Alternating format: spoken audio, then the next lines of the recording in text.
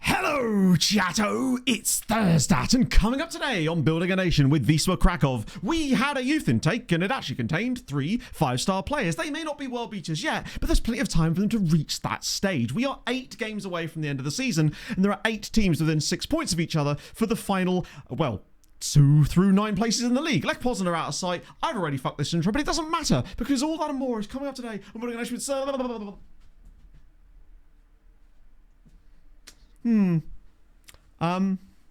It started okay, and then sort of got progressively, yeah. It is what it is. With who? I'm sorry, have you never heard of... I've been learning too much Polish lately. I started Polish Duolingo yesterday, and I thought, hey, I'm going to learn some local Polish team names, and if you're not familiar with Wisła, then frankly, you're not a real Polish football fan. I'm just saying. Ah, dear. Hello, chat. How's it going? I'm going to move this guitar box because it's annoying me.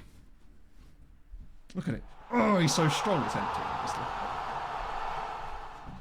I could have made you believe, much like Hyperdrive, do what it takes to make you believe. Bearded Child, thank you for the 67 months. We're going to get our first 69-month sub soon. I'm feeling it. It's coming.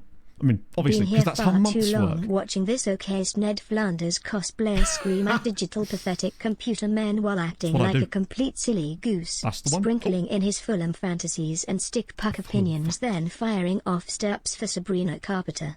Ace Venner for 2026. Ace Venner for... Ace Venner. Why are we on a level 3 hype train? How's that work? Anyway, FC Pro, thank you very much for the 18 months as well. And Fuzzy Buttons as well with the 51. I missed that one. I'm so sorry. In fact, I think I missed a couple in there, in fact. 1 second, I'm catching up. Thank you for the 51 months. And you know you do. You tried to, mess me during the intro. And the normal routine is back with the Okest stream returning. Exactly. Normal service has resumed. The service is crap, but it's back. It's consistent. Well, actually, I say that. There may have to be a weirdly shortened stream at some point next week. We'll have to see, because I've got a meeting that's in a very annoying place in the day. But thank you very much for the 24 months, you know, at tier 3. That's mad. So thank you, friend. That's super kind of you. And Rocket Down with the 15 months as well. And CMAC with the 6 months on top of that. And I can breathe. Polish answers with Duolingo. Yeah, I tried downloading Duolingo yesterday morning because I was like, you know what? I need something to do before in the 15-minute window from when my alarm goes off to when I take my pill. And I'm like, rather than doom scrolling or whatever, I was like, maybe I could just learn Polish during that 15 minutes. I'll just do a little 15 minutes a day on Duolingo or whatever. I haven't loaded Duolingo for ages, and it's shit.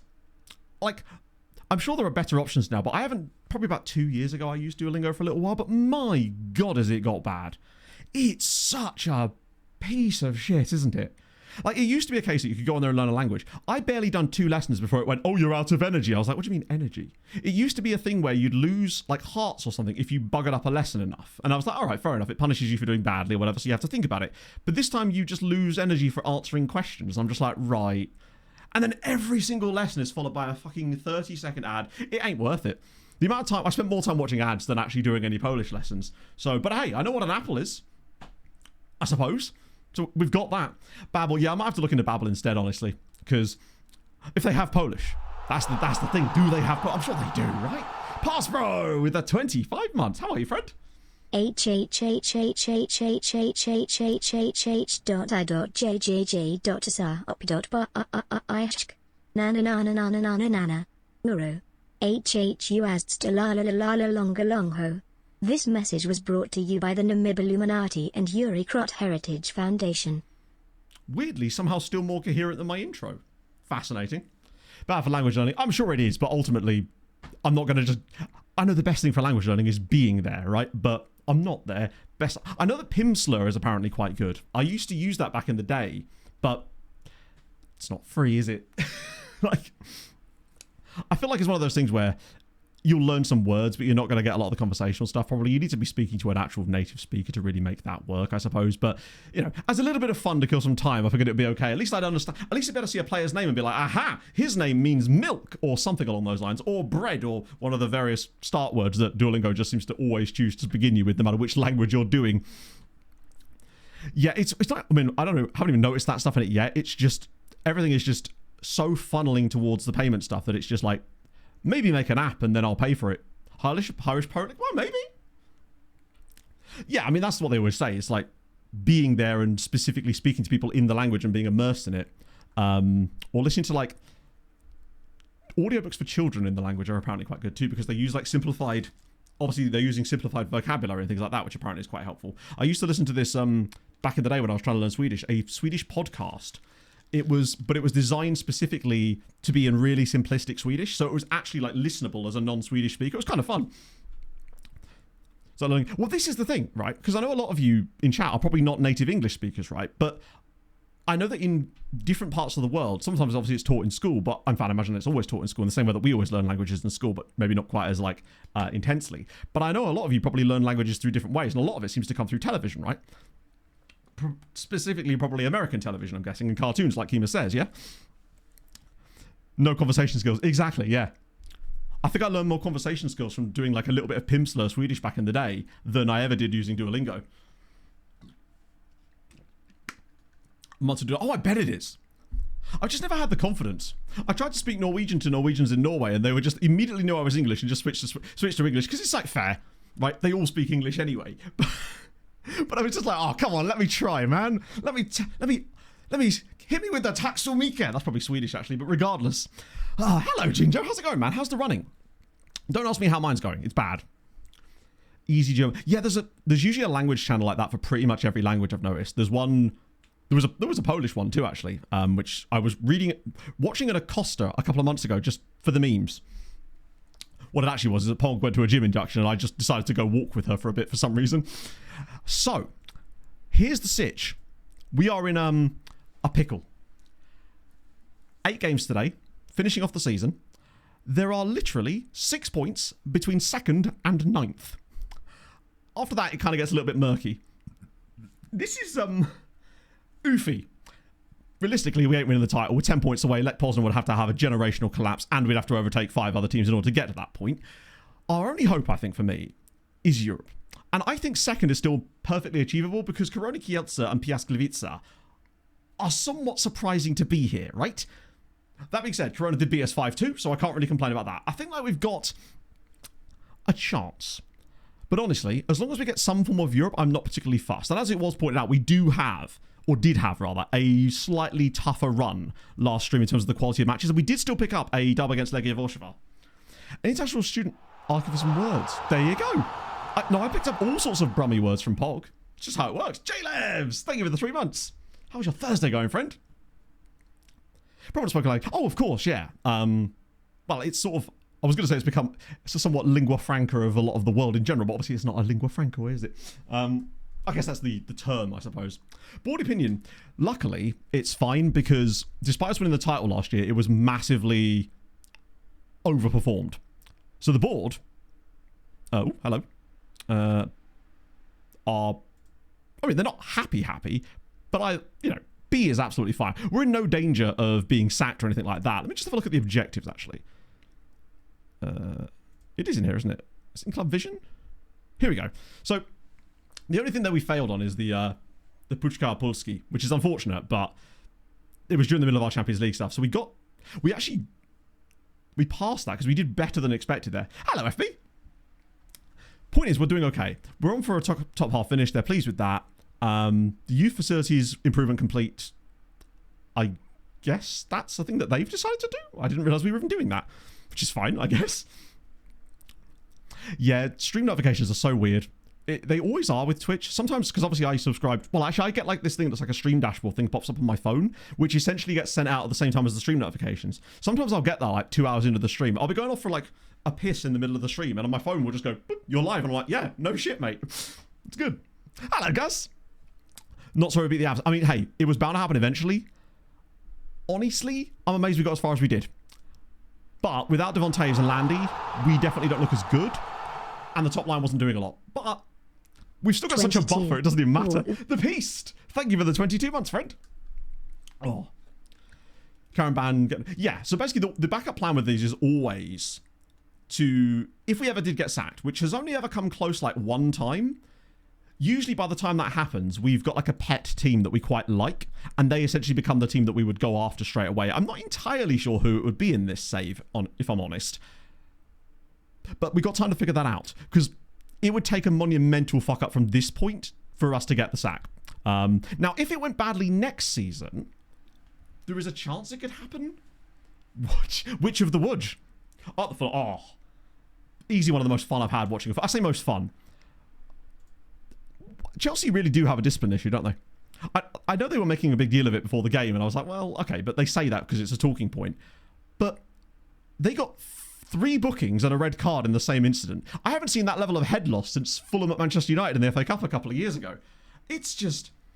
And Marco Silva still managed to get a booking in the middle of it. He was like, I am left out here and I'm not having this any day. It was a mad moment. And honestly, I don't know if this is a bold take, I think Fernandes probably should have been sent off. Like, there's only so much you can dissent at the referee repeatedly before really he should be getting a second yellow card for that. Because he just kept complaining. The referee would go book another player and he was still there complaining. And he'd book another player and he was still there complaining. Paqueta got sent off for this a couple of weeks ago, didn't he?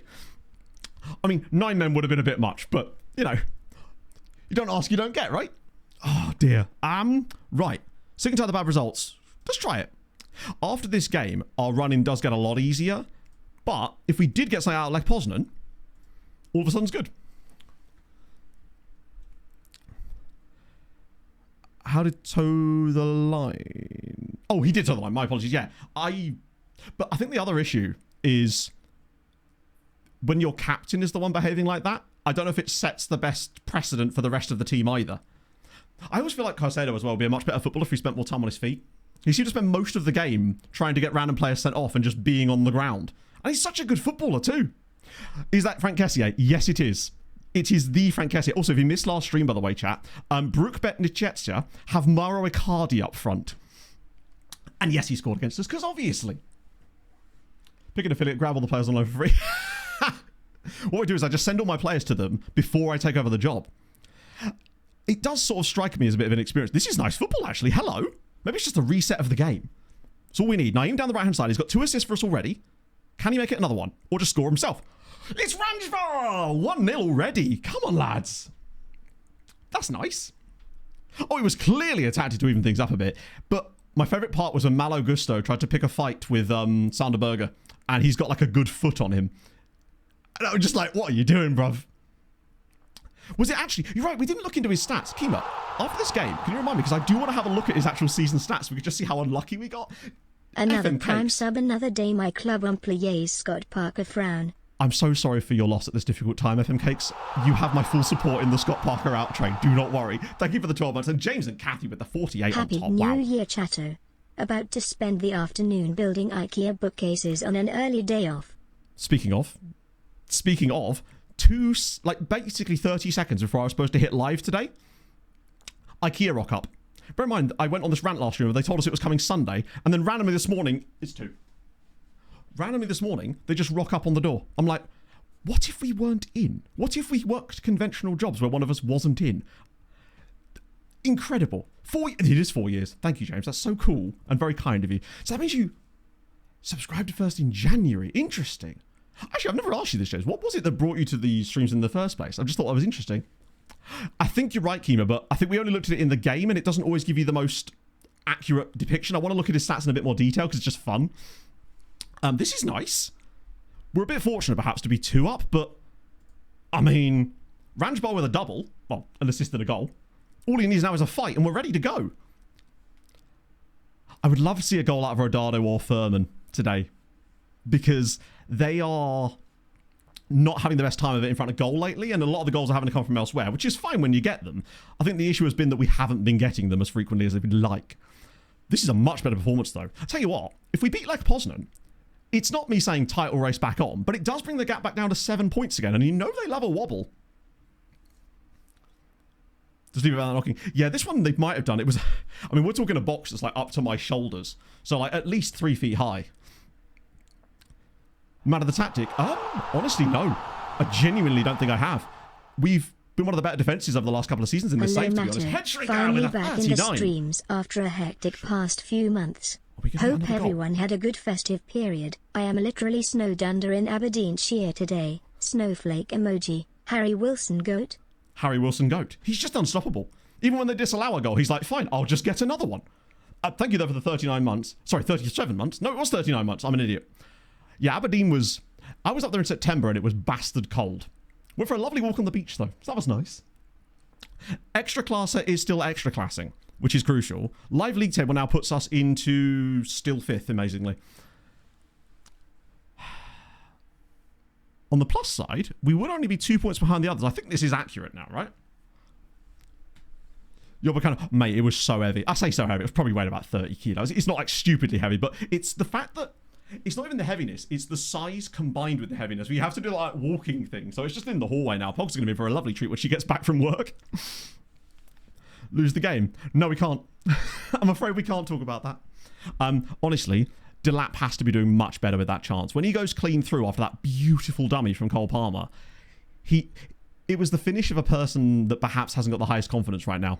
And I wonder if that goal that he did get will do him any good, because he's got to be scoring that. Yeah, Neto, I honestly thought Neto... He's one of those players that sort of... I'm going to use that phrase. Flattered to deceive, potentially. Oh, really? Well, I'll be damned. I didn't realise that you weren't even like into FM content at the time. That's kind of cool, actually. Shout out, Tom. Gonna bring her out. Oh, mate, she's going to be so happy. The pile of clothes... I wish I had the webcam thing plugged into the new PC so I could give you the alternate angle. But the pile of clothes in that corner is... probably up to about here now. And we're not talking like a single tower either. We're talking like 4 or 5 stacks. It's like Hadrian's Wall over there. It's great. Except somehow less dilapidated. Really exotic name, but... Behind the bin. I want to know how it pronounced it now. Naeem... Well, he's not got far to go, Kima. He's got 3 already. And I think he's only played, what, 4 games? Doing brilliantly. Keep it up. Honestly, lads, just more of the same, please. Tremendous. Yeah, it's the last piece of the puzzle in this room is once that drawer, because we've got these things that you hang over the back of the door with the pockets on. So that's got a lot of smaller items, and we've got one in the bedroom and one in here, and I've measured it out perfectly. So it lets the door open a full correct amount and just kisses the little wardrobe before P&M. Happy New Year. I have ordered 4 prints. 3 for me and 1 for my brother for his birthday. Wow. I hope you used my code for a discount. Ultimately, if you didn't, that's fine too. That's awesome. I hope you enjoyed them. They are so good. The quality of Mike's prints is just... Oh. I mean, they were good to begin with. That's the thing, because I know how much time Mike spent with those prints originally before he even launched the company. And it's so sick to see that it's actually sort of taking off. And that's just really, really cool. That's why I was so happy to do that. Right. I think substitution soon, because it feels like this game is kind of getting away from us a little wee bit. God, having him in the back there is so goddamn useful for these clearances. Come on, Alexander. Yeah, you're right. Stabile's in the squad here, of course. You'll have noticed for Lech Poznan. Don't give away a penalty. Stay on your feet. I think this is going to be 2-1 here, unfortunately. Not a lot that the goalie can really do about that one, unfortunately. But now I think we do need to maybe switch some strikers around, because, again, they're not really cut. They're not really cutting it. But the bench isn't really offering us a lot just yet. Katala for Rodado, now that we can finally make that switch. Anyone a bit tired? Naeem is a little on the tired side, so maybe now Kaminsky can come in. Ranjbar's been brilliant, to be fair. Lunga's had a poor day, but we've got options. Kubisin is actually slightly injured. I don't know if it shows it here. So he isn't technically an option I can bring on, but Karamov is. And realistically, Furman's got to go as well. Maybe I go with Diarra instead. Yeah, a lot of yellow cards, but like... I decided to start Grujic here as well, to see if he could get back into the team a little bit. And he's played well, actually, to be fair. So has Abdullahi. Dimitrovic has been kind of poor. It's a shame we don't have Krzyzanowski, but we do at least have Casadeisis. It's a risk making all 5 subs here, but I don't know, I worry. Like, Lech Poznan are starting to really get back into this game. Is there a way to show match momentum? Oh, there is, but you have to do it at the expense of the match stats. God, why would I need that? This thing here. Let me have match momentum in this box so I can at least see those kind of things. Discipline problem. And they do. No reds for us. Oh, come on. For the 4th year of Germany. Nice. That's what you like to see. Right, keep pushing out. Keep the pressure on them. Oh, no. If we suddenly lost this game 3-2 from here, that would be a bit disappointing. Oh, we're going to, aren't we? Oh, no, we're all right. Keeping the long-range shots. We're going there. Saxon's in a row is playing quite good. True, but then you could also point to the first season, and also, ultimately, we won the league last season. Like, I mean, I don't think we can say that they've done that badly when we literally won the league last year. I feel like you can't really win the league unless... Oh, that might be offside. Hello, Michael. We were just talking about you as it happens. Let us customize the boxes. It would be good. I get the feeling this is going to get given, unfortunately. Oh, yeah. Right, so they've got 2 into... I mean, they've just come flying back. Who was that? Oh, why was he there? I guess he's not the fastest, so he wouldn't be on for the counterattacks. I was just saying how it's cool how much progress you've made with full-time prints and stuff, and how even your early designs were absolutely awesome, and it's just so cool to see that you've stuck with it and how it's flourishing. We do have Batshuayi, yeah. He's retiring at the end of the season, but we do technically still have him. But we were able to bring in a couple more strikers since then, so as a result, he's sort of slipped down the pecking order. Although at this rate, bro might find his way back in again. Karimov? Yes! When it happens, the toboggan, ask and he shall answer. That's all you need.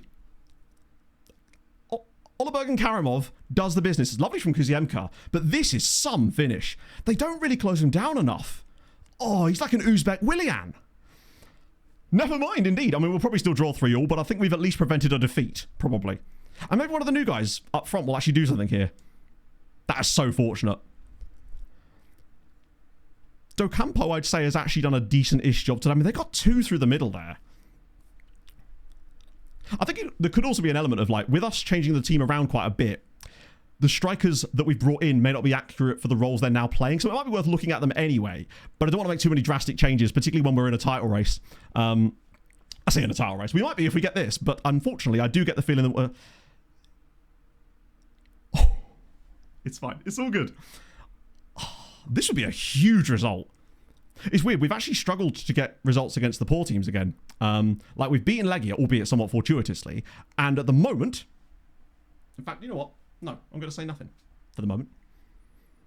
I'm going to just let us hold the ball for a little bit. One of the good things about being a team that does maintain a lot of possession is at least it allows us to kill games a little bit easier, because we can just, in theory, hold on to the ball for as long as we need to. That is some result. Lech Poznan 2, Wisła Kraków 3. Ranjbar will probably get man of the match there, I think. But Karimov, bloody hell. He is so clutch. It's actually unreal how many times he's managed to come up and do that. We weren't as bad. We didn't deserve the win. 100% didn't deserve the win. And we are getting a bit lucky in these. Which means, unfortunately, we're probably going to get a bat. But that's a result that I didn't expect. Abdullahi is definitely getting there. Truthfully. Basically, we haven't had a defender with a good aerial presence, really. Like, they've been okay, but Abdullahi is that first sort of towering centre-back we've got. And when we compare him next to someone who's a little bit more technical, like a Grujic or more likely Luis Eduardo once he gets back in the team again, that helps. Docampo is just putting up good ratings in games. Even in games where he concedes 2, he saves a lot of the shots that you'd expect him to save. And I think he's just doing something from a distribution standpoint, because I find it weird how, even in that Rakov game, he was on a 7.1 before the clean sheet bonus, and they hadn't had a shot on target in the game, and at no stage did. Yet he still gained rating throughout the match. It has to be pass completion, right? But then, why him? Surely the other goalies were completing passes. Has he got really high teamwork by any chance? No, he doesn't. Maybe he's actually being a bit more sense. I don't know. Either way, I'm massively happy with it. What a win. I mean, is the title race still on? Probably not, but we've at least made it interesting, depending on how the other results go. And that was the toughest game we've got for the rest of the season. I think you're right. It has to be his claiming crosses, which is awesome. Hello, Hazard. How's it going, man? Hope you're having a fabulous day. Our goal difference is concerning as well. We've conceded a few more goals than some of the teams around us up here too, while still scoring an okay amount. We're the 3rd highest scorers in the league, but it's not where it should be. We aren't scoring as much. Then again, we're scoring about as much as you'd expect us to. If anything, slightly more than we should be. Still conceding a few more, but like, we're overperforming this year. We've gone the opposite way to last year. The data hub. I don't know if he's played enough games yet. He might need one more game. No, I think let's have a look. Where the hell is the data hub? Is it match day? Yeah. Oh, wait, does this not even... Wait a minute. I've forgotten. Does this one even work properly? You have to, like, flick about with all sorts of things and then it appears, doesn't it? Because I'm looking for the advanced goalkeeper one, not the passing goalkeeper one. Or do you have to, like, add it in there and then... There we go. That's the one we wanted. So there he is. Expected goals prevented, minus 1.73. Huh.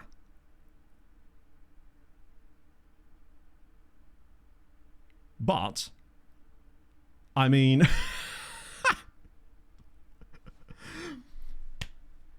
he's not been perfect, but he has been better than the other two. That's something, right? You know, this... Save percentage. So they have higher save percentage. Well, he does anyway. Stepak has a higher save percentage, but who's that keeper at the bottom? And that's got to be the guy from Vichester. It had to be the guy from Vichester. He's only 18. To be fair, Stepak was only... You're right. He is a few years younger than them. Sorry, Mike, I missed that. My apologies, sir. Oh, sorry, that was a response to someone else. I only read the first part. How are you, Mike, though? Happy New Year. Hope you and Chloe had a lovely New Year. And Woody, of course.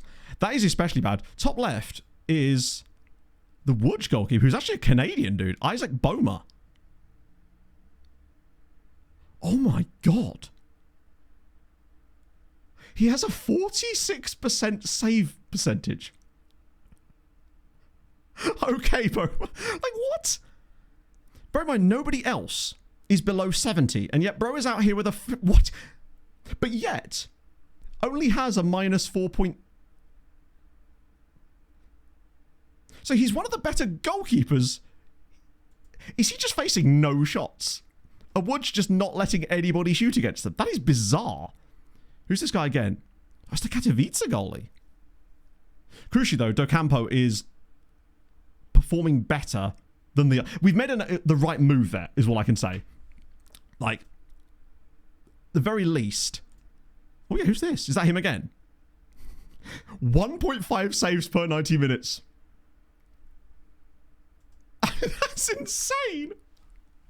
When you're averaging only over one... God, it's like... He's like Jordan Binnington. Look at him go. He'll get in Team Canada. Wait, he's actually Canadian, isn't he? There you go. Get him in there. Get him in there for the Olympics. Yeah, Docampo will improve as well. Games played, but it's enough to be on here. He probably has 5 games played, which is minimal to get on this. Yeah, he literally has played 5 games this season, in fairness. So he's got a bit unlucky, perhaps, in some of the games he's played. And he's actually asking to leave. He wants agreed playing time. I'm not sure you do there, Isaac. I'm not sure you do. He's got 2 Canada caps as well. Fair enough. Where do we stack up in some of these? Since we're data hubbing, let's actually have a look at where we sit in some of these data hubby things. In terms of team analytics, at least. Oh, look at it. It's pitch tilt. Whoa, what's this mean? Lots of passes against in the final third. Lots of passes in the final third. I see. Wait, is that good or bad? Lots of passes in the final third. Lots of passes against in the final third. I'm trying to think where you'd want to be. Presumably you'd want to be in these kind of... This is just confusing nomenclature. Fewer passes against. Surely you'd want to be in this one. Because you're not conceding as many passes in the final third. I'm so used to looking to the top right being like, that's where you want your team to be. But in theory, you'd want to... Wow, we conceded a lot of passes in the final third. 87 per game. Compared to 62. That being said, though, we do also have 173, but we do make more passes than literally any other team in the history of football. I'm also not sure how accurate these are. Dribbles per game is quite low, which makes sense. We score a bit more per game. Actually, don't foul as much as I thought we did. They try to walk it in. They do. Shots per game. Wait, which one is us? I'm now confused. Are we the brown one or the green one? I'm guessing we must be the green one. It's weird that we're not shooting as much. Non-penalty XG is okay. Shots on target is a bit higher. I guess because we're getting into better positions. We aren't shooting as much, though. That's certainly worth noting. Where do we sit on this one? Ooh, dear. Clean sheets is not good. We make a lot of fouls. We don't win a lot of possession. That's interesting. I thought we'd be winning more possession than this. You're right. Everyone is pretty much on shoot less often because the idea is to try to create... Maybe we could look into that. Because it might be one of those things that could be outdated a little bit by the... As in, when we first put that in place, we had sort of no choice. Well, I'm going to do the lookup while we do this as well. We almost had no choice because of the state of the game at the time meant that you almost had to do that. Otherwise, you just simply wouldn't... They wouldn't stop doing it. We got a couple of Lavelles, but they are both... Oh, they are players. We got Rose Lavelle of KC Current. There's KCDC there. Below average defense? Possibly. But it's not just about that, because it's not just your defenders, is it? It's like winning the ball back in all over the pitch. Big up Rose. Massive at 5'4". Actually, she's really, really good. Rose, do you fancy you coming to Poland? What's the injury? Never mind. I guess so. Yeah, you're right. That's probably a good point. If we have so much possession, we're not going to be winning possession as much because we already have the possession. Any more general ones in there? Goal output? Goals per game? Yeah, we're kind of just... Interesting. Aerial? Where are we aerially? Fewer headers, strong heading. So we don't take a lot of headers, but when we do, we are very good with them. I do wonder if maybe we move away from our short corner routine. I know we got a goal with it in the last game, but I feel like we're maybe missing out on using some of our more... Let's just have a look at the first team. The guys I would generally put in the squad and just see what they're like as far as... Obviously, Abdullahi is ridiculous in the air. Wait, I can't... Oh, yes, I can. Because he's 6'6", stupid jumping reach. Grujic, if he was starting, 6'2", good jumping reach as well. Naeem's not the tallest, is he? 5'9", so not that he'd be there anyway. Van der Baus isn't short, though, is he? 14 jumping reach. I feel like the squad has got taller. You're not a tall boy, are you? No. Ranjbar's not... Oh, he's actually 6'1", but not got the best jumping reach. Because Yemka was never the tallest of players. What about our strikers? Furman's not a tall boy, is he? No. And Rodado... Actually, Rodado's okay. Oh, no, he's not. Wow. He's just quite good in the air, I think. 70% chance. I'd say it's more than that, probably, yeah.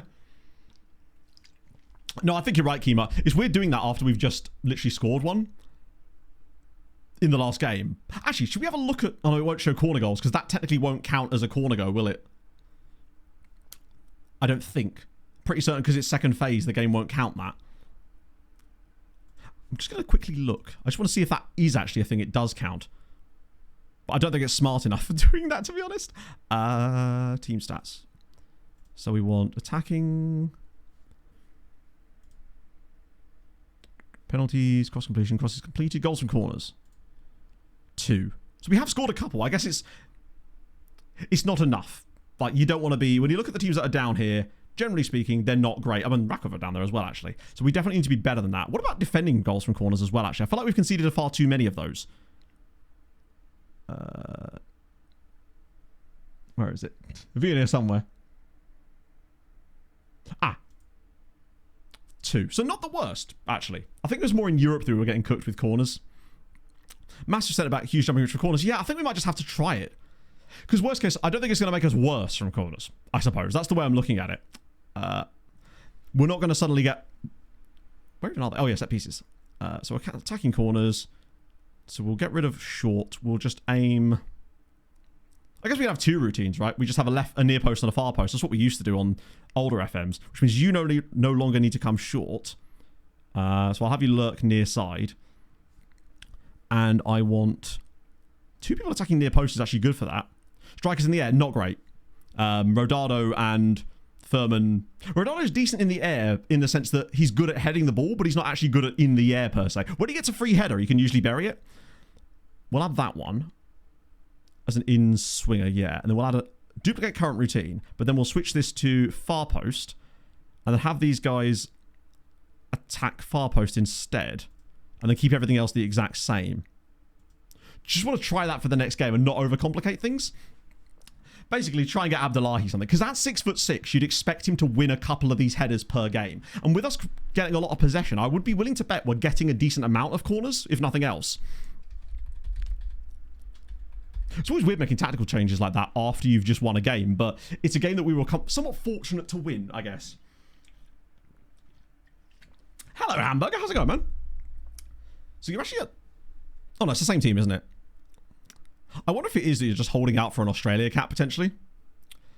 Short corners are the best. Yeah, I mean, so far, we liked them initially because it enabled us to keep possession, but... 6'8" dude doesn't currently play for us. He is on loan. I forget where he went on loan. He was one of the few players we managed to find a loan for in Jan, as it happens. Yeah, that will happen quite a lot, Cracks. But that just means we get to bring you to Poland briefly. It's fine. You'll be playing for GKS Katowice in no time. With Sergio Gomez. I don't know if this is done based on... What is this ordered by? I don't even think there's a rhyme or reason to this, is there? Can you even sort these columns? Oh, you can. But what is it sorting it... Oh, no, it is doing it by that. But it's not my first name. His name is Sergio Gomez. There he is. Yeah, he's on loan at Gornik Zabsha. He's, I mean, he's very good in the air, isn't he, frankly? He's just a very good player. I'm excited to see what he could develop into. Any good? Do you know what? Not bad. In fact, here we go. I did sign up a couple of the elite guys first as well. Those were the 3 main dudes that we got in the intake. It's ordered by, we didn't put any time into this menu. But these were the main guys. But they're not. They have potential, which is all we can really ask for. We do at least have a guy called Matlow, which we like. And he's all right. I think the one we liked the most, actually, was this chap here, wasn't it? I honestly don't know. They're the kind of guys that may not actually ever blossom in. We got lucky last year in the sense that the players we got, that they actually fit the team immediately and were able to sort of, well, not all of them make an impact, but Dimitrovic went straight into the squad and has played since. A lot this season, in fact.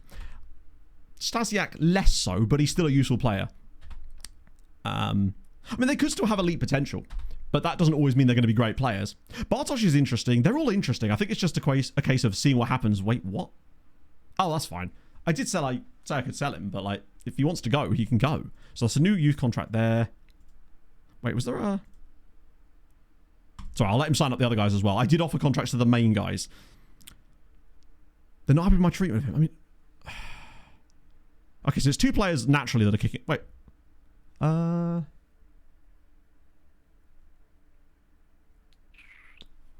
Wait. Ultimately, these 2 need to get out of the club anyway, and they will be leaving in the summer. So they're going to kick off no matter what. Wasn't called elite. Probably. Oh, great. I mean, he'll get signed up anyway. There he is. I like his first name too. It's just a fun first name. The reason I liked him is just because he does have a lot of temp poles. Bravery's a little on the low side, and he's very slow, but he's the most sort of complete... He has the best things in the right pots, I suppose, at this stage. That's Sonia Tight Calf. Thank God for... I don't think we've got any more midweek games for the rest of the season either, which is really, really sorted for us. In fact, what is our run-in from here? Because the game doesn't really tell you that anymore, does it? It's a moderate knee injury, so that's ages out. God, I wish it would at least tell you what position they were in the league. So we've got Radomiak, who are decent, but are newly promoted. Rook, who are Rook. Albeit a title-challenging Piasklevica, but we should be better than them anyway.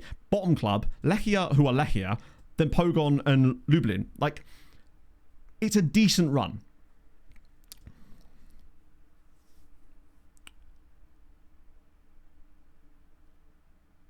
Drop from the Polish club. Oh, true, yeah.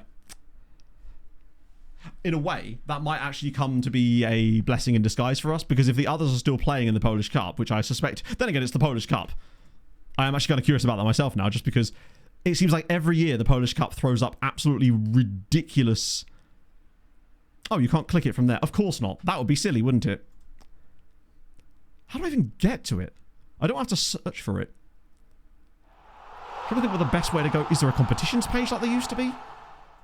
Is it in here? Where would that even be? My God. Sorry, Smithy. Thank you for the 3 months. How's your Thursday going, friend? Oh, we could do a prediction about that. More than happy to. Club site. Competition table. Good God. That's way too difficult to get to. Wait. Oh, wow. That was weird. So in truth... We're at the semi-stage, right? Every year, Poland does this. That's the final. I clicked semi-final, but sure. Let's try that. That's incredible. So there's 3 top-flight sides left, but 2 of them are not exactly great. And then you've got these guys. KKS Kalis. I don't even know what league these guys play in. Who have they beaten in the way here? Sorry, but forgive me, chat. I'm getting distracted. But these are things you've got to find out. So they're not... Okay, fair enough. They knocked out Legia's second team. They also knocked out Resovia... hang on. Reshov? These guys are like 3rd tier. No, they are... No, they're 2nd tier, in fact, I think. That's a good result. That's pretty good too, actually. Casually losing in a friendly in there too. Would be 3rd tier. Oh, I see, okay. Either way, still cool to see them get to the semi-finals. That's dope. Right. What's that? Right, that's fine. Polski sounds like Poland. It might do. So they're... so it does tell you they're... Can we at least know? Okay. So they're 8th in the league. They're one of the teams that we're still technically in a battle with. But we're at least at home. Actually, that's something else I didn't look. Was the home and away breakdown of our remaining games. So home. So it's more away than at home. Last year's fine. I know. I need to put some respect on their name, really. They've clearly got pedigree. Is that from the Ladies' League? I assume it must be, right? One thing as well. Maybe once April comes around, most of the youth intakes are done. It might behoove us to have a look into some of the amateur players again. Just to see if there's any new lads that have cropped up that might meet some of those requirements. Do they have any chums? I mean, I guess they've got their... Wait, Aruba star? I see these, like, notifications sometimes, and we've nearly signed 80 players this season. It's very much late-stage building a nation behaviour that we've managed to somehow pull off. Oh, it was Jeremy Koch! Of course it was. Big up to... Wait, new Poland star? That has to be Krzyzanowski, right? Yep. Wage hike for Krzyzanowski. Wow, he only got a wage hike to £1,800 a week. What a guy. I was looking at some of the highlights of the goals from the last stream when I was making the stream recap, like notes and stuff for each game. And firstly, Krzyzanowski, I think, is extremely important to this team. And when he's not in the team, we are just so much worse. But also, there's something about his body type that he just looks big and muscular on the pitch. And I don't know why, but I just feel more confident when he's in our starting lineup, which hopefully will be from the next game on. He'll actually be able to be back in there again. Can't play in Europe. Yeah, I mean, that wouldn't work anyway, even with UEFA, right? I don't even know if that's even a Polish rule. It would be funny as hell, though. It's a simple thing to change, probably, too. It's also weird how Legia's second team always seem to get quite deep in the cup, but I never see anyone else do that. I'm guessing that's just because their second team plays at like a much higher level than the others. Although I think ours could get there pretty soon. Except it probably won't because of the way that FM works under the hood. They have to kind of start quite high. I suspect that it's unlikely to start promoting them to the... we would have needed to have started with a database that had like 4th or 5th tier turned on or something, because I don't know what level our second team actually do play at. I assume it's one of those. Oh, yeah, they probably have very good rep as well, which is why they always kind of get pushed forward. £100 a week? Is he actually? To be fair, the way that he's played this season, he's not exactly earned more than that. I mean, he has a little bit. Oh, it's Next Gen Day. Right then. What are we saying? Do you reckon we get a Polish player on here? Do you reckon we get anybody on here? Now, with the other leagues loaded, I reckon it's going to be a boring one and be like Spain Athletic Club. Or Basque in this case, I guess. It's France PSG. Yeah, that's so common, isn't it? Welsh Man United actually does happen quite a lot. Austrian Lask. That's a nice shout, actually. Let's see. Let's get these first. The Chelsea guy. I don't think he would have played enough minutes to get on here, but he might be. Oh, yeah, I forgot it does that.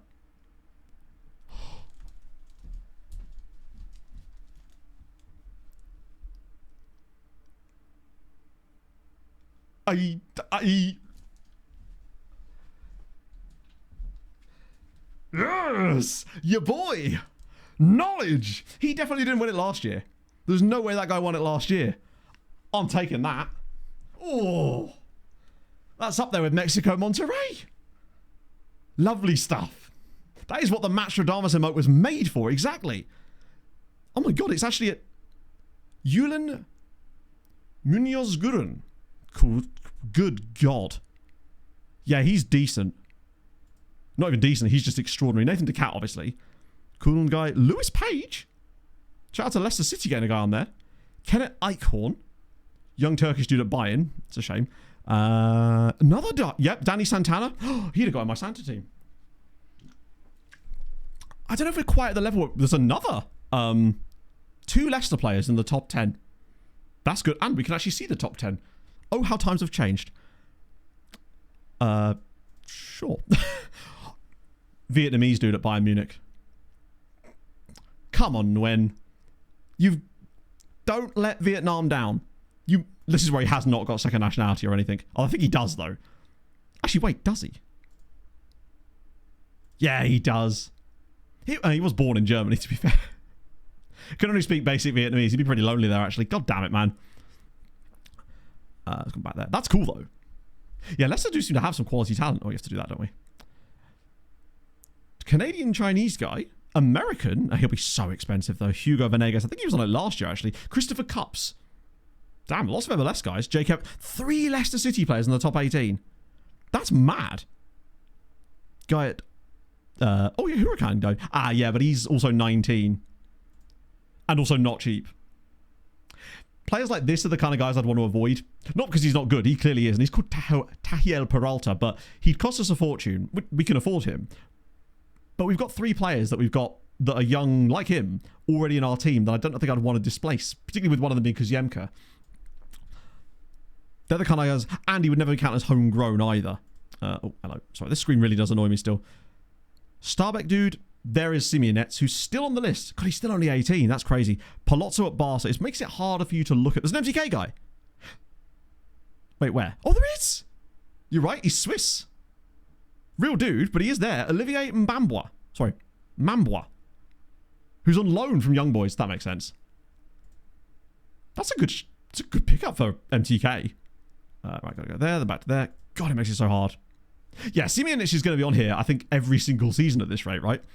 Ayub Armour, we definitely looked at last year. Is when you see like a random... That's Kostov. That's the guy we had on loan last year and then just randomly sent back. Sturm Graz dude, Lausanne, Lokomotiva. Ooh! Hello? Regen? That's fun. I'll circle back to him in a minute. There's also an American here that plays for Ventura County. So 34 and 38. Real Madrid guy. Oh yeah, he was ridiculous. We saw him on not Next Gen, on Natty Caps last year. There's this guy here who's Italian. He's probably on loan. Was there a Legia guy? Oh, there's a Legia guy. Nice. KS Ball, but he'll be Turkey Tax. Damn. Okay. Music Rana. Let me have a look. Wait, was there a team called that? Or was it the player's name?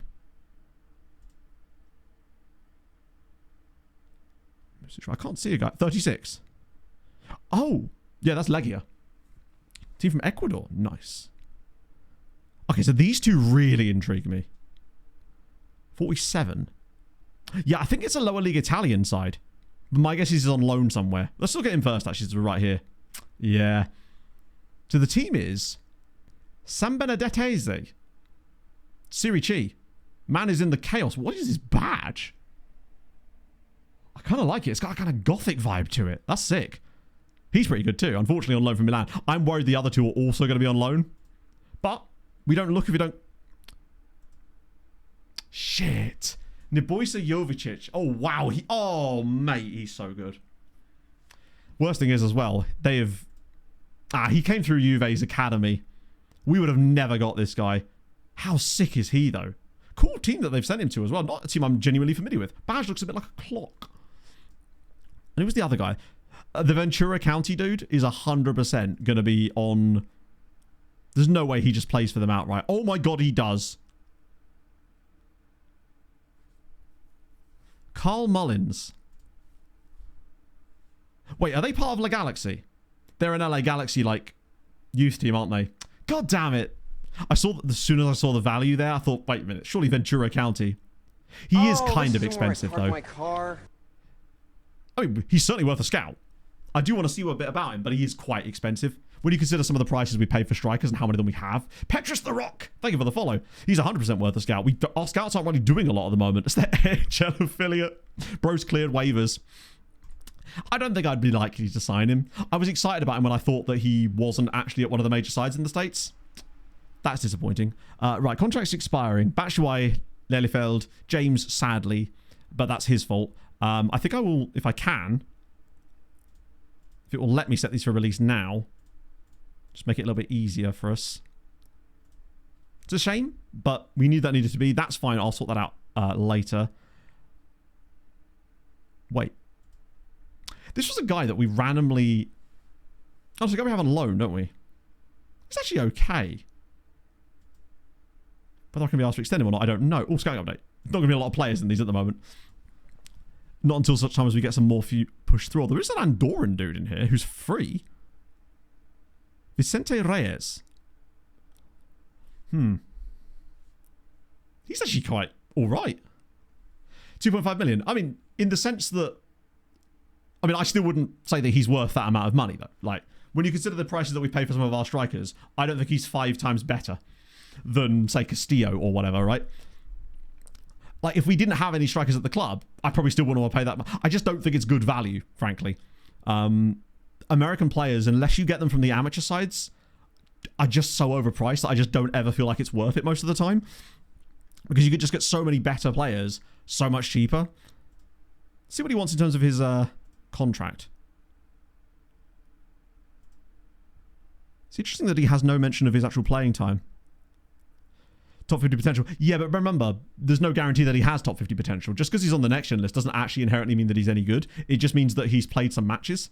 You often find... we've got stung in the past by quite a lot of next gen players because they'll play a load of games and therefore they're recognised on the next gen list, but they may not actually have particularly high CA. Who was that guy? There was that Slovakian dude from the last save who we chased for years only to find out that he was actually proper ass. Like, he was great now, but he just didn't improve the entire time that we were tracking him, and then in the end we just didn't sign him. Not Bartos! Stop with the Eric Bartos slander. I will not stand for this. The colleges in the game would be really, really cool. Story place RL. That makes sense. There was that other guy we had. Was it Alan that we picked up from that prep school in Florida that time? 100%. Yeah, I mean, Ecuador, I feel like you can sometimes get away with it a bit. I'm going to make an offer of 0 because I'm worried about getting hit with any compensation crap. It's better that way. Might as well. I mean, he's not realistically going to play for us because he can't tackle, so he's not really a wing-back. But as a winger for another team, for the loan farm, he could be all right. Unless he wants some stupid contract.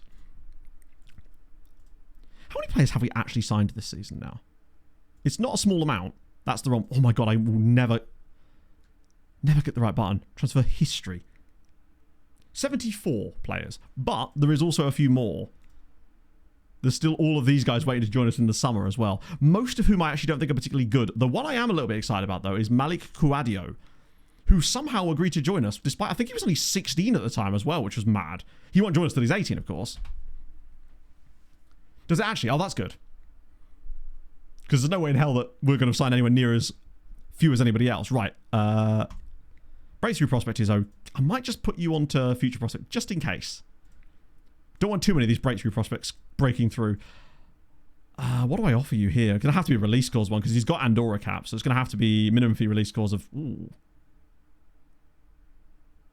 Actually, maybe we'll do relegation release scores. It's not that high either. If I give you a relegation release scores of 0, will you just accept that? No. Okay. What about that for a 5-year deal? I know that there's that, but he'd have to play a shitload of... Wow, okay. He's not leaving us a lot of wiggle room here. Because we can't give him a cap clause. Maybe I just give him a 3-year deal like that. Alright, fine. If you... Fair enough, mate. Stay in Andorra earning nothing. Yeah, we've got a young goalkeeper. We actually... Oh, Stasiak's cut out the long shots. Wow, it's weird seeing players actually learn those things. God, that bank balance is so damn healthy. We should, if nothing else, end up with an absurd budget for next season. How's he actually developing overall? Because I am training him as the CM, right? Midfield playmaker. That vision is a little on the low side, but once he's learned the role and he's green on both, then we can just move him straight on to passing training. In fact, should I just... I might just set him on the defensive midfielder here, because that's where he technically would play. Maybe I do just start training his passing, actually, instead. Yeah, I'll get him off of that for the time being. He looks decent. And because he was one of the guys from last year's intake, who... I'd say he was... Well, we had the 3 dudes, but he's sort of the one that's in the middle of the road, so to speak. Are we absolutely dominating this now? Hey, Wroblewski's got a couple of goals in this league, which is nice to see. In fact, he's the top scorer, is he? No, he has the highest rating, though.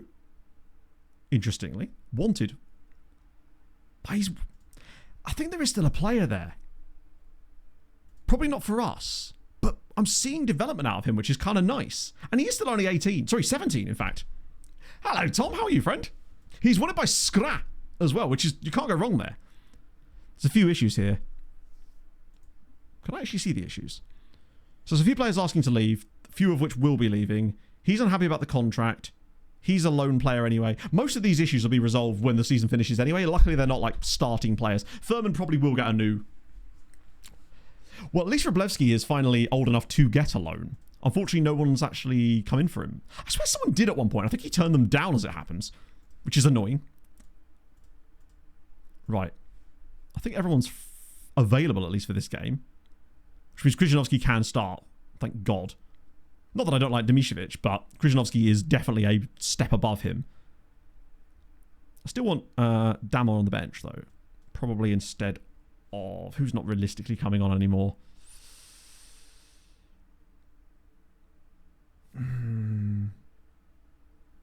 To be fair, we don't need 2 right-backs on the bench as well. We might have to do a bit of squad churn in the summer and not get rid of a few of these guys, but like adjust which squads they're in, or because we've got a slightly bigger first team than I really need. Grujic might even keep... Is Luis Eduardo back fit again yet? He is, actually. And he's a very good footballer. I might bring him back instead of Grujic, but Grujic is definitely back in the mix again. Where is he? God, I hate that they move around. Probably in place of... We don't have a lot of centre-back options on the bench, do we? Probably in place of, I guess, Rivas, right? Oh, dear. Nightmare, Chris. Oh, no. Tom, that's awful. I'm so sorry to hear that, man. I can't imagine what that's like, let alone right before Christmas as well.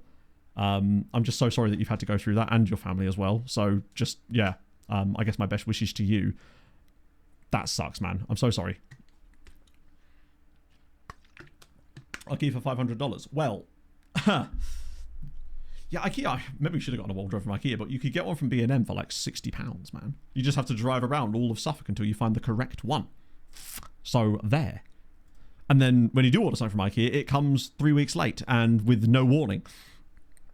Is that actually the right squad now? That'll do. Yeah, we'll sort that out. Forgive my abrupt switches. It's always one of those things that's tough to navigate, I suppose, as like a streamer, because I don't want to be one of those people that glosses over things like that, because it's just awful when that happens. But yeah, I never know how to transition out of it. It's such a I never know how to transition off of it, I suppose. But yeah, hopefully you yourself are doing well, Tom. I know that's not easy in these situations. Well, I say I know. I can at least empathise that is not easy. Well, you're here with us, which is the main thing. And like, if you ever need to talk to anybody, just reach out. Seriously, because particularly around Christmas, it can get nasty. We should be winning this, I'd say. There's a few match fitness issues too, which I think will hopefully get resolved soon too, just by having a run of games. I liked the Lunga and Ranjbar pairing in the last game, so I'm willing to give them another go.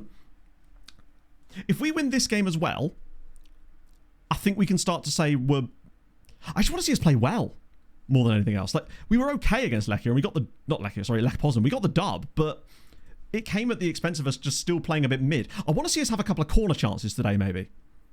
At least we can see the corner stat. Like, with the amount of possession we're having, we should at least win a few corners. How are we doing? It's a bit mixed.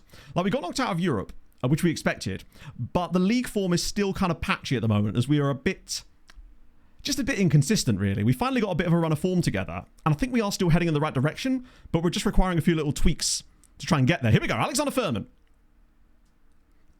Oh no, who's that down? The ball is in the net there. What's happening? I genuinely don't know what's happening. The ball is in the net. Koziemka is in a... Oh. Was there a foul? Oh no, I know he's got an injury, but where was the play? Why was the play stopping?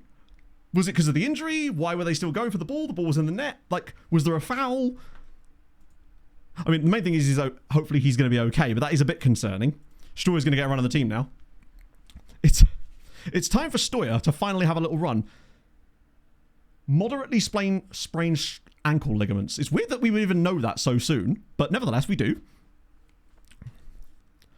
I don't like that, though. Oh, that's a good pass, though. It's Stoyer off the bench. Do you know what? I've changed my mind. Stoyer straight into the team. Furman with the assist, and we lead. That was a lovely ball.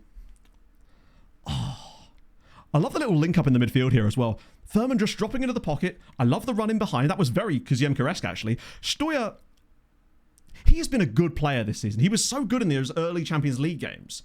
But then that injury really cost him. How on earth is Rodado on a 6.3 after 11 minutes? What could he have possibly done in 11 minutes to warrant a 6.3 as a striker? Baffling, although, why have we suddenly got so much XG? Is there an XG graph?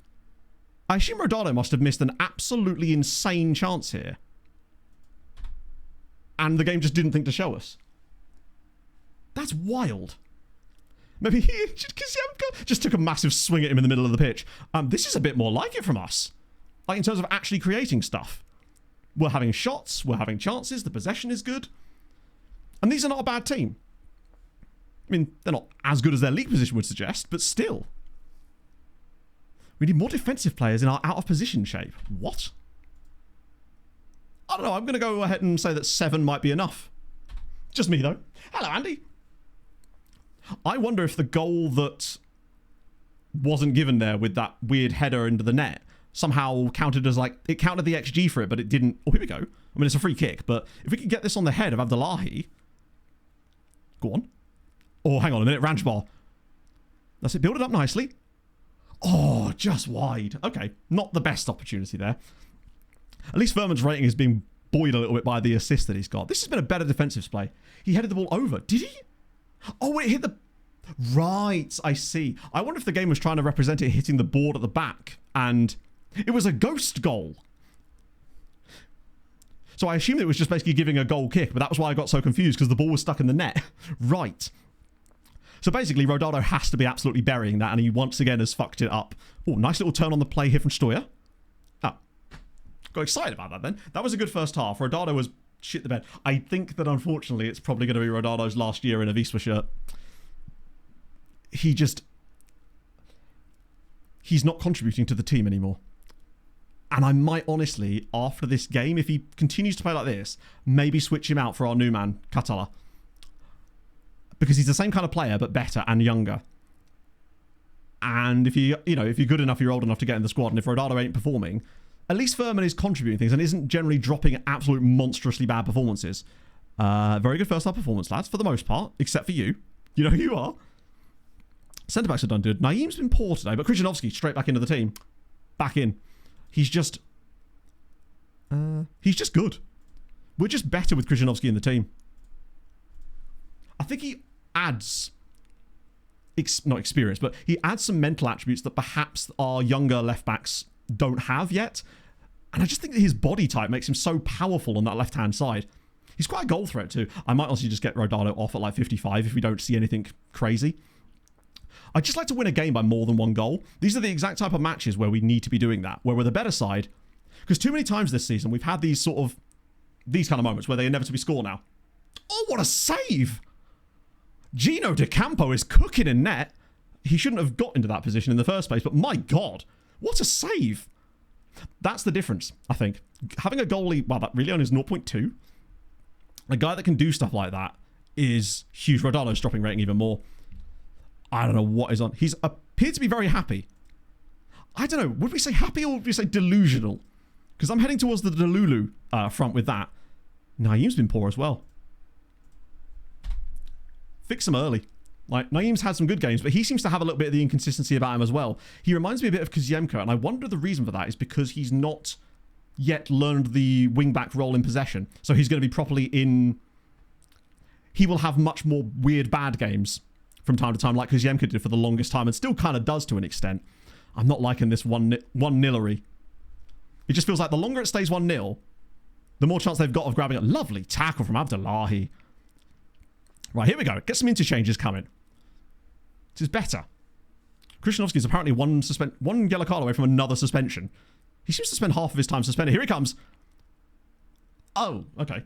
Wait, penalty? For what exactly? Points to the spot.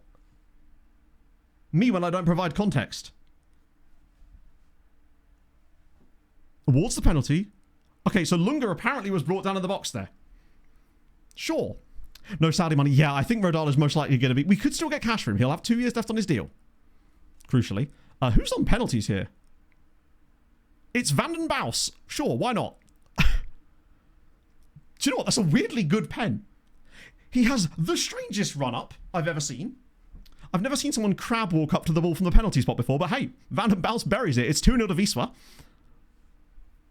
Ironically, if Rodado was still on the pitch, that probably would have been just the little pickup that he needed. It's worth noting, though, that Rodado's replacement has gained rating since entering the pitch 15 minutes ago, which is a good sign, especially as we're now 2-0 up. What does this do to the league table? This is why I wish the live league table was so much more easy to see. Also, Lech Poznan are losing. We're realistically... This is not done yet, chat. Title is not over. We're only 4 points off the top again if we win this match. Lech Poznan are about to drop points against one of the relegation-threatened sides. Okay. Everybody else, though, is still seemingly staying... Oh, my God, there's some more teams coming into the battle as well. Ay, ay, ay. I probably should make some more subs, actually. I just realised that I only made... This is our last substitution window as well. Because there's some tiredness creeping in. Maybe Domiscevic. Ranjbar could probably do with a little rest. Kubizin could come in, though. Make sure I get him on the right-hand side. And my Steam overlay has got in the way. There we go. There is a chance. 2 left. Correct. That's what I said. We've used 2 substitution windows. Hello, Dutchy. Yeah, this league is getting tight as hell, and I'm still worried now because now they've actually got a chance. Snow elves today. Hey, someone's going to help Santa out. I think that 81 there gets cooked far too easily. Luis Eduardo, they love a cut inside, don't they? We are very unfortunate to only be 2-1 up in this match. Please no. This is our first, like, genuinely good performance for a while, and we're still only winning the game by 2-1. And then passing the ball like that. Right, come on, lads, keep the pressure on them. That's it. Simple header. Abdullahi winning though. Oh, no. Right, come on. Big tackle. Big tackle. Yes. Come on, Nigel. Slip it around the side. There's bodies all around. It's Kubizin to bury it, and he can't finish the fucking goal. Oh, no. I mean, hey, I'd much rather have a consistent run of games where we're playing like this than getting lucky.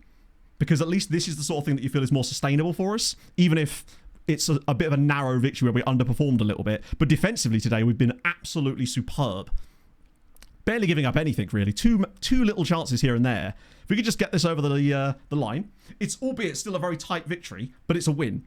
That's more like it. Just the 3.28 in that game. Complete domination. Still only won it 2-1. And the penalty definitely helped, but that's good. How did Katala do? 6.5. So he did drop a bit of rating in there, interestingly, after the game sort of wore on. Whew. Hello, Brady. How's it going, man? Yeah, so apparently it's going to get ridiculously... There's a lot of snow. I think it's tonight. There's like some storm. I can't remember the name of it. It begins with a G. It's like Gorizamir. Pog's just been calling it Storm Boromir. I'm suspecting that she is not correct in that assumption. But I think it's supposed to hit like the middle. Goretti, that's the one. That just sounds like a fancy Italian beer. We might get the edge of it out here in the fens. But it's mostly like middle England that's probably going to get... Storm Daewoo Lassetti. That's the one. It's the Storm C''D. So Lecky are lost. To be fair, the others haven't actually played yet, in fairness. Storm Boromir works. You could... It does sound a bit like a...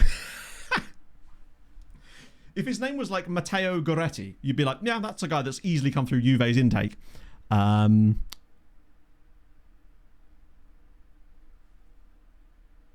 the... Yeah, nice work, everybody. I know that they didn't play amazingly in that game, but we got there in the end. Storm Gorgonzola. I reckon that, really? With a moderate calf strain, he's likely to miss most of the rest of the season. If it tracks with what we're used to seeing anyway. 6 to 7 weeks. It's unfortunate, but thankfully we do have depth there now, because we do have Stoya, and we've got that Portuguese fella that can come in and play that role as well. Sucks, though, because Ziemka, I was hoping for a better year out of him. 4 goals and 8 assists in 30 matches is not exactly primo. Could he always play left wing back? Slightly concerned. I think he must have been able to play that in the past, but Jesus. Right. An improved deal for Luis Eduardo. You've only just signed for us. Because he's worth a fortune. What's the contract status? I bet it's a massive contract that I've negotiated perfectly. Actually, to be fair, he's on a cheap deal that doesn't include any clauses. So in truth, it might be a worthwhile idea to actually do exactly that. He doesn't exactly want a huge wage, and he's Brazilian. I'd say this is a perfect idea. Not going to win that. You want to win the league next year? Lad, bit excessive. I know that you joined us when we won the league, but like, look where we are now. Maybe we'll win it this year. 4.8 million. That is frustrating, but there is literally nothing we can do about that. Yeah, there's just simply nothing we can do about it.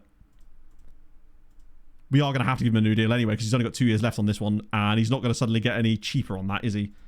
Or more expensive. I might not bother with the extra clause then. Because extending him an extra 5 years is probably not going to make any difference, because if he's as good as I think he could be, we're losing him before then anyway. Almost in my 30s. I can feel the pain in my back coming. Thank you for the 29 months, Jamble. That's very kind of you, man. Hope you're having a fabulous day. Fairly contracted. Yeah, he did. And I don't know how. I think it's because some of the Brazilian guys, I was just like, I didn't expect them to actually be any good, so I didn't take the risks on it. Go back to it. Problem is, if you do that, he'll kick off though. And I don't really want... Do you know what? If we lose him for 4.8 million, I won't be annoyed. I'm just going to do it because I don't want to piss him off for the rest of the season. Because we need him in our starting 11. If I did lose him for 4.8 million... It is what it is. It's annoying, but it is what it is. That happens sometimes to teams. I believe we could replace him if that was the case. If it was like 2 million, then it'd be an absolute big no. Insane youth. Socorro Jr.? I imagine if his name is actually Marcelo Salvatierra. Oh my god. He's everything. Oh, he's also very eccentric, but he is an Argentinian goalie, so I'll let him slide on that one. He's perfect. Insane reflexes. And for 19, that is crazy. Big fan of him. Woo. Oh, wow, would you believe it? Takeover rumors not to be believed. For the 7th time this season. That's the guy that was out on loan. Oh my god, he's broken his leg. I mean, I guess we'll continue the loan, but that's... I guess I'll pay for that for him at the very least. It's the least I can do. That last game alone probably moved us right way up the XG table, hasn't it? Or caught us up on this one slightly. We're still overperforming. Wait. Oh my god, Lech Poznan are winning the title from the 9th... Yeah, this is very Poland coded, isn't it? Lechia Gdansk are 13th in the league whilst expected to be 6th. Rakov are 10th in the league while expected to be 4th. Extra Classer is just so fun. Oh, I might have to go goose hat. It could be time for hello, fellow kids. It's getting in my eyes. I'm getting a haircut in a couple of weeks, thank God. Might finally get that perm I've been talking about, potentially. We'll have to see. Okay. Who are we up next, actually? Because it's crazy that the teams around us, actually, the two above us that I kept expected to drop off, just refuse to do so. Yeah, Vichester are just bad. Which is odd, because they actually started the season quite well. Surprisingly so. Extra in it. I love how much it mimics it in real life. Oh.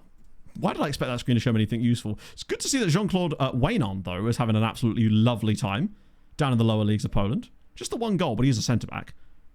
Tell you what, Mr. Belgium here, Jean-Claude, is kind of cooking. He's a decent-looking player. We've got Guido Schmitz as well. Maybe not so much on him. Just a good player. What about Rav? Yeah, these guys aren't it, but there's some names in here, like Jeremy Koch. Trying to think if any of the guys I really, really liked went out on loan. Castillo might be one of those quite good players, will he not? Ooh. We have a lot of centre-backs at the club. I'm starting to realise, like a lot of centre-backs. Hello, Icarus! How's your Thursday going, friend? So next up is against... Ah, right, that's the game. If we could win this one, albeit against a team that just beat Lech Poznan, it sets us up really nicely going into the game against Piast Gliwice. Looks like Saka could be off as well. Potentially. I did have a little look through some of the other European... Oh, more positive development. Surprised he's even had that, actually, this season, given his lack of performances. Like, 4 goals. Then again, 4 goals in 20 matches in the league. He only has an XG of 3.5, so he's clearly not getting the chances either, which is intriguing. I think that might be something we actually do have to look into in the summer. Because I think what might have happened is that as the squad's evolved and the players have moved around and we've changed little bits in that, and with the ever-evolving match engine, I do wonder if it's just meant that they're not getting the chances they were before. I wonder why. The hard part is pinpointing what's actually changed, but it feels like Rodado at least was getting some chances. I think. Yeah, he was the one guy that was getting chances, albeit he's still underperforming it. But like 10 XG... Actually, why he still managed to get 4. Admittedly, he took some penalties. Castillo, though. His XG per 90 is... Wait, what's that? Oh, that's overperformance. Is very, very high. For a guy that's only played like 790 minutes, he's got 4.11. And I wonder why that is. God, he needs to get some more game time, actually. Like, what's making him stick out, I wonder? Steuer as well. Just intriguing to see a few players that have just stuck across. Yeah, we're not really a chance-heavy team this season, it would seem. Compared to what we were before. But it's noteworthy that Castillo's stuck out so much. When you look at, like, he's played less than half the number of minutes as Furman, but has nearly the same amount of XG. Albeit his expected assists are a lot lower. Furman is certainly contributing more there. We do actually win less with Castillo in the team, interestingly. Dribbles a lot less, too. It's like Furman is trying to link the play up more, whereas Castillo is just bombing forward, which we kind of do need a striker that's going to do that. I wonder if they're both trying to sort of set each other up, and it means that nobody's actually making the run to be the striker, I guess. Because if anything, it feels like the number 10 bombing forward from the attacking midfield role, if anything, is actually getting more chances than the strikers are. Because if you look at who... Let me just get Kuzemka back into the mix while he's injured here. Kevin's got some chances there. Kuzemka and Steuer are the two guys. They alone have had like 7. So they would be like... That position itself is like number 2 on the team, rather than the individual striker role, which is intriguing. Might be worth having a look. Thank you, Hassan. I want to get another hat so I can actually wear one outside. Doesn't really suit a lot of my outfits, you see. Problem with having a pink hat, I suppose. Or you take the other approach and you just own it and go, I'm wearing a pink hat, and that is absolutely fine. It says silly goose on it. What of it, Chief? Still assists. Yeah, it seems like what's happening a lot of the time is the 3 of them are sort of passing the ball in between each other and waiting for that run beyond. Let me just have a little look. So he's playing as a channel forward, which is odd because you'd think that that would be the kind of role.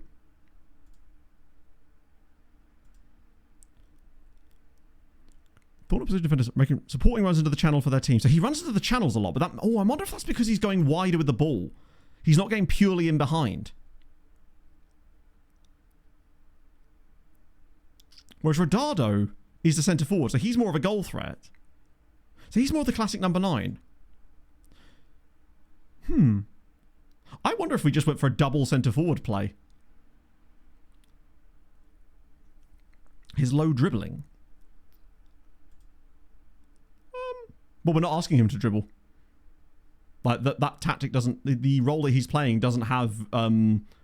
dribbling as part of it anyway. If anything, I think it has dribble less on. So he was unlikely to be doing a lot of it anyway. I wonder if just making him more of a straight-up centre forward would just make them both try and stretch the line. I'd be willing to put one of them as a poacher, perhaps, because we were talking about that last stream anyway. But maybe just go double centre forwards. It might even create a bit more space for Kuzemka, perhaps.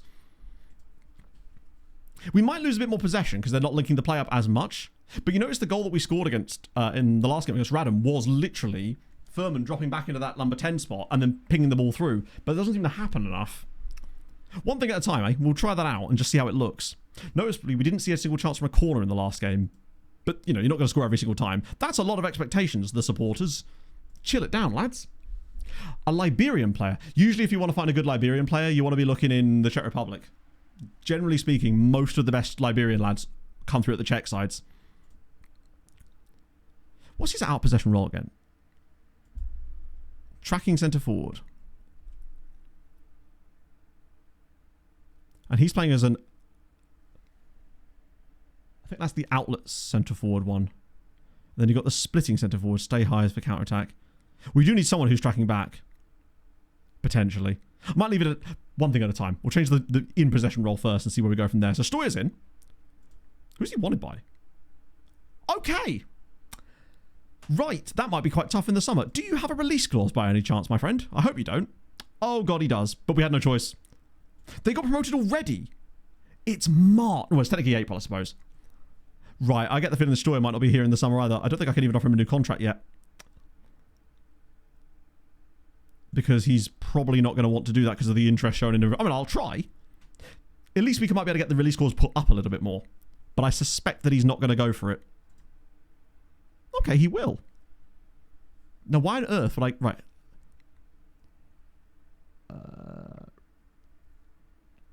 Don't get another route of saying anything is non-negotiable at this stage. That's fine.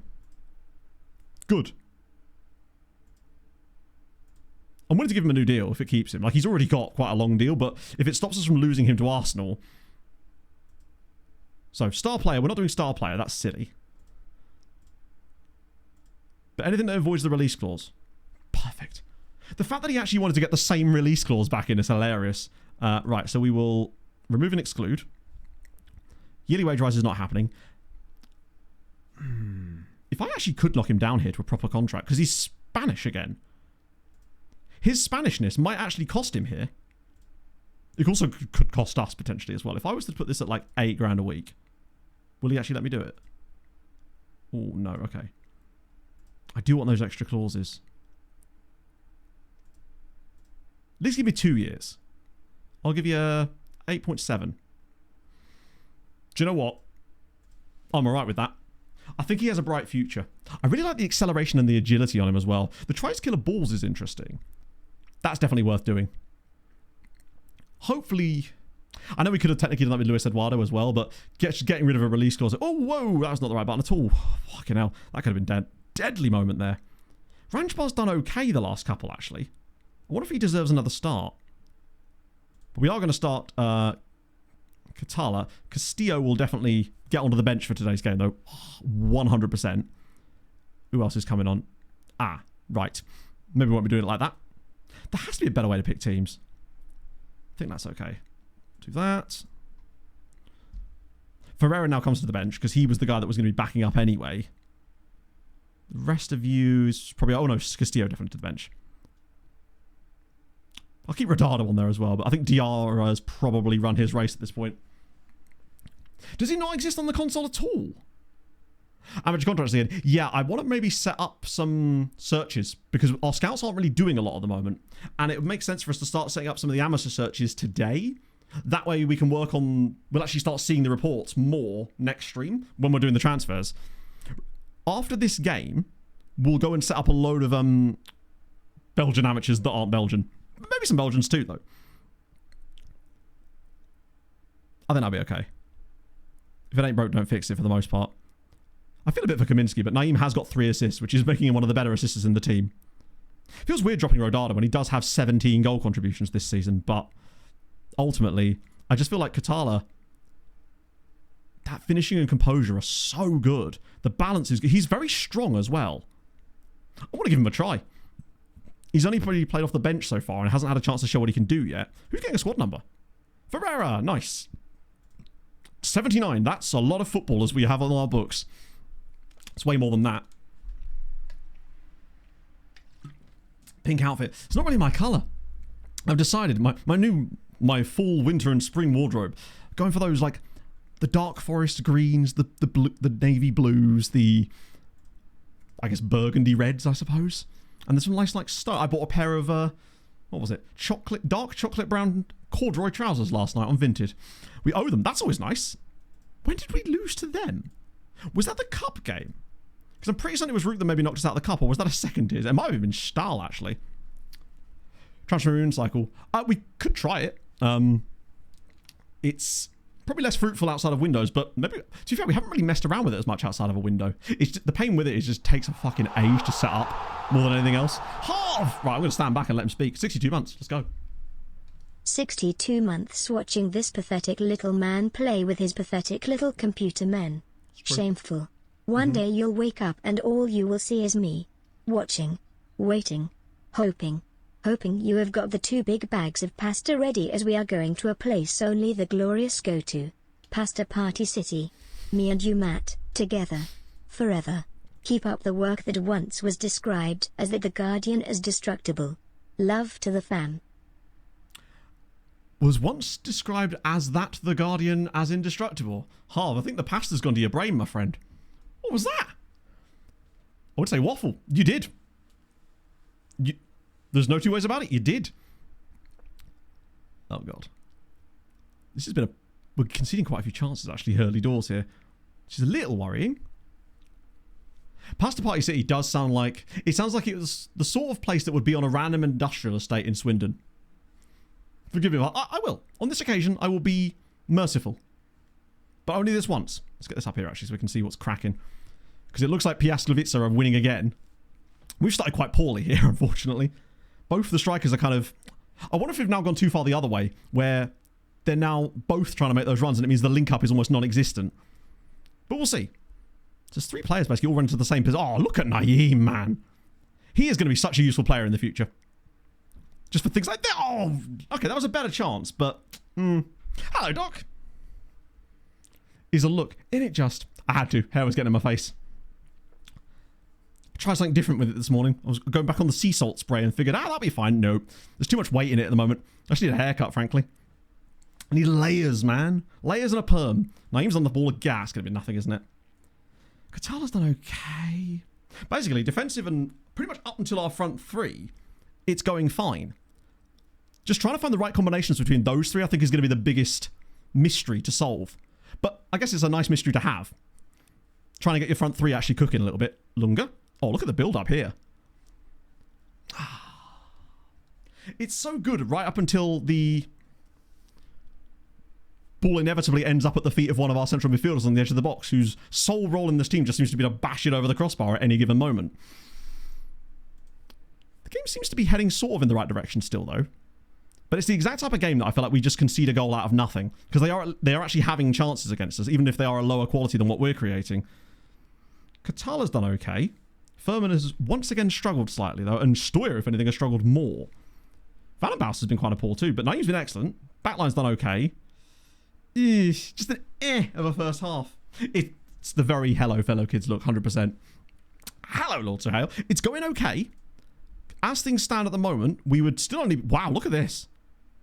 Christ, if we were to win this game, we'd still technically be... Would we be 3rd? But we'd only be 1 point off the top. Who are they losing to? Wait, they're losing... Fucking hell, they're cracking it. Where are Maybe Lech Poznan aren't playing. No, they are. They're failing to beat Vichester. Incredible. Hey, Mato and Chato. Happy New Year. Dele Alli. Yeah, I just don't know what role I'd play him in. I guess number 10, maybe? God, I got called destructible. Hello, you shit so far. Their mental prices. Skiing fleeces are generally 100% worth that price. Yeah. Some of them actually sort of fit the style I'm looking for, so I might even be able to pick something up on Vinted potentially. Strikerless meta tactics. Ultimately, right, it's a single player game. So, at the end of the day, you're playing against yourself anyway, so you can kind of make the game as hard or as easy as you want it to. So, I have heard some stuff about some of the strikerless tactics being a bit overpowered, but I haven't actually tried them myself in this year's game anyway. But ultimately, I don't really care what other people do, right? I think I'd find it a bit less fun if I was able to win too easily, because it does sort of take away a bit of the magic, right? But if you're having a good time, you're playing the game correctly, right? I don't know. It's, I think it comes to different when it's things like PvP, but that's just the state of the game. I suspect if there was like a FIFA e-tournament, like the FM World Cup that we did a couple of years ago, which I think they have announced that one with the clubs now, haven't they? People would probably have to use that kind of stuff because they kind of have no choice. Yeah, I saw it was a Sherful jacket came up on Vinted yesterday. It was £400 used. 5-0. So maybe what you're saying is I need to get rid of Katala and Furman and just push them back into being number 10s, and then this problem solved at that point, right? We've only had one half of him in there, but it's interesting that Stoyer's been bad in this game too. I'm going to yell at them a little bit.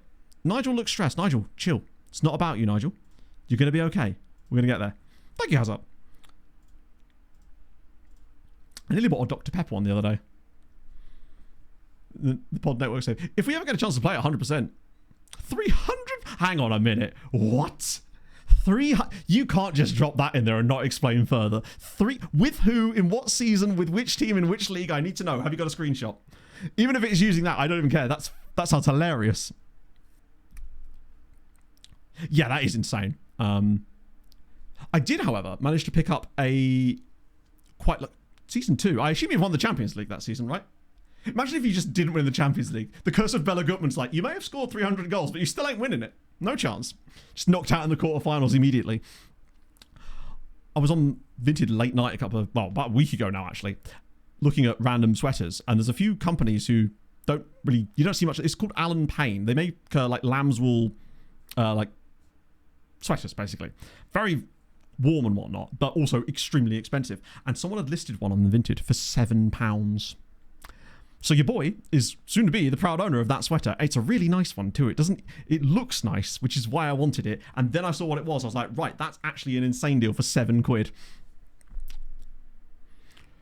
Right with FM. Yeah, exactly. Ultimately, right, there are people out there that would have a problem with the way that I'm currently playing FM in the sense of the building a nation thing with the loan farms and whatnot, right? And I'm honestly not asked about that. That's fine. I'm going to poach her. I'm going to say poacher Furman for the second half. Let him just be, I am fast, I run in behind. That's a good point, actually. Didn't say how many goals you conceded in the middle of doing that. I'd like to build a tactic like that, actually, that scores an absurd amount of goals every year, but also concedes like nearly as many. So you'd score like 150 goals in the league, but you concede 125.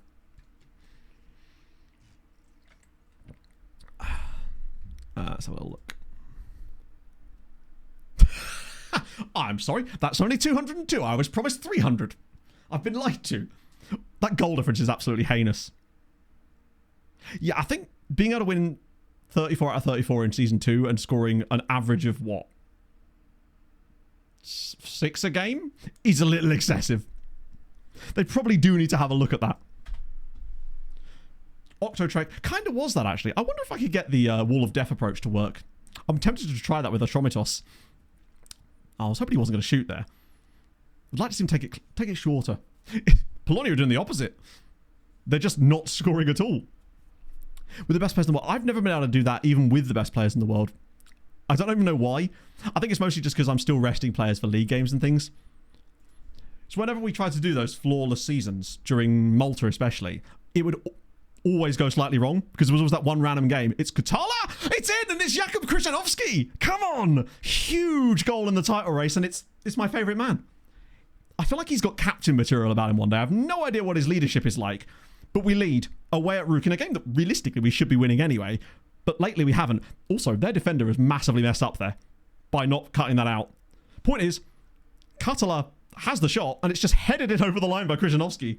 I think he actually gets pushed into the ball by the defender, because he actually goes to his knees like he was pushed over. Oh, I love a bit of Jakub. That's exactly what we needed. Wow, that did not count as a high XG chance, did it? Jesus. In fact, did that count as a shot at all? He's headed it in from in front of the goal, FM. Castillo time. And crazy time. Do you know what? Dele Alli, actually. This is not the type of game for our young Portuguese fella, I suspect. This might be... Actually, Ranchbar's done really well. Maybe Kubizin on the right, in fact. How are the defenders done? Van den Bosch has been a little bit funny, but we've got Irvin Omic. Nice. Hello, Andrew. How's life? Hope you had a wonderful Christmas. It looked like it hit him in the face, yeah.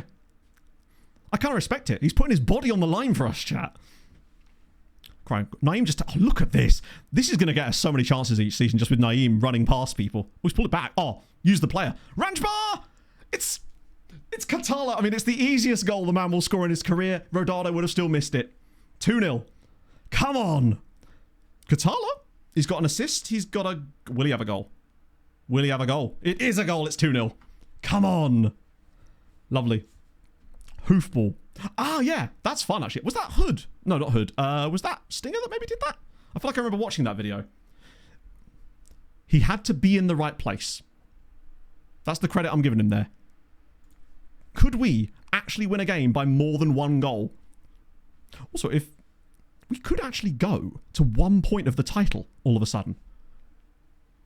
Still a long way to go. Keeper. Oh my god. Well, here's their inevitable goal. Whoa, big save. Yeah, it could have been Stinger. I feel like it might have been. I definitely do want to try that, though. Trying to make a bit of that Wall of Death idea work.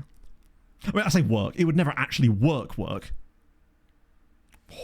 They're throwing a few bodies at us. Looking at my nieces with Jackson. How was your break? Honestly, it was really, really nice. Busy as hell. One of the things I'm not used to around Christmas is being super busy, because with POG, usually working the entire Christmas break for the most part, other than the Christmas day, I mostly spend a lot of time on my own, which isn't always a good thing around Christmas, regardless of the state of your life. And obviously, I was in a much better place this year. Ely. But this is nice football, actually. Let me just play. I'm going to let this play. Oh, never mind. He was like, no, finish your sentence.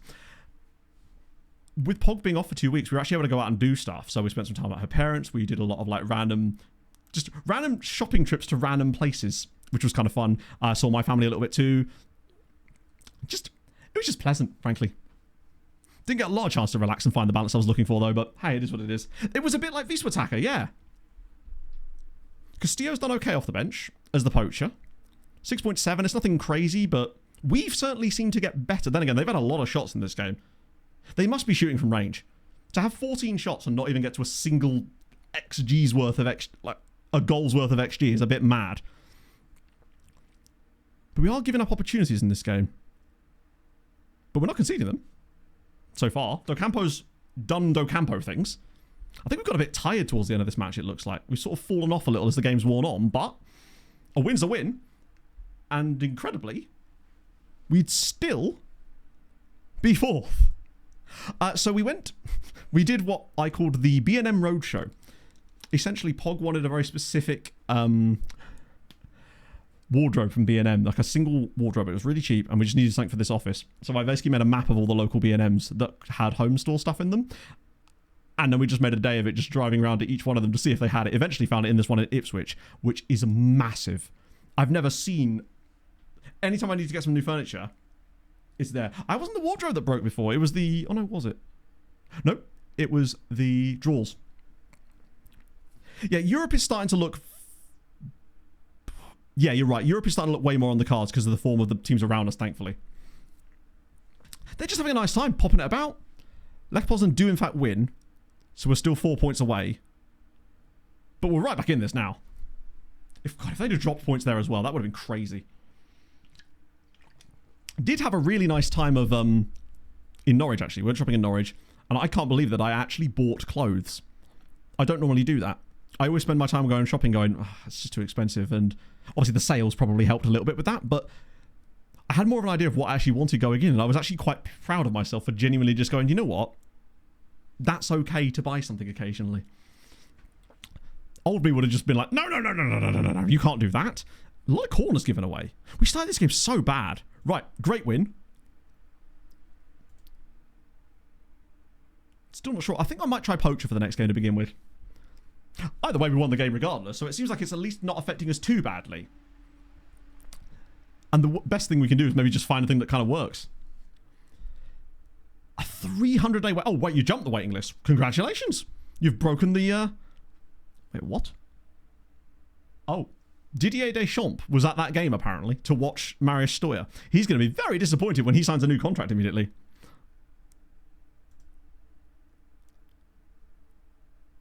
I mean, they might still try and sign him from us. The difference is, with this new contract, it's going to cost them an arm and a leg. Given the price we've already established from the Chelsea guy. Right. Okay. Let's have a little look at some amateur players. Get up a few... not going to look at the players individually, per se. I'm just going to get them scouted. That way we can get it done in a reasonable speed. Still got the Santa search set up. God, it's been a while since we've actually looked at players. Which is fine, actually, because we spent so much time doing that before. Right, I want age is max 18. Any role. Contract status. Oh, what was that contract status thing that finds both of them? I've forgotten what it was. Armour is a quality player. Agreed. Never quite got the rub of the green when he was at Stuttgart, though. I always felt. Natty Cappy. I think we did it last summer. Usually Natty Cappy is easier to do during the summer. Well, not easy to do. It's just, it's more worth doing then. At least that way you've kind of got a bit more of a break from it. Month to month. Nice. Hello, Matthews. Oh, welcome in, my friend. I honestly don't know who that could have been. Those couple of streams before Christmas were absolutely wild for that, and I am genuinely so grateful. I never thought we'd ever hit anywhere near those sub numbers on Twitch ever again. So to even get the fact that we not just got near it, went through it, was just astonishing, frankly. Particularly in this rather weird game cycle, frankly, as well. Right, which one is it under? Is it under general and then contract type? That one. I think that's the one, right? And then we want club-based. I might use regions for this to make it a little bit easier, but I'll have to. The problem with doing that is you do get a lot of not the best players. Let's look at the European ones for now, because we already looked at a lot of the African and Asian ones at the start earlier on in like the January window, so they're not likely to have replenished as fast, but the European ones will have had intakes. There we go. Whoa, 1,400 players. That can't be right. That surely cannot be right. 1,400 of them. Unless it's because there's a... Hang on. Maybe there's... Oh, it could be like Italy's doing bits or something. Let's see what it's supposed to look like. No, that is correct. That was so weird. We may have to do it country by country on some of these. I've forgotten my list. This is the issue.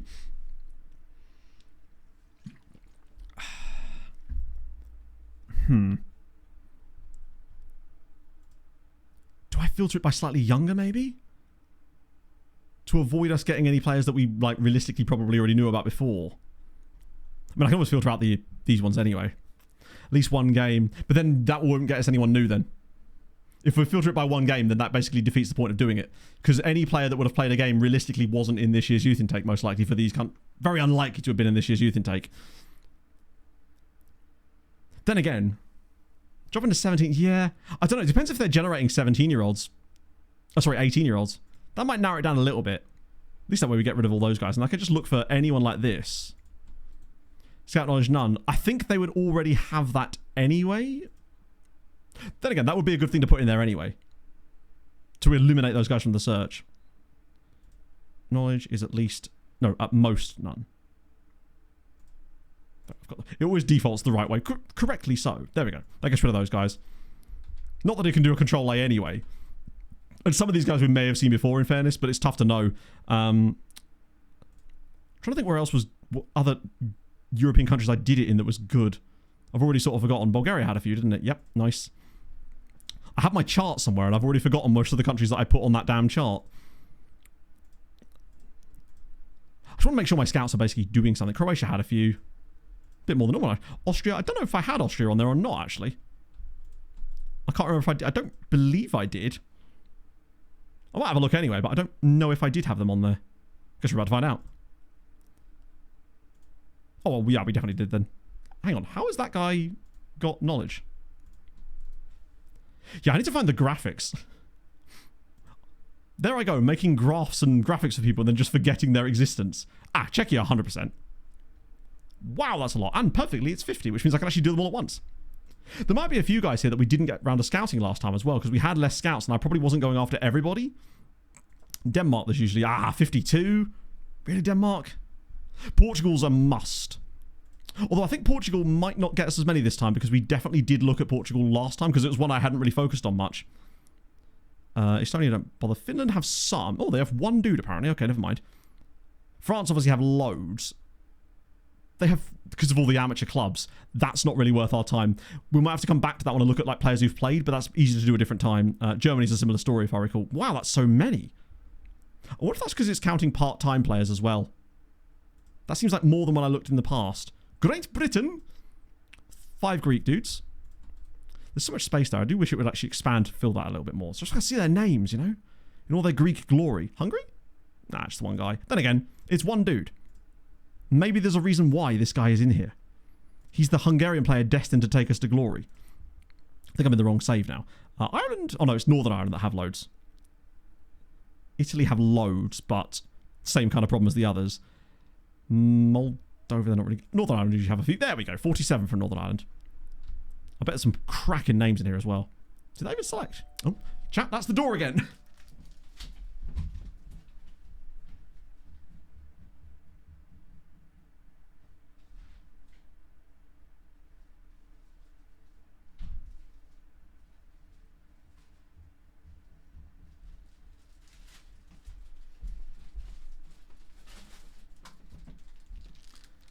That was the delivery driver. He tells us to scout Norway, so we now know that. Did I actually scout this? I've actually forgotten already. No, I selected him. I hate the fact that the faces are like buffering in and out as well. Norway will be in there for sure. Because that's where like you say, that's where Ranjbar came from.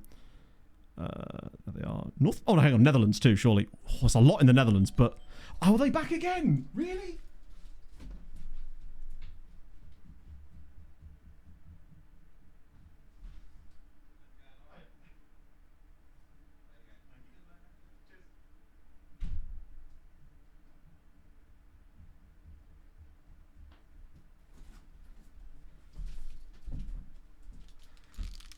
Good Lord. Different delivery man. Oh, dear. That's the third one today. They must have been queuing up outside together. There was only maybe like 30 seconds between me going to both of those doorbells. First one was Pog's Urban Outfitters parcel, and the second one was the deliverer from today's stream sponsor, Holy. Now feels like the perfect time to tell you about them. Exclamation mark Holy for more information as well. I'm going to make one on stream. I'm getting my steps up. I am. 1,600 already. He lost the race, I know. There's a podium out front. It's just delivery drivers. It's brilliant. He had no scouting tips. That was Royal Mail that time, to be fair. So he's busy, man.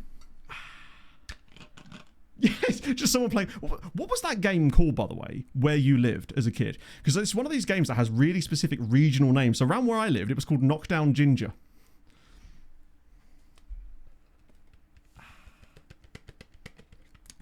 Sour cherry flavour. You'll love to see it.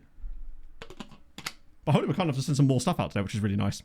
And yeah, you can get discounts. Two different types of discounts. There's a £5 discount off of your first order, which is kind of good for the really small orders, because that's like, you can save some stupid percentages there. And then obviously 10% off of any other orders you want to do as well. With the code SYC5 for the £5 and just SYC for the other one. Exclamation mark Holy in chat, and you'll get all sorts of lovely information about them. But Holy have been kind enough to sponsor the streams for this month, which is just really nice. I respect. And they're just genuinely just really good. This thermos is easily one of the best I've ever owned. I told you the ice cube thing last time. I had this at Pog's parents, and I put some ice cubes in it with my water overnight. I woke up the next morning, and they were still exactly the same size, and it took about 21 hours for them to like disappear. And I think that's mostly just because I kept leaving the lid open more than anything else. Genuinely insane. Holy, we're also going to be doing some cool integrations with the streams coming up at some point as well, but we'll wait until we come up against some different energy drink flavoured teams for that, potentially. It does match the cap, yes. Pog has quite a nice one as well. The other thing I like doing is I use the protein shaker one that's for the milkshakes. I put the milkshake in it, but I also put my protein powder and my creatine in it and just have a giant double milkshake. It's brilliant. Flavour bag of dog food. Yeah. Ding Dong Ditch. I've heard about that one as well. Knockdown Ginger. Knock down the bots. That's what it is. Ooh. Okay. Don't know how I'd actually agree with sour cherry, but my favourite is still the kiwi and strawberry. There's just nothing comes close to kiwi and strawberry. But that is actually really solid. Fair enough. They also have iced tea, which I haven't actually got around to trying yet. But the milkshakes are banging. The energy ones, Pog really likes them. I have to be careful when I have anything that has caffeine. And as you know, chat, it can make me a little extra. Right, Netherlands. There's a guy there just called Patrick Frick. I like it. There's a guy here called Hero Everson. He better. Kiwi and strawberry. That's right. I'm mixing you in there, Andrew. Kiwi and strawberry is just a genuinely brilliant flavour in general. I don't have for anything. Holding out for him. In it. Probably not, Tome, somehow. But if there is any confusion, the t-shirt currently is for the Australian metalcore band, which Pog got me for Christmas. And I'm very excited to see them in September, I think. Ironically, supporting this band, in fact. Right, Netherlands have loads, but we didn't do them all last time, so it makes sense to do a bit more this time. North Macedonia, they got 11. That'll be all right. Very good band. Probably my favourite band. I've even got Pog properly into them as well. Although, I think it was actually someone from chat that got me into Elwood Stray. What a shout. Holy Christ. Probably my second favourite song of the year is, I think it's called, because of this, it's either Spirited or Shrink or something like that by Elwood Stray. It's an unbelievable song. Such a vibey track too. Poland we can't touch, annoyingly. Portugal have got... it's worth a look, right? There's bound to be a couple of Manuels and Miguels in here that are going to cook for us. There's a guy called Marlon too. Big fan of him. Romania? Oh, okay. Don't think we looked at Romania last time. They seem to have a few. It's worth a look. Not enough axes. Forgot Norway, did I? Oh, you're right. Yeah, I got distracted because I thought we were going to do the Netherlands. Well, we did. Oh, I love the fact that there's all these different names in here that are... Yes, there's going to be a guy in here. I'm feeling the next Ranch bar's in there. There's Eric Shredder. Teenage Mutant Ninja Turtles are fearing now. Do we want... There's one of these three. I think it's Serbia. Yeah, Serbia have usually got some. Slovakia and Slovenia, not quite as much. Poland. Oh, there'll be loads in Poland. But oh, no, you're right. If they're in Poland, they won't be at the big Polish sides, will they? Because they'll be on month-to-month contracts. Good point. Probably our best bet to actually get some of these guys. I don't mind overworking my scouts a little bit now because we've got a bit more space. We probably should have a little look at some of the Spanish ones just because of Spanish youth rating. And Sweden have loads. Oh, wow, they normally do. Did I just sign them all? I might have genuinely just hoovered up all the Swedes. 3,000 Spaniards. Okay. Might need to just... I'll take a cross-section of those 46 specifically. Don't think we could narrow it down by much more than that. Yeah, back to Poland for one last little look. See if there are any. 106. Well then.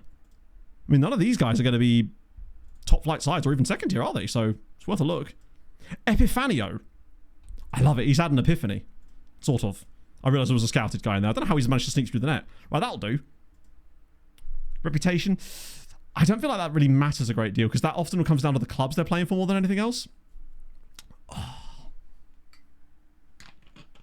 Learn them right back. Yes, exactly. We'll become the middleman for absolutely no reason. It's the perfect situation. As for Mike streaming, I am trying to get him to come back to doing it. I've got as far as him going, oh, I'd like to kind of do it again. So what I'm saying, chat, is now's the time where I can use the wonderful world of peer pressure. 650 players we've got there. That's going to lead us through for the next couple of months nice and easy. Actually, have to give us something to look at in scouting reports, which would be nice. Cave to peer pressure. Chat, you hearing me? Caves to peer pressure. There you go. Thing is, like, Mike was one of those great examples of the person that just was built for that kind of thing. That's why he grew so quickly when he just started streaming and stuff. It's so sick. And to think it all began with me sending a webcam to Spain.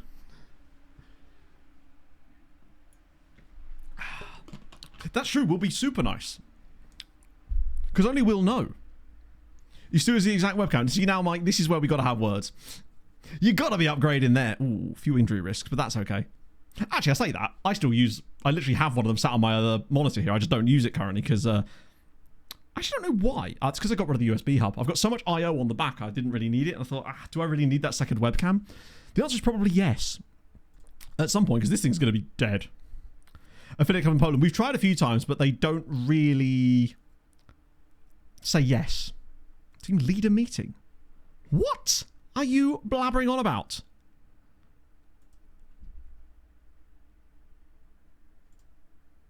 Playing with lose him. Yeah, I'm trying to lose him, Jacob. That's the point.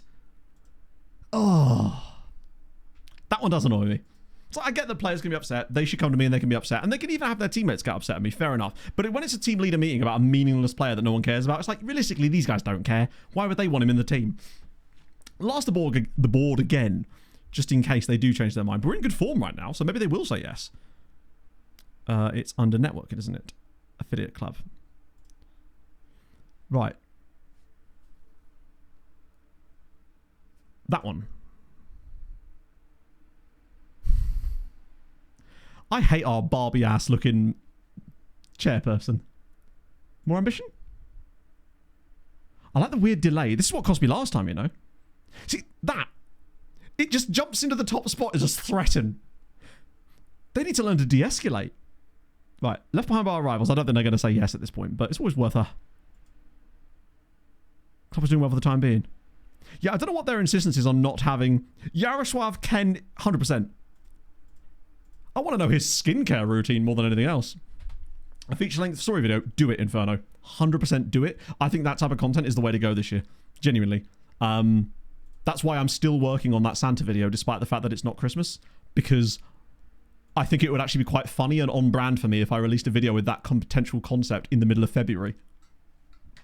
Because ultimately, that's just the cause of it rather than it actually being anything that's directly relevant to the video. So the next gen guy, he's actually injured as well. At Easter. Yes, good. The second coming of the video. I like it. Matt has risen. I like the way you think. See, this is the kind of natural, yes. That's thinking outside the box right there. Or outside the tomb, I guess, in this case. That's the guy we were looking at before, isn't it? Yeah, he sure as shit ain't worth that kind of money. And also he's got an injury now as well, which is, it's cooked. Career over. We will maybe come back for another time. I'm not sure. But that's because we haven't actually had the proper reports come through yet. Also, there's someone working on a bit of software that will allow you to create views in the game like that, but have it update the Unity bundles automatically. So that's good. So there might be a system potentially coming that will allow you to custom make those rather than having to use the ones that I made or Saz made or whatever, you know. Although Saz ones are fantastic and totally do the job right now. Right. I just want to know, are Piast actually as good as it says they are? To be fair, these two deserve to be up here. I can't even argue with that. I just don't know how they're up here. Where are these two expected to be? 6th and 11th place. We're apparently the 5th best team in the league, which is starting to worry me a little bit. Yeah, he wasn't great. I think in the summer we'll be able to get rid of a few of these guys. It will clear the squad up a little bit. Oh, the agent one was... I am going to make another agent video, but... As always, I did think about making it before Christmas, but when I came around to start making it, I was like, hang on a minute, I feel like I'm making this for the sake of it rather than because I want to. And that's something I'm not going to be doing anymore. I want to make content like because I want to make a video. I think after Christmas, I've just struggled to get back into things a little bit. But to be fair, yesterday I had to sort out my tax bill. So it's always a scary day trying to file a tax return. Yeah, the second, if you remember, of course, the second tier in Poland right now is absolutely wild because the top two are so far clear of everybody else. Actually, Arca have let it slip a little bit. They're only 13 points clear of Polonia Bytom. Whereas Cracovia are, 17 points clear. Tax. Well, actually, as it happens, I didn't owe any because I'd paid so much tax the previous 2 years that it had all rolled over and I didn't have to pay any tax. Which was nice. Not experienced that one before. Badeschlappen! Danke! Thank you for the raid, my friend. Welcome, everybody. You join us at a pivotal moment because Poland is wild. That's the wrong sorting order for the league. It's a bit mad. We were 10 points off the title race at the start of the stream. We're now 4 points behind, having only played 3 matches. There's about 7 different teams that could still win this, and about 10 that could still qualify for Europe. It's about to get crazy up in here. Cracovia, I mean, the fact that Cracovia were able to keep the 2 guys that they kept is largely the reason they were able to do that, I suspect, because they didn't lose either Juf or Saba, did they? Which is mental. So these 2 stay in the team regardless. I think, honestly, if it ain't broke, don't fix it. One thing I am going to break is switch you to being a poacher. FM can be crazy, but especially Poland, because obviously Poland in real life, I'm sure a lot of you are familiar with the extra classer, is wild currently, and it's exactly like that. We got promoted last year, won the league in the first season, and now we're like 6th. We were down as like 7th at one point, or like 10th, I think, at one point. Anyone back in the team? I don't think anyone's come back from injury, really, have they? Nah, I think we're okay. Wait, there's a bench spot available, isn't there? Fiona! I know, we were changing Thurman to be the poacher. Katala did brilliantly in the last game. He got a goal and an assist, albeit tapping. But making Furman the poacher, because remember, the Rodado role was still getting goals and assists. It was the Furman role that seemed to be lacking a little bit. I think, I don't want to have 2 poachers because I think that would be a bit over the top, but several questions. Why is Refast listed as a goalkeeper?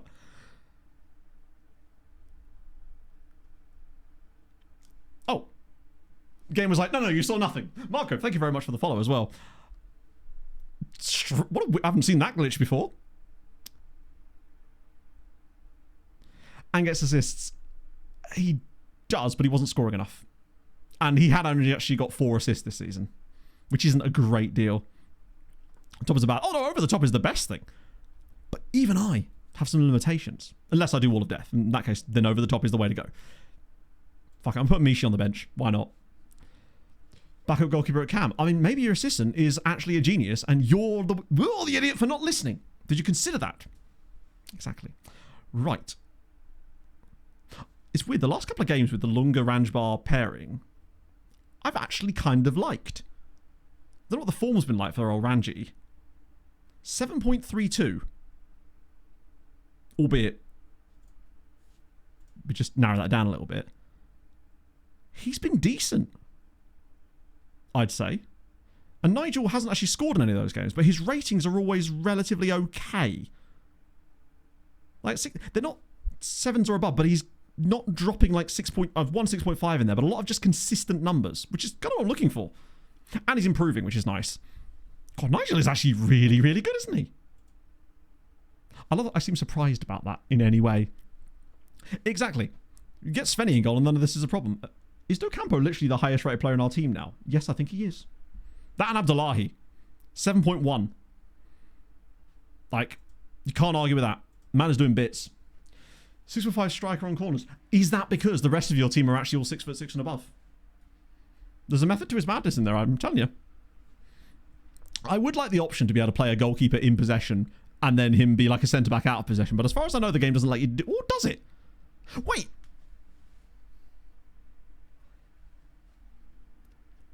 Hang on a minute. Because that wouldn't actually require you to change the system. It would just require you to change the players. You could do that, surely. I don't want to... Because you know how sometimes when you change the in-possession tactic and not the out-of-possession one, it swaps the players over and they end up having to switch in and out of possession. Hi, Chato. Simultaneously playing and watching you play FM26 on my lunch break, playing as Honved with a 1950s Hungary-inspired strikerless tactic. It is, predictably, total chaos. I imagine, from what we were hearing about strikerless earlier, that that's going quite well for us. For you, right? Hadrian would have told us. I don't know. Hadrian's busy trying to do Building a Nation without doing the loan farm stuff, which I'm really interested to see what he gets up to with that. Maybe I shouldn't have put the pressure on the lads there. I think this is a real test. If we were able to get a result against Piast Gliwice, then we go above them for a start. It would also then be 4 wins in a row again, and we start to move in the right direction once more. I think what I'm just looking for is to see if Furman can play okay. Wait, is that Eliano right? Of course it is. That can only go well. Hey, at least we're in the European places. We are getting some good match fitness too, which is possibly helping. We had just... With all the injuries that we had, it felt like every single time a player came into the squad, they were never able to stay match fit for long enough because they always had to get switched out almost straight away, which probably didn't help. So just getting a bit of consistency in that midfield pairing has probably helped as well. And Furman obviously did have a broken ankle, and he was kind of okay to start the season, right? I actually can't remember. Eliano Ranas, though, will absolutely haunt us in this match. I can already feel it. I do think that Naeem is a massive step in the right direction for us. Oh, good lord, we've already conceded. Dzień dobry, friend. Title chances this season. I was going to say 0 at the start of stream because we were 10 points behind. But as of the start of play, we're only 4 points off the top. I still think the title chances are very minimal, particularly as we're already losing inside half a minute. But not impossible. I think it's definitely got better as things have gone along. This is still Season 3. Oh, God, so the very end of Season 3. Unfortunately, until such time as we can get to the point of being able to instant result matches, the seasonal progress in FM26 is a little bit slower just because it just is. There we go. It's good work from Furman, actually. Not really where I expect him to be there, but I'm a little bit concerned by our lack of... There's a pass on the midfield there. Oh, the footedness of our central midfielders. I need to have a look at that. That's a good pass. Naeem's not even going to have to dribble past anybody. He's already through. He's going all the way through. Naeem! Naeem is him. That's already, I think, his 4th assist since he joined us. Come on! 1-1 inside 5 minutes, and look who it is again! Hassan Ranjbar. Norway's finest. Lovely. Ooh. So I guess what we're saying is strikerless is quite good. Jesus Lord. Brandon League. Oh, I was listening to Sweeper.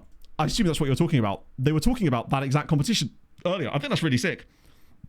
Because it's like the first fully professional competition for OFC, right? That was very nearly an equaliser. That's beautiful. Furman's on a 6.8 as well.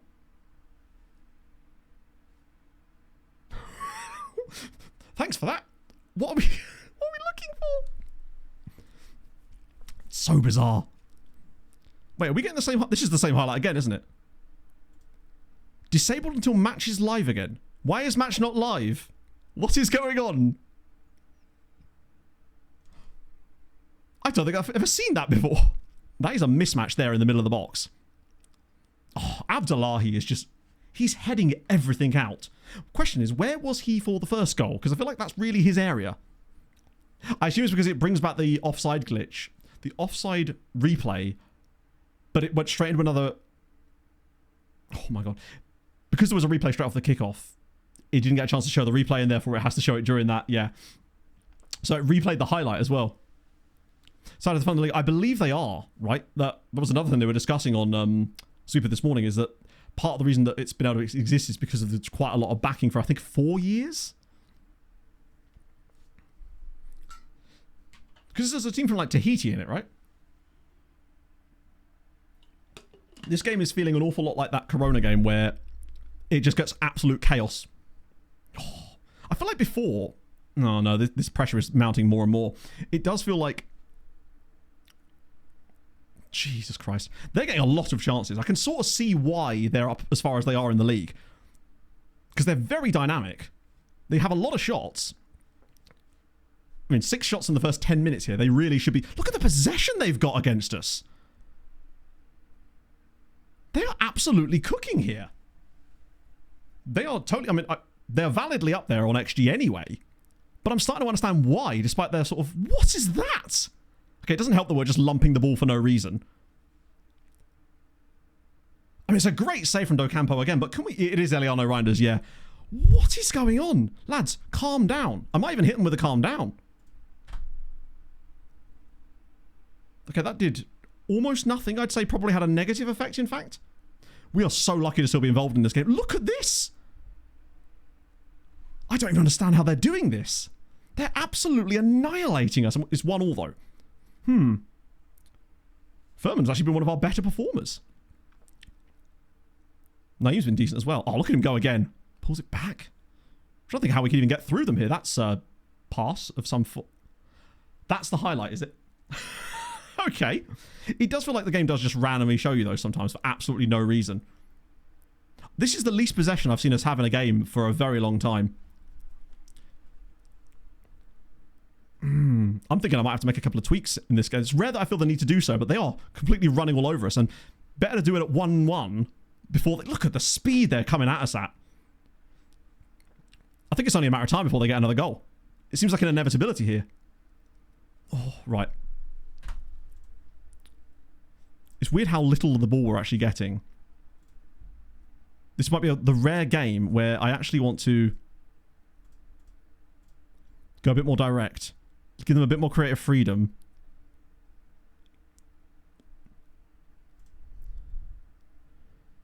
And since we're not getting a lot of the ball,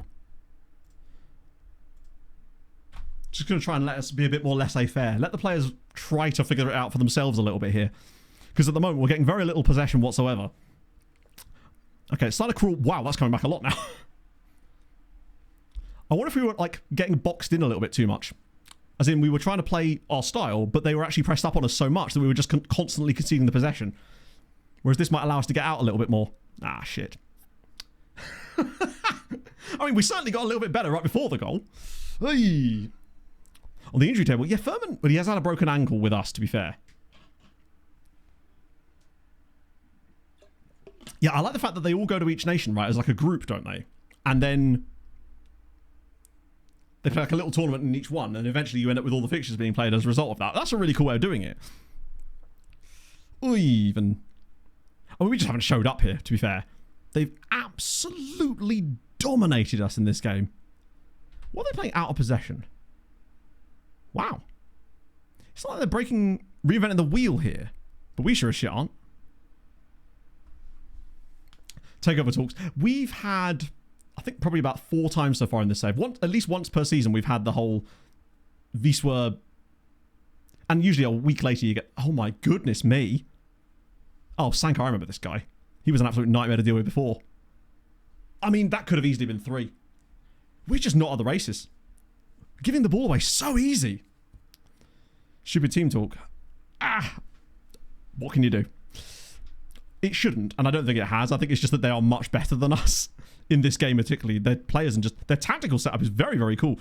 It's rare that we ever find ourselves in a game where we can't control the possession. I mean, the match momentum has just been completely them. Right, okay, interesting. But it's still only 2-1, crucially. I get to yell at them. I can't really say the woeful one because they never react well to that. I'm going to do what I like. I'm going to break my cardinal rule and just... I might even slow the tempo down a bit more. Fuck it. Take them on a little bit. Whoa! Yeah. Take them on a little bit more. Why not? Completely break up what we normally do and just...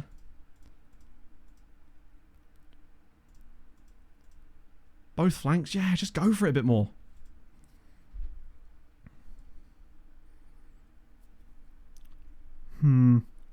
Krzyzewski's had a poor game, but he will do that sometimes. And we go attacking. Fuck it. I've made my roll of the dice. Let's just see what happens. We're going to completely change things in the second half. Go way more dribbly. Try and utilise those wide areas a bit more. Basically get the wing-backs into the game and try and push people like Reinders back so they have to track them. Although they probably don't have to track them. Actually, they're inverted. Both their wing-backs are inverted in possession, so they're just completely dominating the middle of the pitch. Which might mean that their starting positions are going to be a bit weird. So we might find some space in the wide areas, but it's not happening for us at all here. Right, changes are needed. Personnel this time.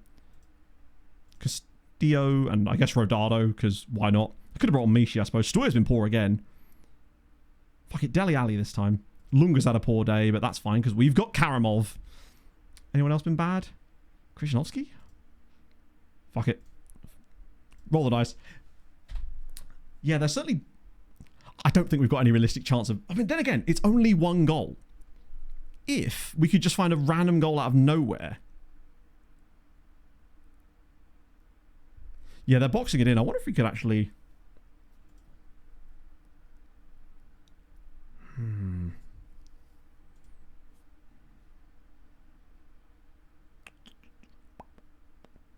So when actually having someone like Kuziemka could have been quite useful. Just looking to see, not the bench, it has to be the players that are on the pitch right now. Nobody can really do that job.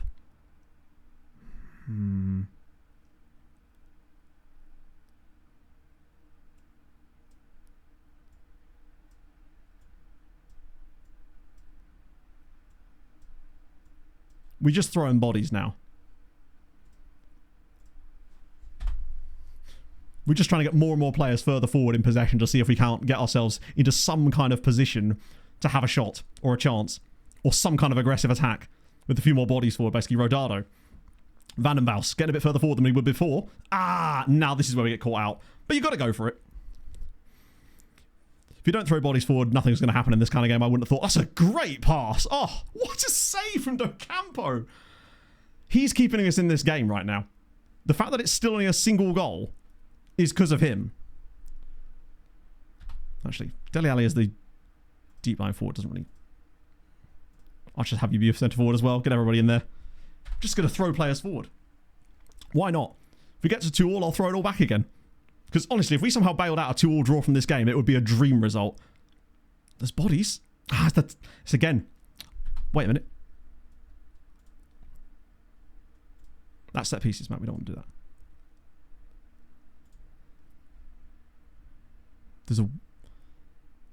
There's something I'm looking for and I can't remember where it's gone. No, not hit early crosses.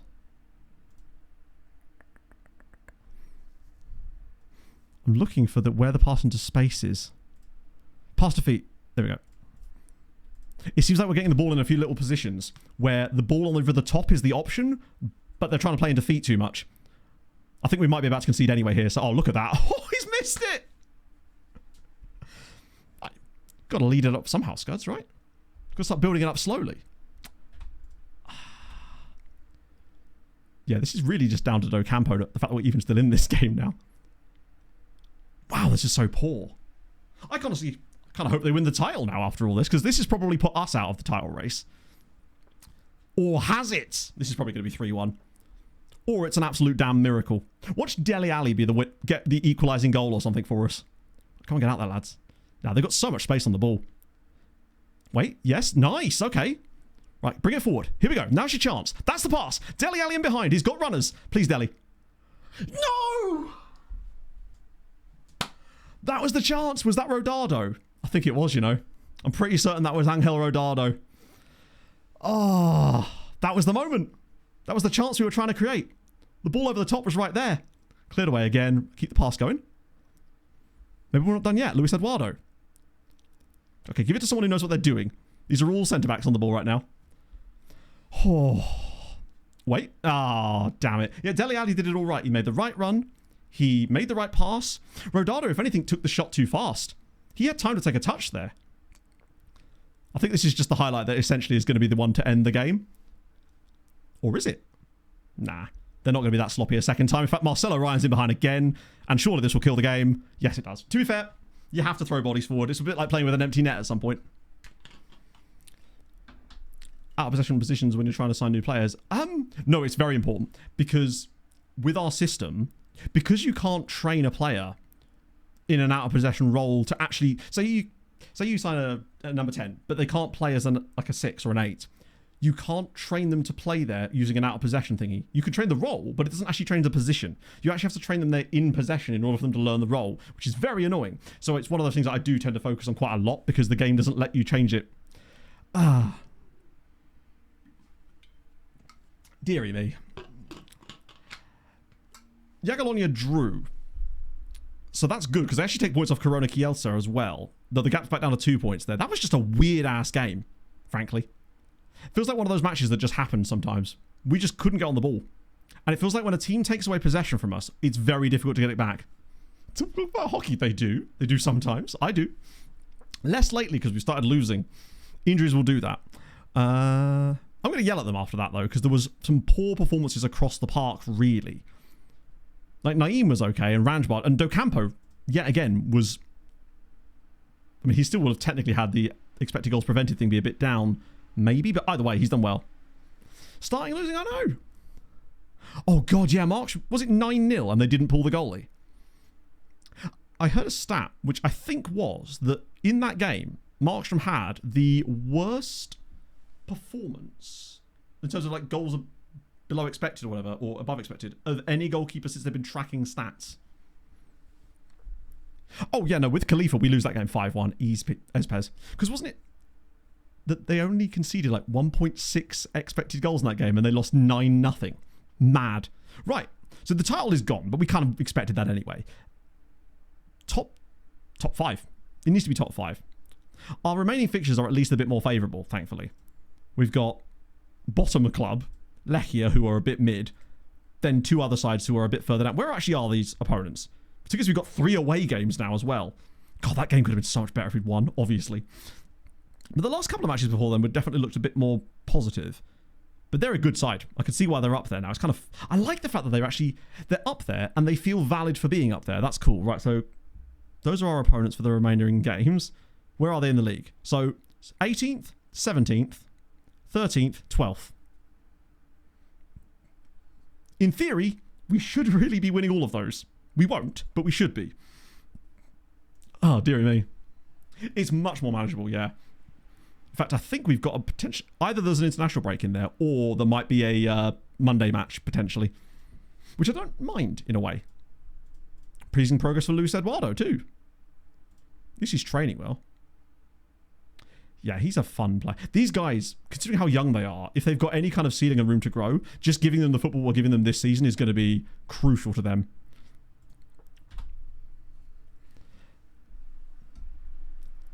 Tampa last week. Yeah, hockey's been weird the last couple of weeks. It's weird how we've lost 2 in a row, which is nothing, I realise, to some teams, but the gap is so big to everyone underneath that we'll probably still win the President's Trophy by about 10 points. Release scores. If they do, they do, right? There's not a lot we can do about it. We might be able to offer him a... Oh, yeah, the calls. Yeah, I mean, if they take him for 5 million, then they do. It sucks, but it is what it is. We will find another. Luckily, at this stage of the save, there are other players we can get that will be like him. 2nd of May. Ooh, do we know who's in the cup final? Did the third tier side make it? Is the question. Just trying to remember the fastest way to get to the damn thing. And I genuinely can't. Is it actually through here? It is, isn't it? And we have to go. It's Pogon Legia. To the surprise of nobody. Yeah, Dallas lost 6 in a row. I feel for Winnipeg. Like, what the hell's going on there? From President's Trophy to literally bottom of the league in one season. So the semis, they only lost 2-0. They gave a good account of themselves. Can't argue with that. Heads up about Krzyzanowski. Not again. You have 4 years left on your deal.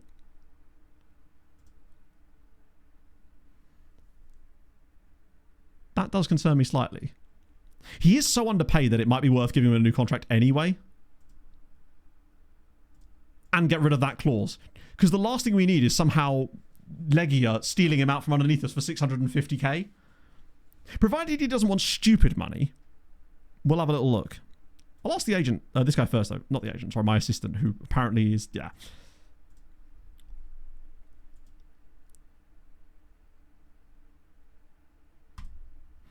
That way I can do it on my terms. I forgot that we still had that in the back pocket. That because he's a team leader now, he's okay. I can't remember what that clause even is. Taking no performance instead? Yeah, he's just like, I don't want to go to Winnipeg. I don't want to go to Winnipeg. I mean, it's... Stenberg is considered by some to be potentially #1 pick now, right? And is it Verhoof? There's way more conversation about it than there was before, I guess. We probably should ask his agent about contract demands. Yeah, good point. Because if it's nothing stupidly unreasonable, then it might be worth a look anyway. I mean, it's a lot of money, but it's also minimum fee release cost of £4 million. Go away. Luckily, it's not locked in.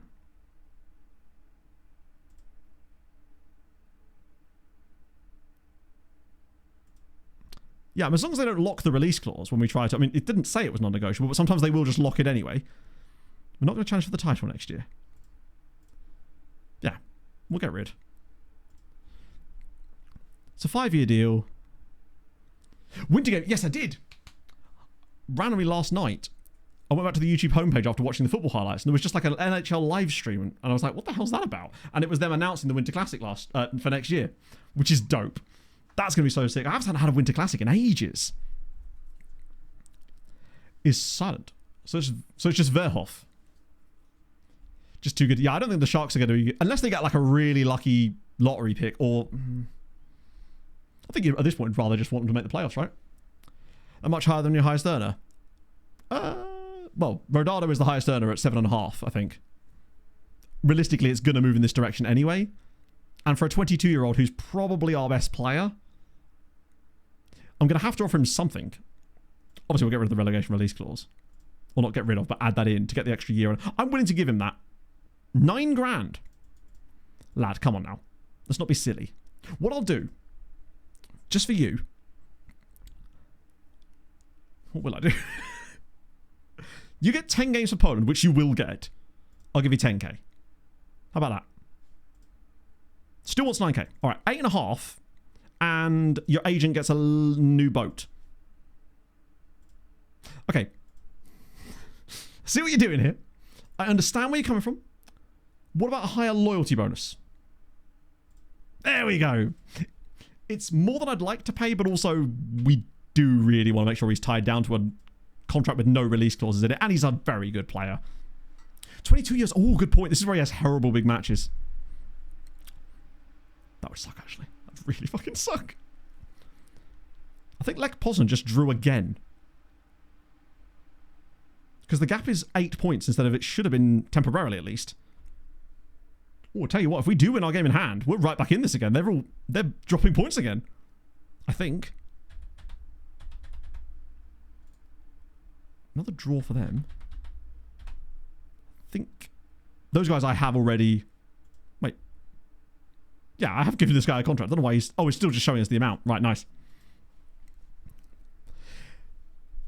Old guys to keep around. Rodado is probably the one guy that is definitely gone. Because... Let me just have a look at his Krzyzanowski's big matches before I forget. Kind of nearly already did there. There he is. Just want to see if we even know that information yet. Well, we do know the information. It's just a question of whether it's good or bad.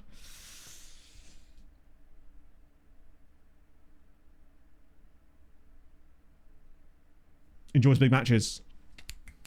Come on. That's even better news for later down the line. But yeah, Rodado, I think, as much as I love him, and he's been an incredibly important player in this team for the last few seasons, this year he has not been at the races. He's missed... He's still technically our top scorer, but he is so... just... particularly in the second half of the year, it's just been mid as all hell. I think with his contract as well, and he still has 2 years left on it, he'll be 30... I think he's already 31, actually. He's very much on the chopping block, so to speak. What the hell happened here? Because it just remembers where you were last set to.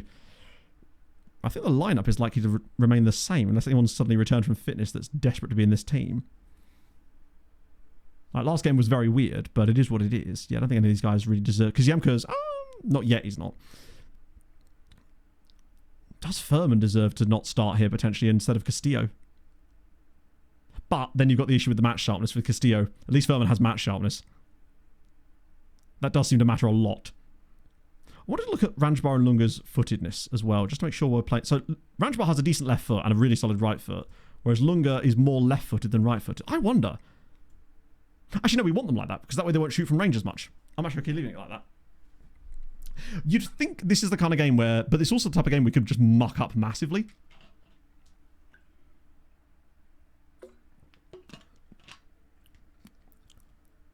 '27 Classic. Really? As in...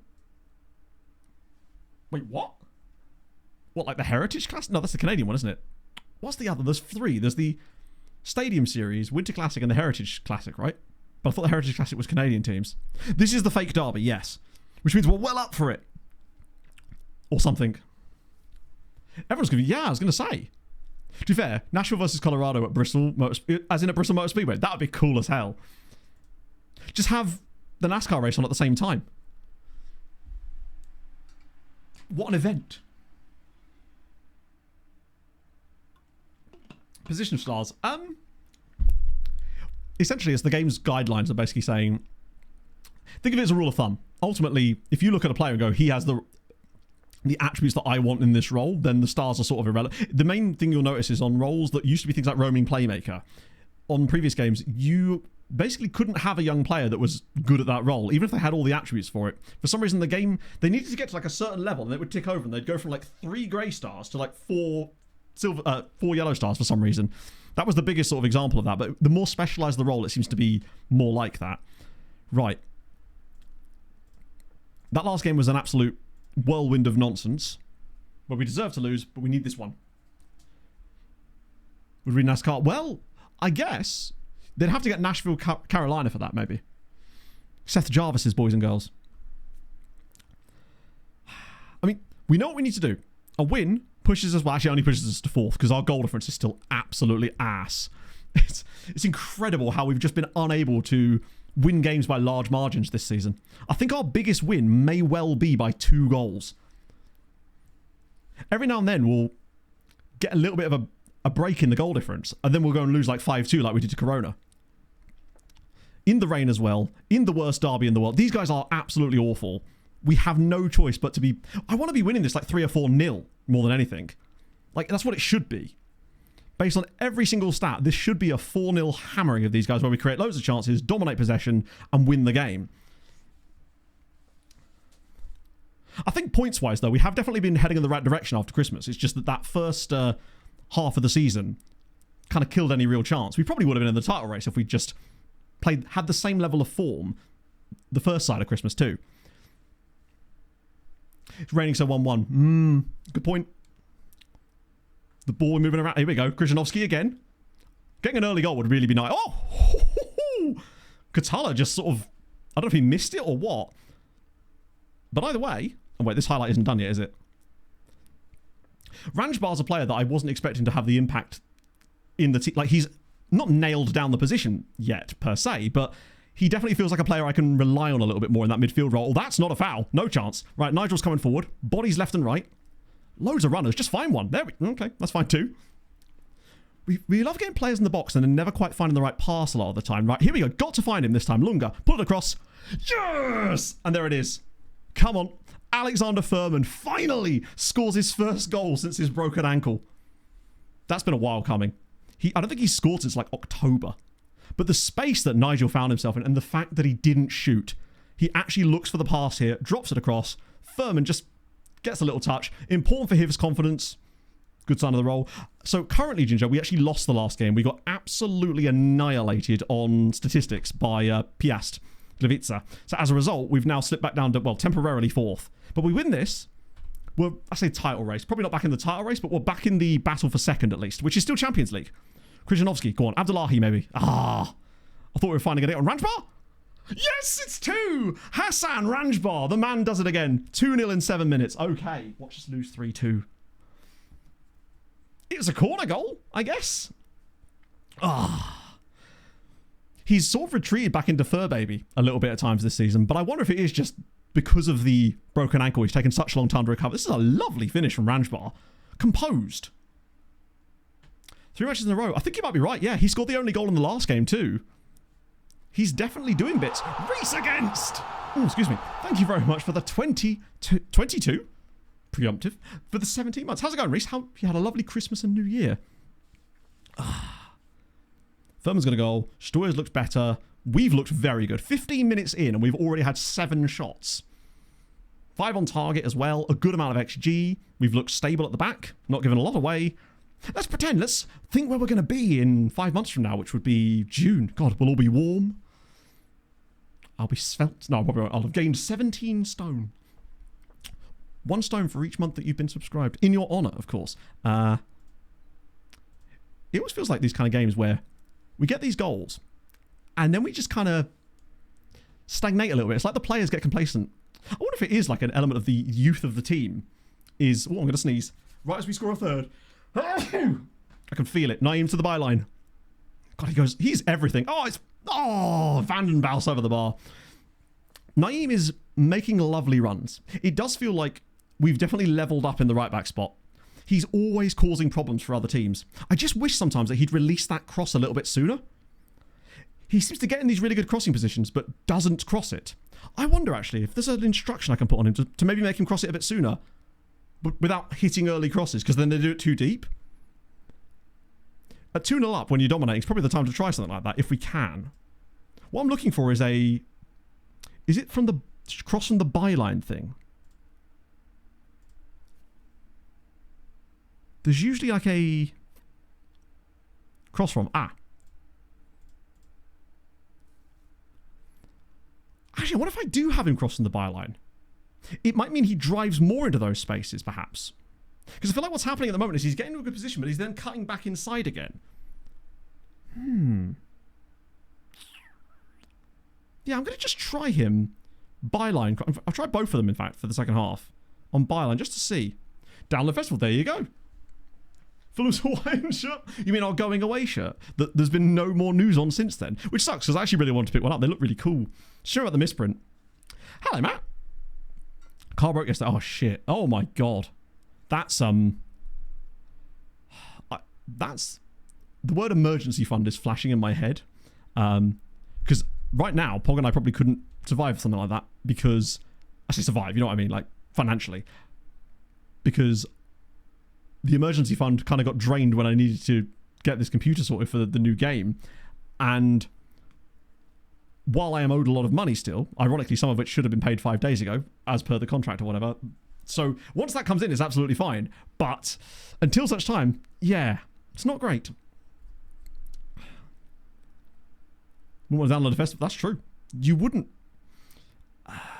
Katana's on a 6. We've actually got 2 quite poor performances still out of the front line, concerningly. But I'm still going to tell the team they've done well. And hope they're down to match sharpness. Wedding in 5 months, yeah. We haven't even thought about that. I mean, maybe this year we might be able to put some money away for the wedding, potentially. Just depends on how financially healthy we can get back. But to be fair, like, Holy have been a massive help. The fact that they were willing to come on as a sponsor for the streams for the next 3 months is awesome, frankly. And it does help that their products absolutely rule. Oh, what a save! Streamer is absolutely not doing that. Streamer is actually saying the opposite in many ways, because all the stuff I did last year, a lot of the money for that comes in January. It's just a few of them have been a bit delayed, which is frustrating, but what can you do?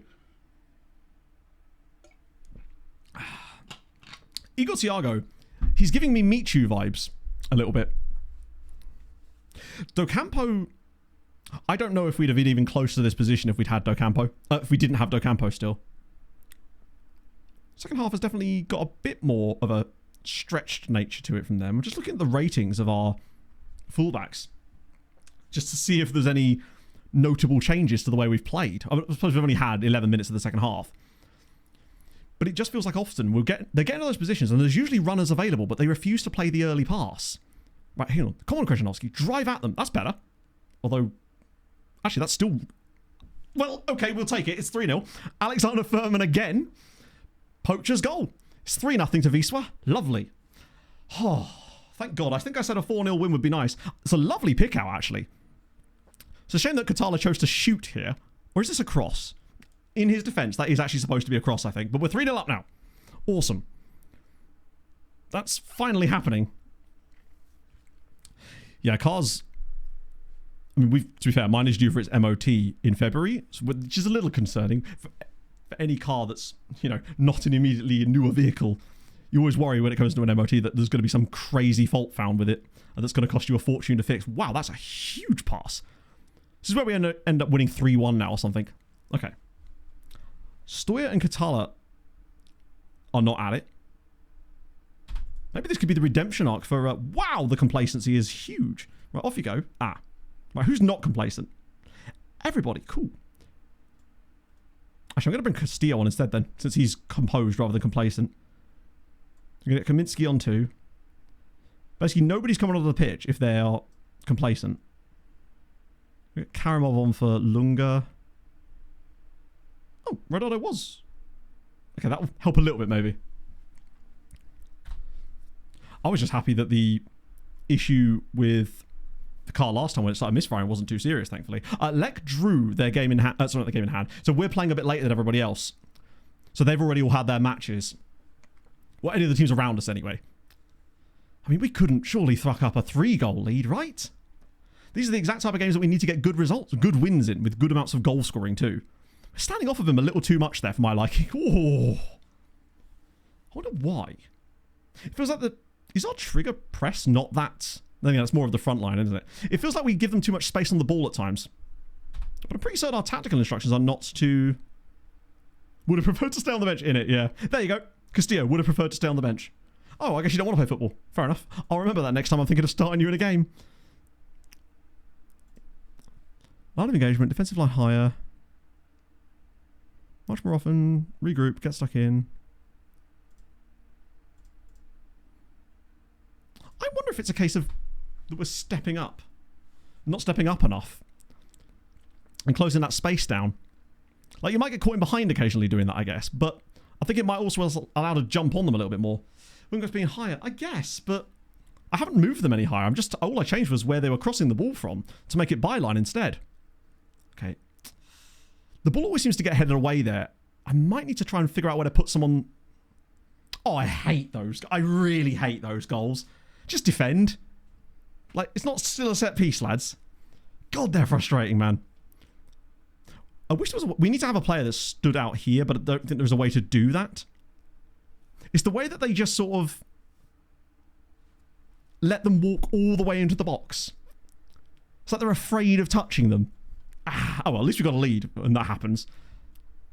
I might have a look at the set piece counter-attacking setup after this match, just to see if there is anything we can do about that. Because it seems like with corners, we need a guy stood right there, because that seems to be where it's constantly being headed away to. Wow, the second half, they've certainly thrown a few bodies at us. This is giving 3-2 win now. Oh, hang on. Maybe we'll finally score a corner goal. Abdullahi's moment. Krzyzanowski, whack it on his head. Maybe? Oh, I thought it was actually going to happen then. We'll get one of our own now. It's Castillo. Nope. Ooh. There's no way that's getting given. Their goalkeeper has had an absolutely woeful game. I'm pretty certain that 3 of our 4 goals have come from fumbles from their goalie. I'm pretty certain he's going to be offside as well, unfortunately. Ah, that's a shame. Denied a goal on his debut there for Ferreira. That would have been a nice moment for the young man.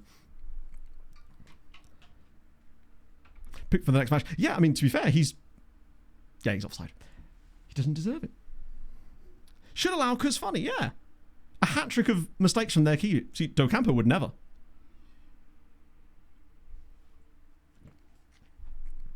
Duda was... I don't think it's a big surprise that we have had a worse season since Duda left. He is very much... He was an important player for us last season. And I don't think we've really been able to fully replace him yet. To be honest, oh, that's a nice touch, actually. Right, come on, Castillo. Drive at them. Whip it across for someone. Tap in, surely. I mean, sure. 3 guys queuing up to tap the ball into an empty net, and Castillo's like, I don't want to be here. Post. Amazing work. We've had 14 shots on target at least today.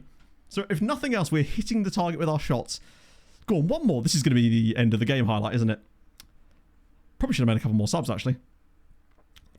Come on. Ranjbar. Bit of space. Go on, Hassan. You know what to do, buddy. Oh, my goodness me. Actually nearly went in. He's had a fabulous second half of the year. Rarely ever drops a bad performance. We win again. Don't think any of those teams are the teams. Oh, no. Radom. Oh, they've fallen off really hard, actually, since we beat them. Good result. Docampo, shame not to get the clean sheet in the end, but there's not a lot he can really do about that. Karamov was really bad off the bench. In fact, most of the subs kind of shat the bed a little bit. But we won, crucially. We'll take it. We're back in 4th. I think as long as we get top 5 now, like the title is realistically not happening because we're still 5 points away. But we're still only 4 points above Brookbet. Free roll. I don't think that's the issue. I mean, it was working fine before, and we won the title last season again. I cannot stress enough, we won the title last season. So clearly it was working well enough before, and I'm willing to make little changes, but we won the title. It's not like we've suddenly got bad overnight. I think that is just a case of this season with all the players churning around, Matto all the extra matches, it was going to be a tough one. And we were a little bit lucky last year as well, in fairness. Stewie! However, no training exists for the biggest fraud in the FM landscape. No next gens. Love. Not one. Fraud prevention training. Well, I mean, have you prevented me? No. Need to do better, Stewie. Need to do better. Thank you for the 39 months as well. I hope you're well. Ultimately, the free roll was what we settled on in the end because it worked the best with the rolls around it. And everything else we tried was just worse. So while I don't think it's optimal, I think every other roll in that position is worse than that. It just doesn't seem to be... They never quite do what we actually want them to do, which is a shame. Because I felt like it seems that some of the match engine changes and the match engine patches have made it feel like you're less in control, I suppose. You see players constantly doing things that you're not telling them to do. Less so than they were before, I guess. Right, new contract for Krzyzanowski. Khalifa's injured. Oh, no. So is... Oh, Mallow's broke his arm. No, not Mallow. Mayo. My apologies. Have we prevented from the stream? Well, we try our best, Stewie. But yeah, no, we didn't get anybody on the next gen. The only player, I think, in... No, there was 2, wasn't there? There was a guy at Legia who was on the next gen, and obviously Jagiellonia's incredible Polish... that really young centre-back they've got. He, for I think the 3rd year in a row now, was on the list. What is our form actually looking like lately? That's the transfers, Matt. It's actually been pretty solid. Since the Christmas break, we have lost 4 matches. But we've won 1, 2, 3, 4, 5, 6, 7, 8. So we've won 8 of our last 12 in the league. In fact, if you roll it back a little bit further than that, we've actually won 10 of our last 14. No draws. When was the last league draw? There you go. All the way back in November. The no draws definitely helps. But, 10 wins in our last 14 games is pretty reasonable form, honestly.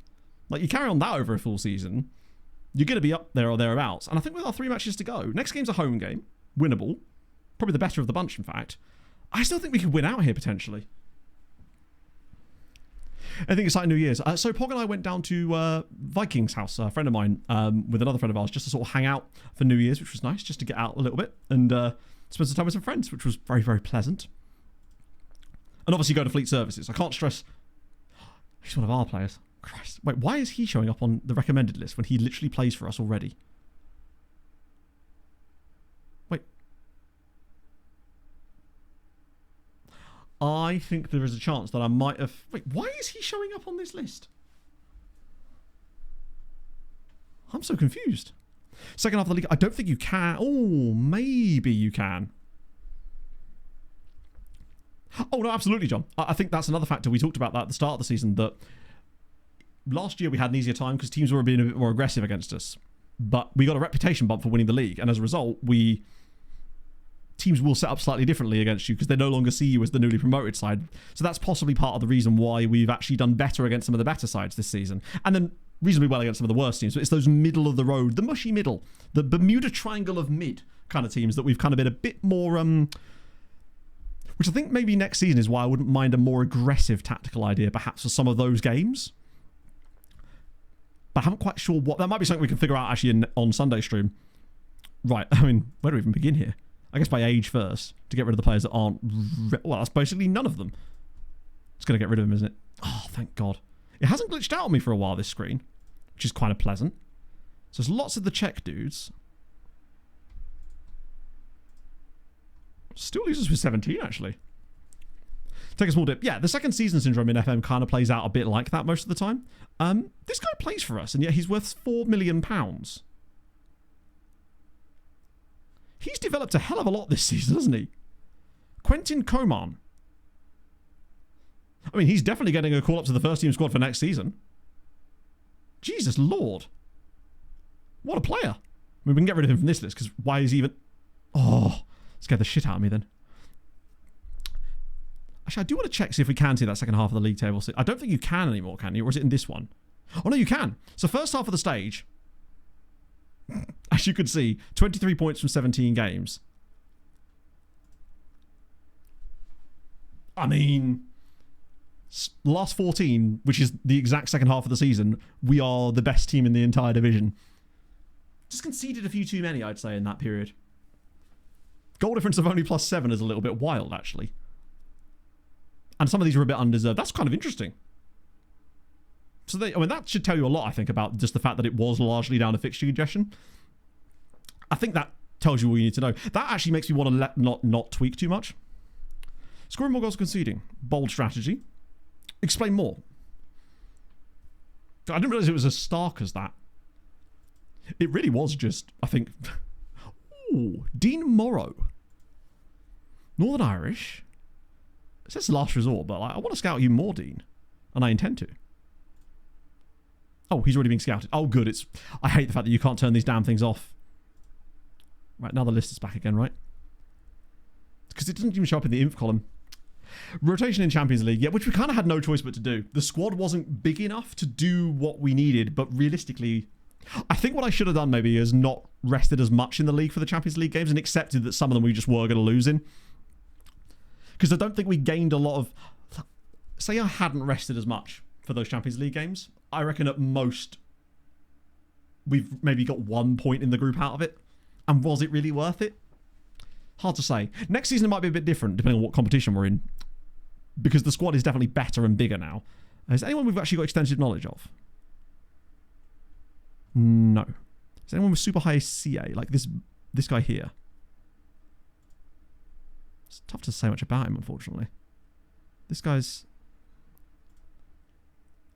I think what I'll do with these guys is literally just, if they'll let me at least, send them around again. So we've actually got a bit of knowledge to go off of right now. Oh, not another team leader me. This stuff probably isn't helping. Is it the same bloody guy? It's the same bloody guy! Go away! Why are you all so pressed about this dude? Wait, what is this even about? The squalor might wait my response. Response to what? Okay. Wow. That chat. I don't know how we've done it, but incredibly, that's positive team meeting. Did I just literally stamp my foot in a team meeting? Right, where's Spashovsky? Because I need to not sign players like Spashovsky in future. I can't believe we did that. I'll just ask it. There's bound to be interest in him, right?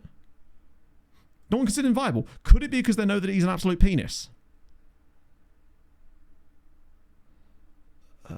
Intermediaries? Problem is basically, because we're outside of a window, it's probably better off just waiting until the summer, but the quicker I can get a deal agreed for him to leave the club, the better, because he is a proper whopper. They can smell it from a mile away, and I don't blame them. Players talk. Yeah, I think all I said basically was I basically just asserted my dominance. I went, I'm in charge here, and such. And they actually listened. Normally they just laugh at you for the most part, in fact. So we've got those. I am still disappointed by the lack of goals we're scoring this season compared to before. More good development. Yeah, I mean, who needs Spashowski when we could just bring in Quentin Coman next season?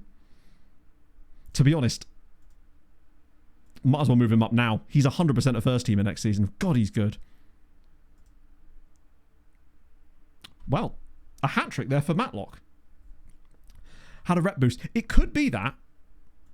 There could also be the element of, God, Stoyer's getting good, isn't he? I feel like he, given time and when he finds that consistency, he's gonna chef. But he's kind of got the similar problem that Koziemka had. To be fair, I'm also not training him properly to play. I'm going to have to do that for the time being. So we can learn it a bit more. It's going to be so tough. We just need to find a guy that's actually natural in both those roles, and they just don't seem to exist, apparently. Nice. But yeah, we could have had a rep boost, potentially. But I don't know what would have caused it, or it might just be one of those things that creeps up over time, so our rep just happens to have ticked over to a certain threshold that means that they now listen a bit more. Or we've just been at the club long enough. Any more Quentins? Oh, there absolutely are more Quentins, but moving them up to the first team, they're not going to be like... We actually did this already. So you've got... I don't know why I keep saying that Omic is here when he clearly isn't. Like, he is a first team player, but he's even not set available for them, so I don't know why he shows there. There's also Thiago and a few other young players, including Matulka, in fact. I mean, honestly, Thiago's probably getting a call up next season as well. Inco's Nigerian. That means he's likely to get a cap, probably, isn't he? There's also Diaz.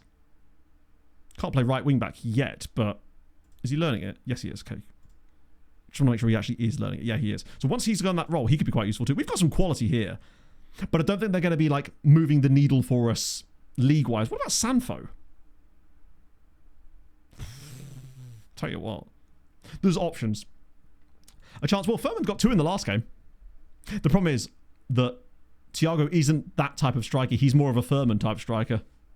We have insane talent, but they can't all play the games. But I think he's probably going to get a chance next season too because he's got that speed. He's a Furman-y type player. Hello, Habib. Chance on loans. Oh, there probably is. Well, Gomez, for example. A couple of them are. Let me just turn off the filter about loans so we can actually have a look at them a bit more. Oh, wait, no. Yeah, unavailable. Let's sort this again. Mate, that's our first team squad. Do I have to change the filter again? Oh, I do. One sec. So we've got Sané, that other goalie. Oh my god. So we've got 2... It's annoying to have 2 goalies out of all that. We've got Rodriguez and Van den Beel as well. Centre-backs up the wazoo. Oh, no. No. Good DM, not a centre-back. Rodriguez as well. Low aggression could be an issue on him. Well, there's Castillo as well. We have a lot of players, is the issue. Not that that's... It's a good issue to have, to be fair. See if there's any in here as well. God, there is. Jurgen Hoffman. Oh my god, he's developed incredibly well. Decent. The future... What I'm saying is the future is bright. We are in a good state with the future of these players. A lot of them will come back anyway. But some of those guys I might specifically try and bring back for obvious reasons. And with them all being on, like, not youth contracts, but small contracts, they're not going to care about the lack of playing time. But Furman, he's still on a youngster. I keep forgetting he's still on such a cheap deal. He probably is still better than them, but it's getting closer. Some of these guys, actually, definitely weren't as good as that when we signed them. They were, like, fine. But they've developed into much, much better players just by being on loan or playing for the under-19 team, I suppose. That's dope. We've set ourselves up for a very bright future, and it's just a question of who's going to blossom into this. I think what we'll do at the start of next stream, when we're going in the summer, we'll go into these squads again and just basically say, right, these guys are coming into the first team. They may get pushed back down again later in the season if we're not using them as much. But I want to bring them up, because obviously if we're not going to use them, they need to be playing in the lower teams, because at least they're getting football then. Because that whole setting them available thing is such a pain in the arse to do.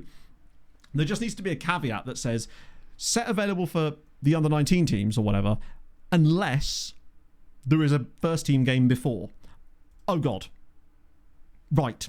Well, it looks like someone's starting the next game anyway, because Furman is now injured. Do we do it? Because Castillo's not got match sharpness and hasn't really shown a lot, and he's already shown that he doesn't want to play for us anyway, and apparently when I bring him off the bench, he kicks out.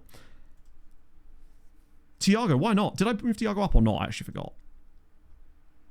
I think I did move him up, right? Yeah, I did. Okay, cool. Then we'll go... What footedness is Thiago out of interest? Place his shots. Comes deep to get ball. That might actually kind of work. We're going early. I like how I've gone from, nah, I don't want to put him in the team yet, to, oh, I might move him to the first team, to, he's starting the next game. Life comes at you fast, chat. You've got to be prepared for the duck and weave. Oh, wow, we're straight into the game. Okay. So, Furman's out. My assistant apparently doesn't consider him a footballer. As is always the way with these things. Just look for the guy without a number. There he is. Thiago's in. Standard. Where's Tristan Jari in all this is my question. Because some of these guys definitely do need to get moved down. So, for example, Andre Luis, Taborda, they don't need to be in this first team squad right now. Realistically, neither does Aguilera, for the time being at least. And honestly, Safi would probably be better off in the B team too, because he's pushed so much further down the order at this point that he'd probably be better off getting B team games. He's going to get a number in the 80s, I think, at this rate. I think that's the only change I want to make, in fact. Unless there's any unavailable players that are glitching out. No, I think we're good. Thiago Catala. Ranjbar and Lunga, because why not? These two as a backline pairing have done really solidly lately. Naheem has been extraordinary. Lunga's done all right. On a proper football. Exactly. Thiago doesn't have the familiarity with it yet, but whoever we put in there was going to suffer a similar fate, I suspect, anyway. Quincy's on the bench. Is everyone that's desperately missing out here? Furman's not going to be able to play. Obviously should be nowhere near this. Ironically, he probably shouldn't even be in the first team squad. Bye-bye. Might even put Coleman on the bench. Actually, it's Grujic. Realistically, am I going to replace more than one of them on any given game? It's weird. I have a 12-man bench and somehow it feels like it's not enough. Nah, I'll leave him off the bench for the time being. I mean, I don't know who I'd take out from the bench. These are all reasonable players that would have an effect. I mean, Batshuayi actually is probably the one. If I was going to put him on there, it probably would be in place of Batshuayi. Because I'm not going to realistically bring on Mishi ahead of Rodado or Castillo or any of the others, am I really? God, that backline is starting to just creep up in its star ratings too. It does feel like our front line is a little lacking in that too, which might explain the way that this season's gone in many ways. With the loss of people like Duda has not helped. Ah, shit. Right, we have to take someone off the bench anyway. I forgot about Furman. I should put Novak on the bench instead of Ferreira for this one game. Right, who's getting squad numbers and are they in the 80s? Yes, they are. Ranjbar, he does still have bad games. But lately his consistency seems to have really... I wonder if it's that same thing I've noticed in youth players when you throw into the team. Even if they're really good, they have these like patches where they just don't seem that good. But then something just clicks and they start playing to their star ratings all of a sudden.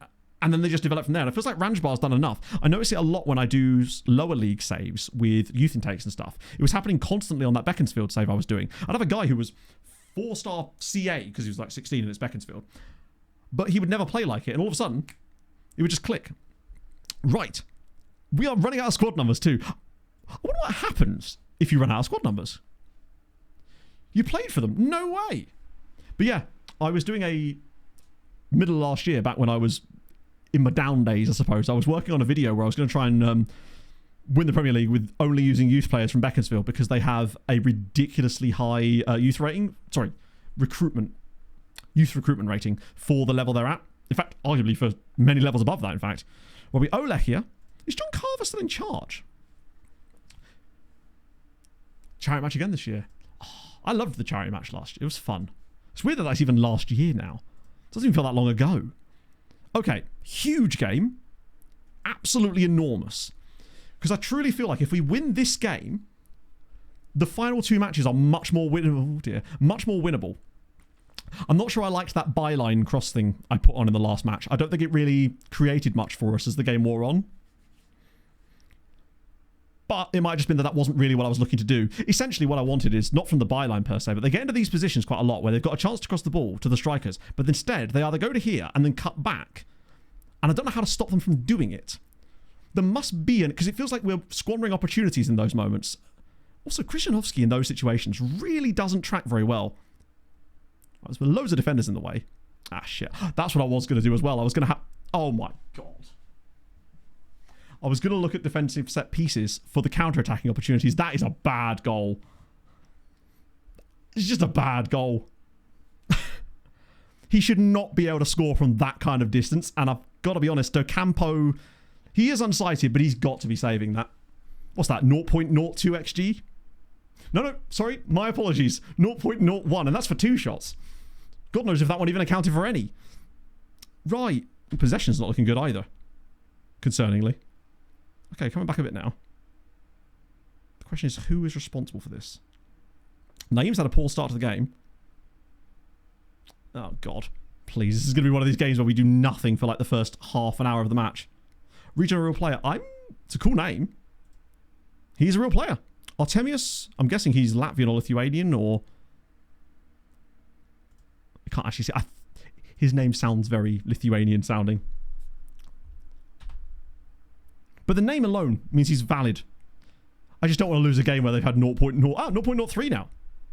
They're bigging themselves up a little bit more. Where's the... Stoyer is really not working as a link man here. Naeem's had a poor game. Krzyzanowski's getting... Wow, this is bad from us. Lads, can we, like... do something? At some point. We come straight off the back of that match to then come into this one. At home as well. Our last home game of the season. This is another one of these games where it feels like we're lucky to just... I say lucky to be a goal, only 1 goal down. They haven't actually had a lot of great chances, it would seem. But we've created nothing. What are they playing out of possession? Okay. There's quite a lot of players back. We'd have to go through the middle a bit more, I think. What if we're overutilising the wide areas a bit too much? And they're just getting compacted and losing the ball every time they get in those positions, whereas we'd be better off playing some sort of nice passes through the lines. Stoyer's had a poor day. I wonder how much he's getting on the ball. He's probably getting the ball ripped off of him a bit more with his dribbling. Okay, cool. What a highlight. Okay. I've got an idea for the second half, which is just to go more central. Try and attack through this bit instead. Because we've just offered nothing. The OPVDA is 47. That's very high. That's very high indeed. Nobody's... I mean, Ranjbar's done Ranjbar things, in fairness. Nobody's done well other than him. And I guess Abdullah, he always seems to do reasonably well, which is nice. It's probably the reason we're not further down here. You have been terrible, though. Sort it out. Oh, I'd hate to lose to that goal. Like, score another one, I beg of you. Right, I'm just going to try and see if there's a way...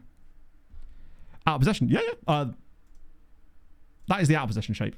Basically, our central midfielders drop back in to DM spots, and our number 10 just drops back in here to kind of create this block, this kind of kill box. That's the idea, anyway. And generally speaking, it's worked all right. This season's just been a bit weird. It feels like Krzyzanowski just doesn't track back well enough a lot of the time. But we can't have him as a holding wing back, because if you do that, it doesn't really work very well outside of having... If you've got wingers in front, it works. But when you don't have if you have a holding wing back there, they don't engage the player enough, and you just always get crosses scored against you. That's what we noticed initially. If you've got wingers in front, it's fine, because you can have those guys track. Right, let me just... I want to look at the... That's the defensive font. Much wider is fine. Yeah, I want to try and progress through the middle a bit more. That's both, isn't it? Yeah, we don't want that. Creative freedom, we'll leave that as it is. Supporting runs. No, that's not what I want. Play through press is fine. Distribution speed. Yeah, that's okay. I might just narrow things up a little bit.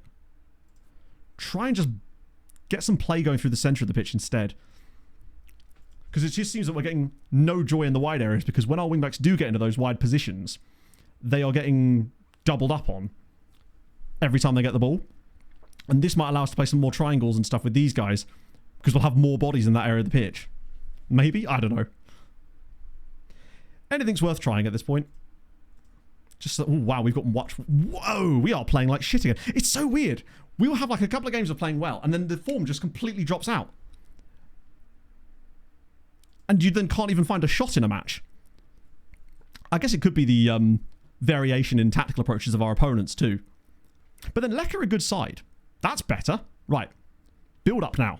Here we go. You can use the width now if you want to. Or just run with it. That's fine too. Thiago, got all the way through. Thiago! Yes! I mean, it's massively against the run of play, but Thiago has scored and we are level. Hey. This is how you keep yourself in the team. The fact that he just picks that up by himself. The runners kind of distract a little bit there. There's a run, I think, made by, might have even been Nigel Lunga, in fact. I think it's number 8. Yeah, it is. Lunga's the most advanced player in the box with him there. And it completely takes away the defenders and allows all the space for Thiago. Right, we're level, massively against the run of play, but we'll take it. It's a chance, and we've had the chance. Oh, God. Question is whether we can actually hang on to it. It's a sign, isn't it? Right, big header. Nice. Right, counter-attacking now.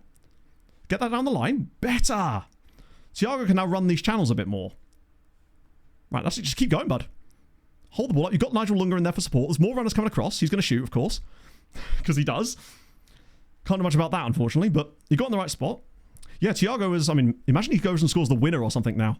Oh, that's better. Okay, that's... Wow, actually not a bad pass. Wait, Qatar? Oh, dear. They're still shooting way too much from those positions. And it is frustrating, but no amount of shoot less often we can put on them is going to make any difference there, I suspect. Okay, now that does make the changes a little bit more of a complex situation, because Stoya probably will still come off, because he has been the worst performer of the bunch. And we do have Dele Alli. That's all we need. He's getting the Makeda treatment in it, yeah. Does that mean he'll be on loan at Sunderland or someone in a couple of years? Naeem's been okay. It's tough, because throughout the squad, the actual ratings for most players haven't been that bad. They've just not done a lot. They haven't done a lot, I guess. They haven't done a lot wrong, either. They've just been incredibly mid. I might do Kabizin and then save the last sub, obviously. It feels like there's something here. We just need to find that chance. Another chance, perhaps. I don't even know. I just have a feeling. We've certainly not carved them open by any means in the second half. The question is whether we even need to be pressing for a winner in this game, or whether a draw is probably a good enough point that it's not the end of the world for us. Because at least a point is a point. Whereas if we were to go for the win by going more attacking and losing the game, that suddenly does cost us more. Go on, Kaminsky. Take your man on. Drive it across. Kaminsky. Oh, he's got a man. Surely the space. He's still got the ball. Kubizin! My boy, Santiago Kubizin. Wisła 2. Come on. That is huge. Look how long he holds onto the ball here. I'm amazed that he manages to even find this pass. They do hang on to the ball for such a long time, but Kubizin with the goal. Come on, the two subbies linking up. Similar kind of goals, actually. Well, not similar kind of goals, but the right channel definitely felt like an exploitable opening. Oh, God. Even if we don't win now, at least we've managed to score a couple of goals. What do you reckon? Penalty giveaway? Nice. No, no, no. What a save. What a save. I think he's offside, but what an unbelievable stop. Oh. Yeah, he's offside. Oh, go on. Imagine a set-piece goal now after all this. Kubizin just whacks this one straight on Abdullahi's head, and all of a sudden it's 3-1. Oh, it's cleared away, but this is not done yet. It's Thiago. Oh, back heel. Oh, hang on a minute. Thiago, you're starting to make me like you quite a lot there, bud.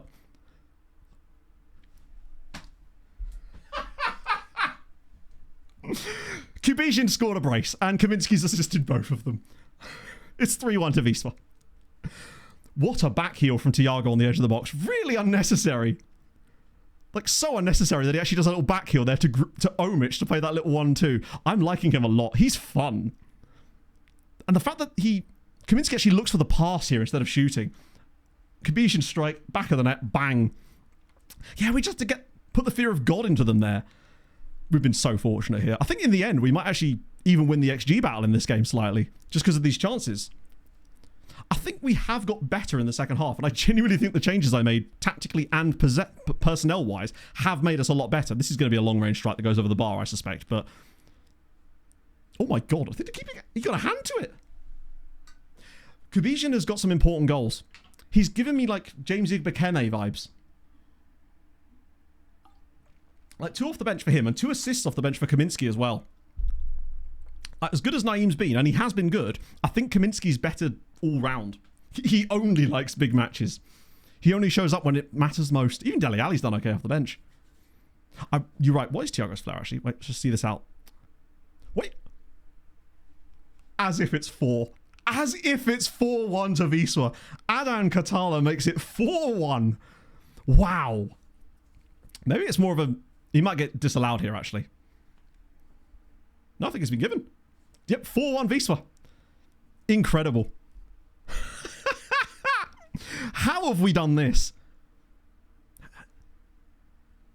I'm sorry, he's offside, right? He's definitely offside there. How on earth was that not given? I swear he was offside. He looked miles offside. Oh well, we take what we can get. Krzyżanowski now, driving into the channel. Maybe I'm missing it? He definitely looked like he was in an offside position. Oh well, we take that. How have they managed to lose 4-1 to us here? Oh wait a minute, flicked on. Katala, it's 5! It's 5-1!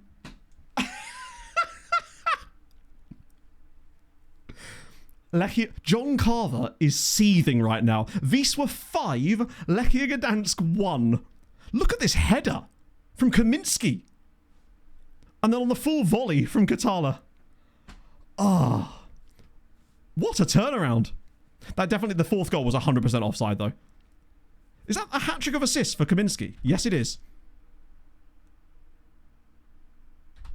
Insane. Well then. I'm not saying we have an idea of a blueprint, but, I mean, the changes certainly made us a lot better. What was that, 1 point... Basically 2 full XG in the second half. Obviously, massively overperformed. But in the end, we've turned what was going to be a dreadful result into an... He scored 4 times in 12 minutes. Their goalie had a poor day. But Kubizin was brilliant. Kaminski with a hat-trick of assists. Well, that's good to know.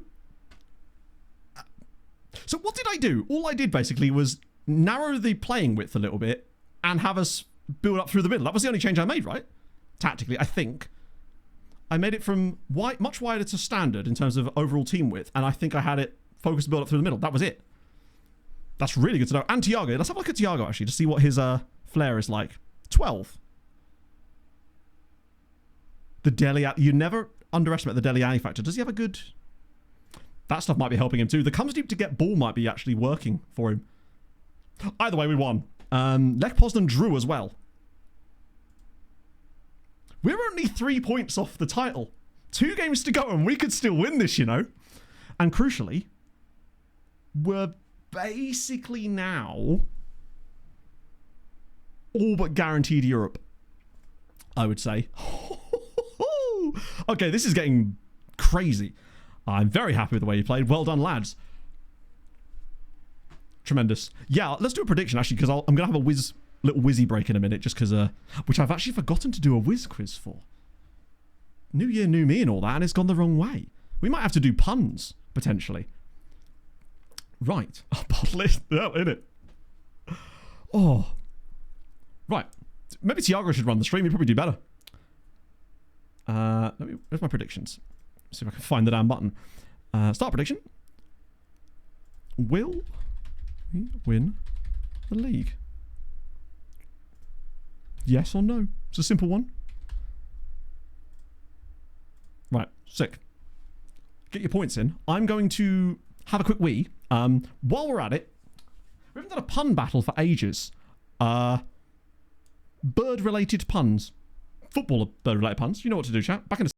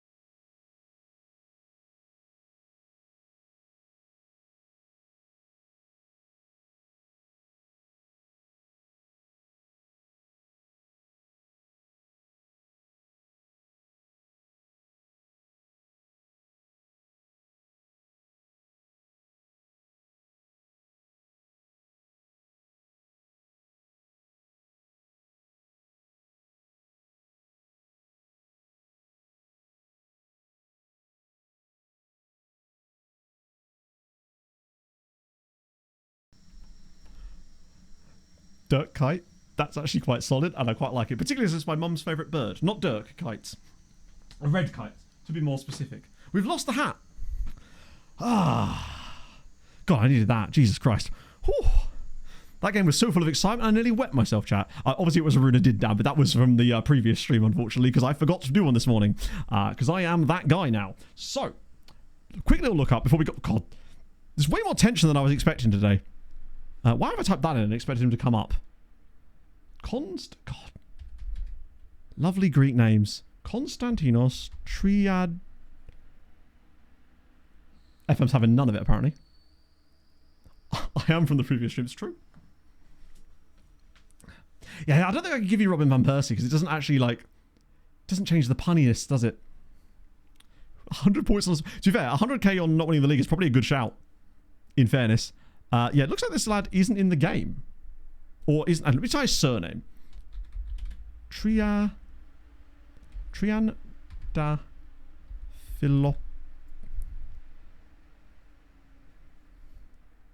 No, apparently not. FM says no.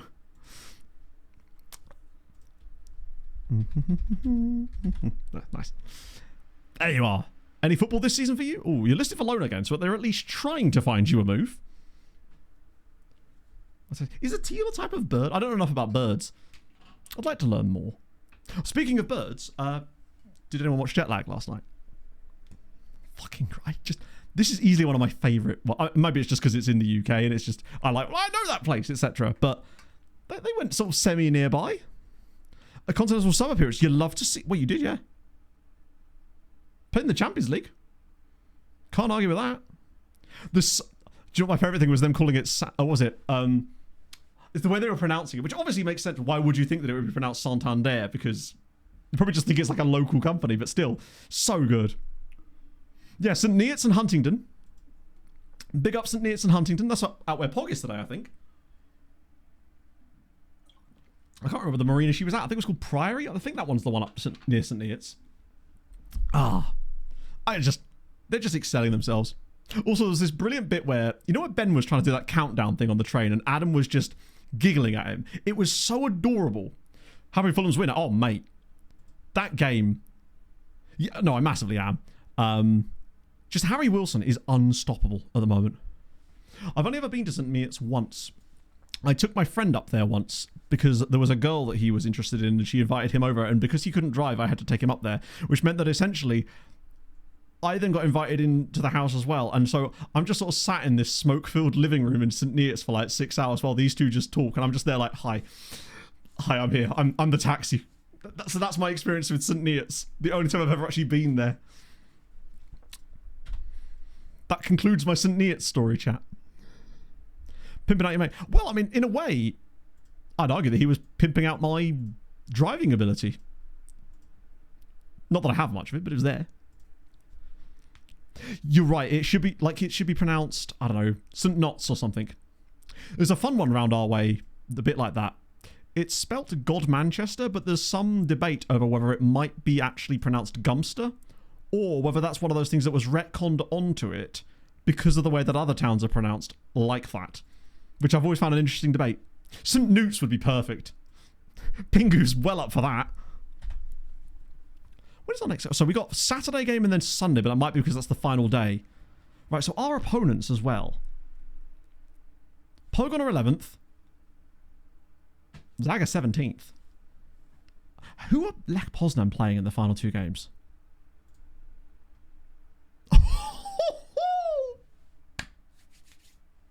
They're away at Rakov and at home against Legia on the last day.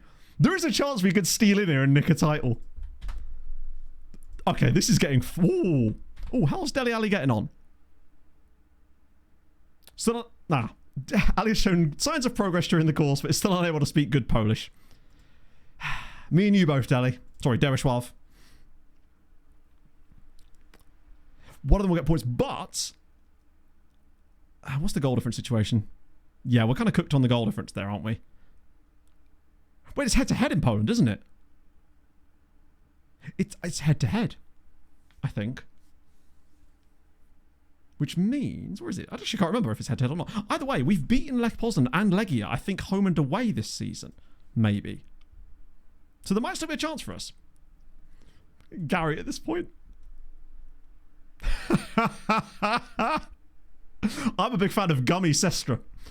I'm going to work to Gummy Sestra. Games 1. Suddenly I'm getting Belgium flashbacks. You weren't there, man. Not again. Oh, no, absolutely not doing that. Don't even tempt me with that nonsense. Legia, that's true, actually. Who do they play next? We're pretty much going to find out, actually, on the next day. They're hosting Korona Kielce.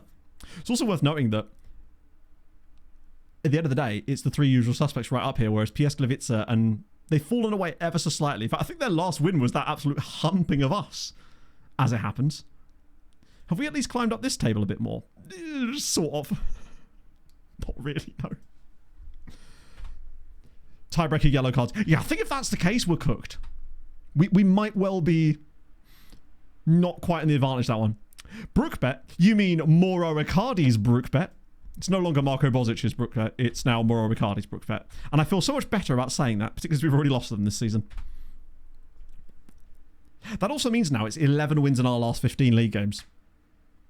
So not bad. 6 players caught for international. Nice. Who we got? Japan under 20s. Couple of the Belgian under 20s. These guys make sense that they'd be called up. God, he must be absolute...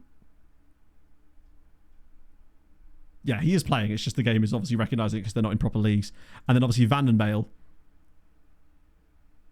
He's only 17. God, if he could just jump, he might be the Omic kind of player long term. Who else we got? Segura to the French ones. Stoya and Castillo? He's turned his back on his Dominican... I spit on you.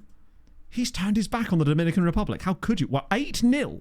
Hat-trick for Wroblewski. Another one for Matlock. Okay. I mean, at least our under-19 team is still kind of chefing. Goal difference is decent. I feel like we've got a bit of a plan B. What we did in that last game took a little while to work, but it really did work. I think if we play that the entire match, we probably destroy them. It's ironic because I was just saying before that you couldn't seem to make changes based on things you saw as often anymore, and then I go and do exactly that. I think, do I even change the lineup here? To be honest, is there any reason to change it? Only if there's a suspension or something, right? But I think we're all kind of good to go. Exactly. He's now lost the one like selling point he had as a footballer, was that he had a cool nationality. Now Thiago is my new favourite. Furman won't be back yet anyway, will he? Nah, he's still injured, which means I can get away with not starting him. Not that it matters, because his squad rating is so low, it won't matter. I think that having Kaminsky come off the bench definitely did help in the last game too, though. Nice. Oh, you're right. I probably should start Kubizin. He deserves a start after scoring twice last game, right? Particularly as Lunga... The last few games... He's always solid, but never spectacular. He scored a few goals to begin with and has sort of faded away a little bit since then. Right, Pogon, away from home. Wait, didn't he count before? Or has he just turned the right age? 1, 2, 3. Standard width. Well, no, I'm not going to change it for this. Like, that was just because of that one game. Having that be the default... It worked in that game because of the way that our opponents had set up. That's not to say that it would suddenly work in all games. But if I do find us struggling and I switch to that a few times and it does continue to work, then I might find... Then maybe that does become the default. Kaminsky, I mean, he did... Problem is we're going back to like low match sharpness now. We're throwing in a few players with low... This is what caught us out before, where we started putting players in that had poor match sharpness and then it started to cost us. I'm going to start with... I'm going to start Kubizin, but Naeem's going to keep his spot and kind of go from there. In theory, we're against worse opposition because Lechia are a decent team. A very decent team, in fact. They're just kind of getting the comeuppance of all those wins they got at the end of last season, in fact. Wow, they've made 7 changes. Did they rest their entire... I mean, Sam Greenwood's playing, which means we're probably going to concede a goal, 2 hit, an assist of his at least. Doing well, keep the run going. Nice. The most us thing ever, actually, would be... Of our last 15 matches, we've won 11, lost 4. The biggest Wisła thing that we could do would be to draw both of our last 2 games in winnable matches, whilst deserving to win them both. don't know, Marvel Racer. Either it has and I've just never noticed it because the way that the game doesn't draw your eye in the way it used to, or I've just not got the muscle memory attached to that, or it's a newer thing. I don't know. Maybe it's just that teams don't usually make that many changes before matches, so it's never filled up enough of the screen for me to go, hello, what's this? No, I don't think it's a case of everyone playing at the same time again yet. I think that doesn't happen until the final day. Because I know there is a league, I can't remember which one it was, where all 3 of the last 3 match days are played at the same time. Sorry. That makes it sound like they're playing 3 matches at once. I mean that for the last 3 match days, all of the games are concurrent. Let's have a look, actually. Oh no, I think we actually have that here. Definitely worth keeping an eye on that then. Used to show your team's changes. Maybe it only shows that because we didn't technically make any changes. That's a hell of a long game.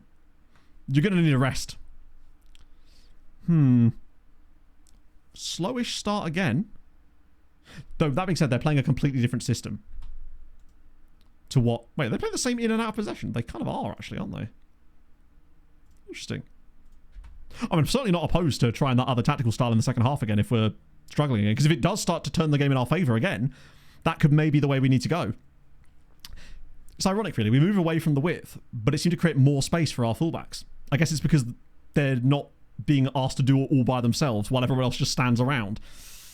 Ooh, half an hour in, and this is not looking good at all. What's the other score lines going in? So Lech Poznan 0-0, Legia still 0-0, we're still 0-0, but may as well be losing because we've given up 10 shots in the first 30 minutes of this game and had 1. I'll be honest, I think I might make that same twig at half time again. Because we're not giving up a huge amount of chances in this game so far, but we've created 1 shot in the game. 1 shot! Ah, Krzyzewski's hurt. That's not good. That must have happened literally in first half stoppage time. Not a single highlight in the whole game. Right. We're going to try it again. Try what we did last time. See if it works the second time. So it was... So it was attacking width, standard.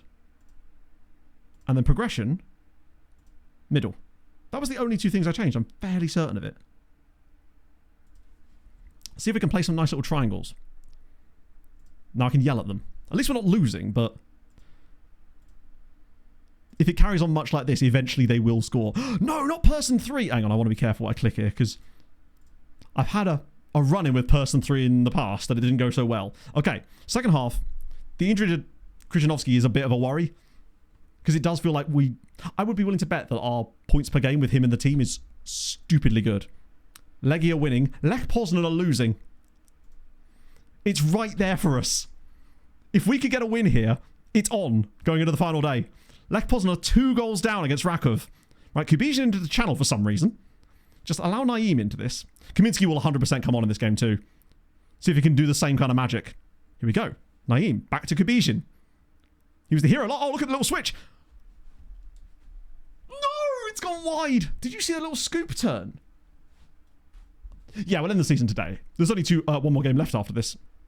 Well, we at least created a chance at the start of the second half there. Shots have happened. Possession is still looking okay. Tell you what, this little tweak might be the way to go. Vandenbaus, back post. Anyone there? Other than Ranchboy, he's going to drill it, isn't it? Oh, wait. Oh my God, was that actually onside? Yep. But we've already had a couple of good little chances at the start of the second half here. Haven't hit the target yet, concerningly. But it feels like it's heading in the right direction as the game wears on. I always don't want to make subs too early, in case... no, they are starting to struggle a little bit. Come on, lads. We haven't had a shot on target. This is a chance. Right. Katala's been bad, so maybe this is Rodalo's redemption. I guess Castillo to show what he can do. Dele Alli. And we've got 1 more sub. Do I risk it this early? No, I don't think I will. Or do I go Kaminski? That combination has worked before. Do you know what? Screw it. We've got to roll the dice. It feels like the game is very much rolling in our favour now. The chances are starting to happen for us. Whether we've got enough time to create enough to make it happen, I don't know. But we're certainly moving in the right direction. What do you reckon? Kaminski squares it for a Kubizin tap-in for 1-0 or something. Oh, lads, what are we doing? That was very weak. I can't get the pressure on. Oh, no. Please just let this end in a long shot. Oh, no. Oh, what a save! gets a touch on that? Docampo is... Wow, what a stop.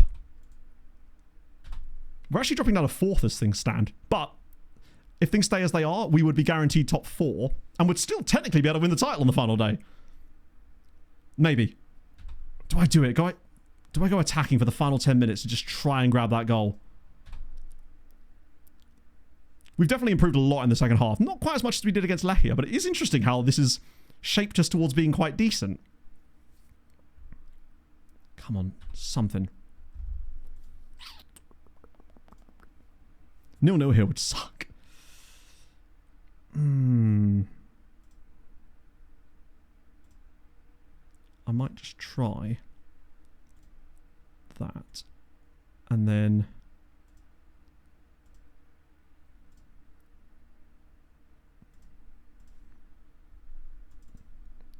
compress the space for the last 5 minutes. Just see if we can't get something here. Because if we score a winning goal, we would go into the title. The final day, all top 3 would be tied on 59 points, which is a really low amount. Now that I'm thinking about this. 59 points on the final day. Kaminski, here he comes. Kaminski, driving all the way through. Yes! Castillo! Adrian Castillo. He doesn't want to be here, but we don't care. Pogon 0, Wisła 1. We're not done yet. Good from Kaminski. Right, I'm going to turn it off of attacking. Oh my god, as if. Kubisin, I think this is taken off of him, but look at that. Through the crowd of bodies. Castillo with the goal, and we lead.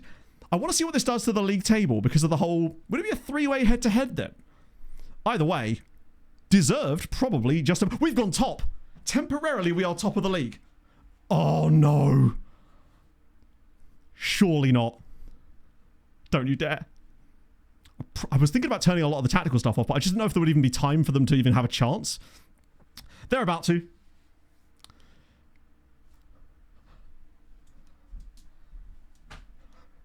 He's chipped the goalkeeper in the 92nd minute. He's chipped the goalkeeper in the 92nd minute. There's the Sam Greenwood assist. As if he's chipped the keeper in the 93rd minute. Well, there goes the title. You're right. I think it already knew we were about to lose. Right, back to attacking it is for the remaining 2 minutes. Hey, you can't bottle a lead you don't have. Oh, wow. There's another highlight, though. Oh, dear. Not like that, it's not. There's still another minute and a half left in this game, and it's thrown us straight into another highlight, which either means the game is about to just play out the entire rest of the match and then just finish. I have a horrible feeling that whatever happens on the final day is going to mean that this is the reason we don't win the league. Although, Dimicevic, round the side. Oh my god! It's 2-1! Angel Rodado. Surely not right. Back down to positive again. As if it's 2-1. 3 goals in the last... What a pass from Dimicevic. What a run. Holy indeed. What a finish. Rodado, who could barely score a goal to save his life. We're in the last minute of the game now. Nothing I do makes any difference at this point. Come on! As if we take the lead in the 88th, immediately sacrifice it, only to go straight back in front again. And officially go top of the league. There is 1 point between the top 4 on the last day. Oh my days. God, I love Polish football, man. So yes, we have the head-to-head advantage. This is brilliant because Legia and Lech Poznan play each other on the final day. So if they draw, we win by default. Oh no, technically, as long as we don't lose, if they draw, they're screwed. One of them has to... It's great. They can't sit on a draw. First half was awful. Sod's law, we make those changes as standard and we play like shit in the next game. But do you know what? They're 17th in the league. We may as well. We have the head up. I think it's a 3-way head-to-head, and therefore we've got the better of them in that. Because we beat Legia very fortuitously, and ironically, very fortuitously beat Lech today. Speaking of Kevin Keegan, did you guys see? I think this was correct that he was diagnosed with cancer recently, which absolutely sucked. I bloody love Kevin Keegan. He's just a nice football person. He just seems like a lovely, lovely man. I've never met him, but he just seems nice, you know? As if. Also, seriously, 59 points. We've lost 10 games this season. If we somehow won the league despite that, that's also 12 wins in 16 now. Right. Okay. I don't know what to say. You're probably right, it is Kimo. It's a shame. You can't do the past positions table thing anymore, can you? There used to be that lovely graph you could look at that would show the positions. I don't think they've got that in the game anymore. Which sucks, because I really liked that. And it's not even a serious injury for Krzyzanowski. He's going to be back. Right, let's...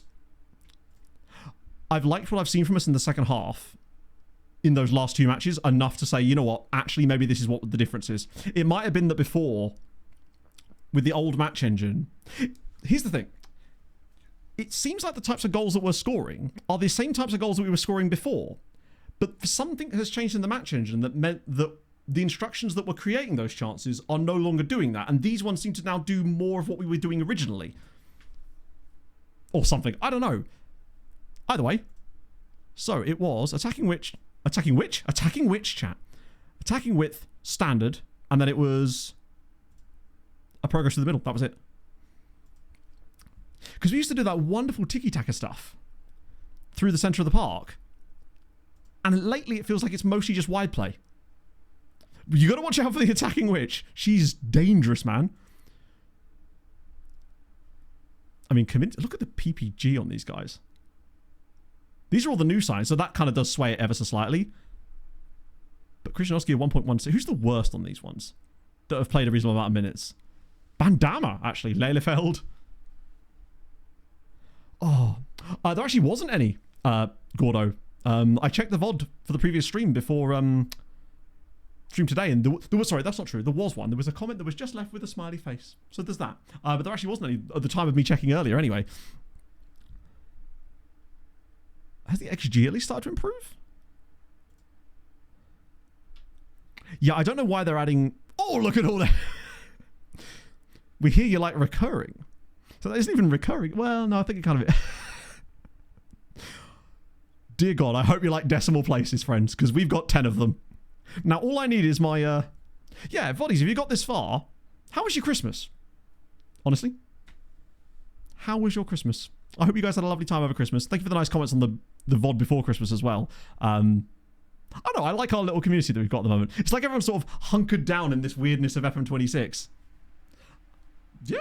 I want all my player ratings to the 10th decimal place. I want to know to the billionth degree exactly how bad Rodado's been recently. But all of this is a... Ooh, Zaga been relegated. That could be bad or good. The pressure's off a little bit. Jesus Christ. So still quite a few... Wow, there's a huge gap between 15th and 14th. They're probably closer to us than they are to them. I love this league so much, man. Right, that surely moved us up the XG table a little bit. Oh, we're up to third again now. Still have no business being in the top two. Cracovia were relegated, yes, but they're back and in POG form. They have absolutely stomped home in the second tier this season. They've got 79 points from 30... That might still be less points than we got, though. Oh, no. Wow! They've even done better than we did. And we were dominant. We went on a 32-game unbeaten run that season, and they've still got more points than us. Did Skra get relegated? Oh, they did! Along with Volta Poznan, which is odd, because they have some of our guys. Obviously, they're going to... Turnip Vinegar is doing bits. For sure. English... Yeah, we should be at the end of the English leagues now. It's just a good time to check in on them, in fact. I did have a little look-see after last stream. Oh, wow, that's a nice little win. The XG was not great. I have a horrible feeling we'll go into this last game having made this little tactical tweak, and in fact, it's going to be completely pointless in this one game for some reason. Anyway, let us see. It might be one of those things that we have two versions of the tactic, and depending on the in and out of possession shapes of our opponents, buy players from. True, except most of their good players are on loan from us. I can't buy them twice, or can I? A little bit of Enron accounting there, it's fine. Right, English League, that's what we're doing. It sucks. I wish that it was in the base game that we could have the lower leagues, because it would feel more complete. When I played my Polonia save all those years ago on YouTube, I had a database because it was middle of this. It wasn't the beginning of the game cycle. So as a result of that, I was able to actually have more of the leagues loaded. It was really, really cool experience. I just wish we had that this time. It's the sort of thing that in 27 would have been fine probably, but because nobody knew how things were working with 26, it became tough. Arsenal win the league in the end though. 93 points from City, Liverpool and Man United. Impossible. Chelsea and Tottenham up there. Impossible. Fulham not getting relegated. Good to see. Brentford getting relegated. Good to see. Burnley, they can't still have Scott Parker in charge then. No chance. Usually gets more funky the further. Last time I saw Coventry were winning this league. Oh no, it was Ipswich. Shout out to Bill. Coventry bowled it. Yeah, they literally did as well. No win in the last 4 matches. Oofy. About Kebe. Oh, hang on, it's in Swedish. He's signed long-term contracts. Damn. Man's got multiple contracts. That's cool. Big up Kebe. I should have just read it in Swedish. That would have worked. That is probably also the point. Yeah, I'm pretty certain at the time they did start in the 4th tier. Yeah. But let's not let that get in the way here. 3 of Southampton centre-backs. I assume they're planning a back 3 and just don't have any. Coventry are very good, aren't they? I know they've had a few little wobbles recently. One was to Ipswich, wasn't it, in fact?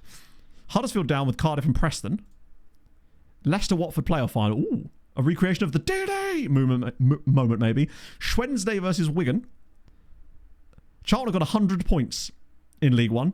Won the league by 19 points in the end over Wrexham are back up, despite bottling the end of the season there. Chesterfield, McDonald's, Bromley. Speaking of McDonald's, Notts County had a little flourish towards the end of the season there. Didn't help them in the end.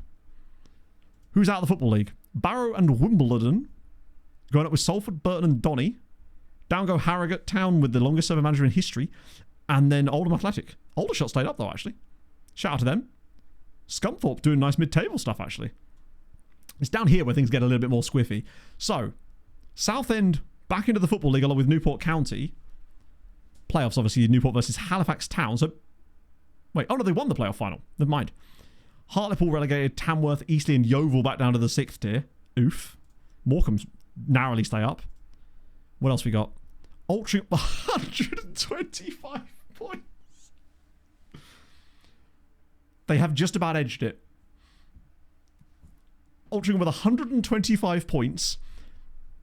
They only conceded 18 goals in a 4. That's like they're the Burnley of non-league. 108 points for Braintree as well. They did finish 24 points above 3rd, so it's probably just as well that they did win the playoffs at least. Kettering go down with Billericay, Worksop and Leamington. Another team who I think they've had quite a longer serving manager recently who's retired or stepped down, if I recall. Matt Gauchi! How's it going, Matt? Thank you for the 15 months, man. Scott Parker with them. Maybe. That's about the level. That's about his level, I'd say. And then it was Ebbsfleet going up there, not by quite such a huge amount. A bit tighter in the National League South. But Dover actually come up from 4th place. Then again, much more tight. Hornchurch getting relegated, but they did an alright job. Totton and Taunton. What a lovely motley crew of teams. 83 goals conceded will in fact do that. Oofy. Check Europe. What am I checking in Europe specifically? The reason I like the specific ones is because it means that I don't get completely off track from myself. Because you know what I'm like. Do you just mean like the European competitions? Because I can totally do that. I need to anyway, actually, because I think all the Polish sides are out, but I'd like to know kind of where they've got to. Well, I think we already knew that, right? So Albans International, yeah, they've obviously... I guess it's the benefit of having them at least on view only. You get a little bit more of that. Well, Omich is out for the rest of the season. 2 to 3 months! So that one still catches me out. 2 to 3 weeks. Hamstring strain, 2 to 3 weeks. Moderate calf strain. Dead. Never seen again. Ay, ay, ay. Yes, the European competitions are probably either at the semi-final stage or possibly even more. I.e. the final, because that's the only thing after that. Europa League. Sorry, Conference League is Nottingham Forest. I almost said featuring Rapid Wien. It's a weird collab. See how it plays out. So yeah, it's Forest versus Rapid Wien in the Conference League final. The semis was... Well, they knocked out Hoffenheim and Lille. Shout out to Rapid Wien. Enter Shikari certs in the base game. That, yes, would be infinitely better. Big fan of any football club that's sponsored by a band or a musician. It's always good. Was it Notts County that was sponsored by Joe something or other for a while? I realise that doesn't narrow it down much. Brighton beat Bologna in the Europa League final. England's still Englanding then. What are the semis looking like? They beat RB Leipzig, to be fair. Wow, 3-3 draw at Villa Park. What a result. Jake Bugg, that's the one, not Joe. See? Couldn't even get his first name right. Sorry, Jake, if you're listening, why would he be listening? He'd be watching. Obviously, he's engaged, is Jake. Champions League, it's going to be Spurs versus PSG or something. Okay. Somehow more boring than that. It's Manchester City, Liverpool. Would you believe it? As I live and breathe. Fuck it. What chance have we realistically got of building a nation when the Champions League last four is England? Oh, Jesus Lord. That's the worst I've ever seen it. Let me guess the quarterfinals was... Oh, yeah. The quarterfinals had 6 English sides in it. 6 English teams in the quarterfinals of the Champions League. England's points for the season is going to be a big selective curva. That's mad. To number 2. I think at this point, just getting... You know what? You're right. We're just pretending England don't exist. Sorted. They've Brexited themselves from the save. Or I guess in this case, just straight up exit, right? I want to look at the coefficient now, actually, to see how many points they've got this year, because it must be an obscene amount. I've always said that 2 was my favourite number. Actually, technically, my favourite number is 11, in case you were wondering. Chat, they've got 32 points. England have dropped to 32.8 point season on us. And it's not over yet, because there's still 3 English sides left to play. One of them is going to win the Champions League, so they get points for that, and for winning the Champions League. And obviously, Nottingham Forest are going to win the Conference League as well, probably.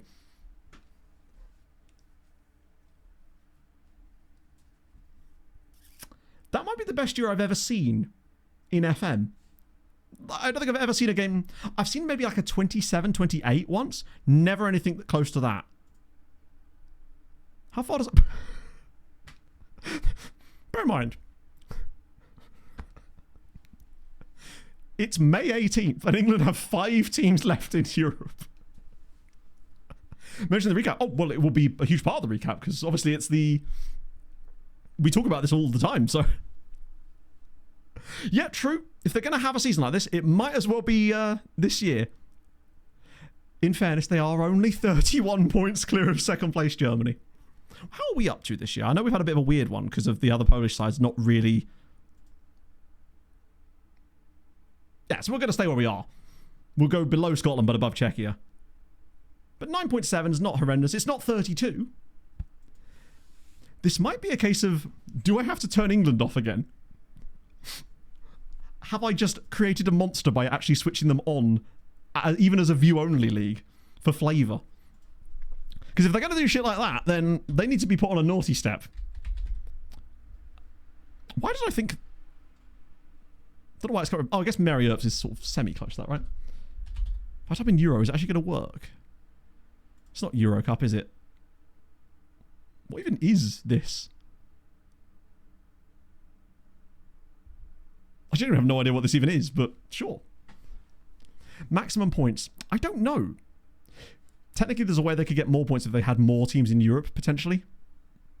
Oh, it's the Women's European Cup. Of course it is. They're all green highlighted.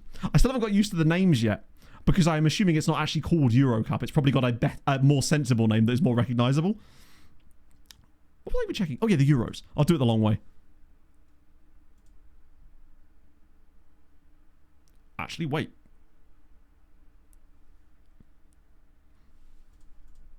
How do I get to it? Is it under World instead? Competitions? Europe. Ah, it's men. Wait, ah! No. England? No. Christ, how do I get to the Euros? This shouldn't be as complex as this. It's not nations. It might be on this screen and I'm just missing it. But this is more to do with clubs, isn't it? I genuinely can't think of how I would get to the Euros. Do I just type in European Championship and hope that it comes up? UEFA European Championship. Christ, that don't make that easy to just get there normally, do they? Right. So this is the Euros as it's... Oh, no. Actually, easier to do on this screen, isn't it? Greece, Poland, and Scotland in one group. England, Montenegro, Netherlands, and Ukraine. Hungary, Iceland, Sweden, and Wales. Wow. Home nation in every group so far. Doesn't technically count as a home nation, but it's cool to see a UK and Irish side there as well. Go on, Northern Ireland, where are you, lads? It's all we're missing. There's always one that has to let us down. Northern Ireland, you had one job. That's a cool group, actually. Croatia, Norway, Portugal, and Serbia. That would be, like, a very fun group to watch. Is it in UK? You're right, it is. Which then begs the question of why Northern Ireland didn't get a place. Is it only UK? Is it Great Britain and Ireland, but not specifically Northern Ireland? Because they do not appear to be there. This might be one of these things that FM's actually completely right about, where they actually aren't there. Right. So they... Oh, is this the new thing where they still have to go through qualifying, but it's sort of performative qualifying, I guess. But they're still in either way. Oh, that sucks. I actually really like Windsor Park as a stadium. I remember that game against Northern Ireland where I think it was they beat England. David Beckham played as the quarterback role all those years ago. That was fun. Or I haven't shielded myself today enough, have I? If you are new to today's streams, or just streams in general, and you've enjoyed what you've seen of the randomness today, drop a follow. I would appreciate that. I'll be back on Sunday morning. Next Tuesday's stream is likely to be a little bit shorter, as I have a meeting that day at 1:30 that I cannot move, because it is not like a one-on-one meeting. It's a meeting for something quite important that I can't move. Thank you, Sapiki. I've had a really good time today. It feels like... I love these types of streams where we're debating. I'm going, no, I'm not making that change. 10 seconds later, I'm making that change. And then when it goes right, I'm like, yeah, I'll be on this Sunday. Because Sunday will be transfer stream. Because that means recap video for Sunday morning as well. Get my next England cap. Maybe. Maybe. It could be to do with that, perhaps. Words of encouragement. I'm sorry, we don't do that here, I'm afraid. The last time I encouraged this team, they rebelled against me. Very Shadow Legends. It is not. I've always said that I would never... I wouldn't work with a sponsor of a product that I don't actively enjoy using. It's one of the things with the Holy thing. I tried this out for like a month and a half before I even got into the sponsorship thing, because I wanted to make sure it was actually a good product. And as it happens, it's fucking banging. So that really helps. Less than 5 spacebar presses. I actually reckon that I've changed my ways. I reckon first hour of that stream, maybe not. But after that, it's going to get smacked loads. What's Holy? Holy is a drink. Or rather, it is a sachet that you put into cold water and then it dissolves. But you've got different options. You've got the hydration one, which is what I'm drinking right now, which is sour cherry. But they also do milkshakes, iced tea, which I haven't yet actually had a try on yet. I need to buy some ice. And also energy ones too. But I have to be careful just because of my medication with the caffeine ones. But you can buy the tubs of it. You can buy the sachets of it. These thermoses as well are well worth it just for these alone. They're incredible. I think I'm actually getting another one. Kaminsky. Oh my god. Right. But yeah, to find out more about Holy, !Holy. And you get there's 2 different discount codes. All sorts. It helps support the channel. It's genuinely good stuff as well. I might have a milkshake on Sunday stream, actually. I don't really have one every morning, but it's not the same if it's not performative milkshakery, right? Okay, 2 more. Legend in a bottle. Maybe. It's a very nice bottle, if that helps. We signed Ahmad. Well, at least he didn't come directly from United. That would have been hilarious. I don't think I can argue with the lineup, though, right? It's got to be the same guys. Though I think Furman's back to the bench. Oh. And Ferreira probably is for the time being. Is Kazionka fit again yet? Or is he... Oh, no, he was gone for the rest of the season, wasn't he? The right wing back sub, I guess, would have to be Inco, right? Oh, good point. He's not on the bench, is he? Our newfound Austrian, who's only just discovered that he is in fact Austrian after all these years. Does Inco count? Hang on, is that going to mean we fall foul? No, I think we're okay because I brought back in Krzyzanowski. We've got Krzyzanowski, Dimitrovic. No, it is going to kick off still, isn't it? I think. Oh no. Either that or I accidentally left a bench slot available and that's why it's not kicking off. Here we go. Final day of the season. Tied at the top 3 teams are tied on 59 points. This is mental. This is like somehow even more sketchy than last year. Way more sketchy, in fact. 4 teams can still win the title as well. Let's not forget Piast Gliwice. Actually, is that even possible? Yes, it is. If we lost, the others drew, and Piast won, they would win the title. Come on. We're away from home. Everybody's on 59 points except for Piast Gliwice, who I'm pretty certain would have us on head-to-head. Now, Rodano's going to come off and be a hero again. They can't even fill their stadium for this. Oh, to be fair, they have been relegated. Come on. Huge. Wow, speaking of huge, Abdullahi really is a big boy, isn't he?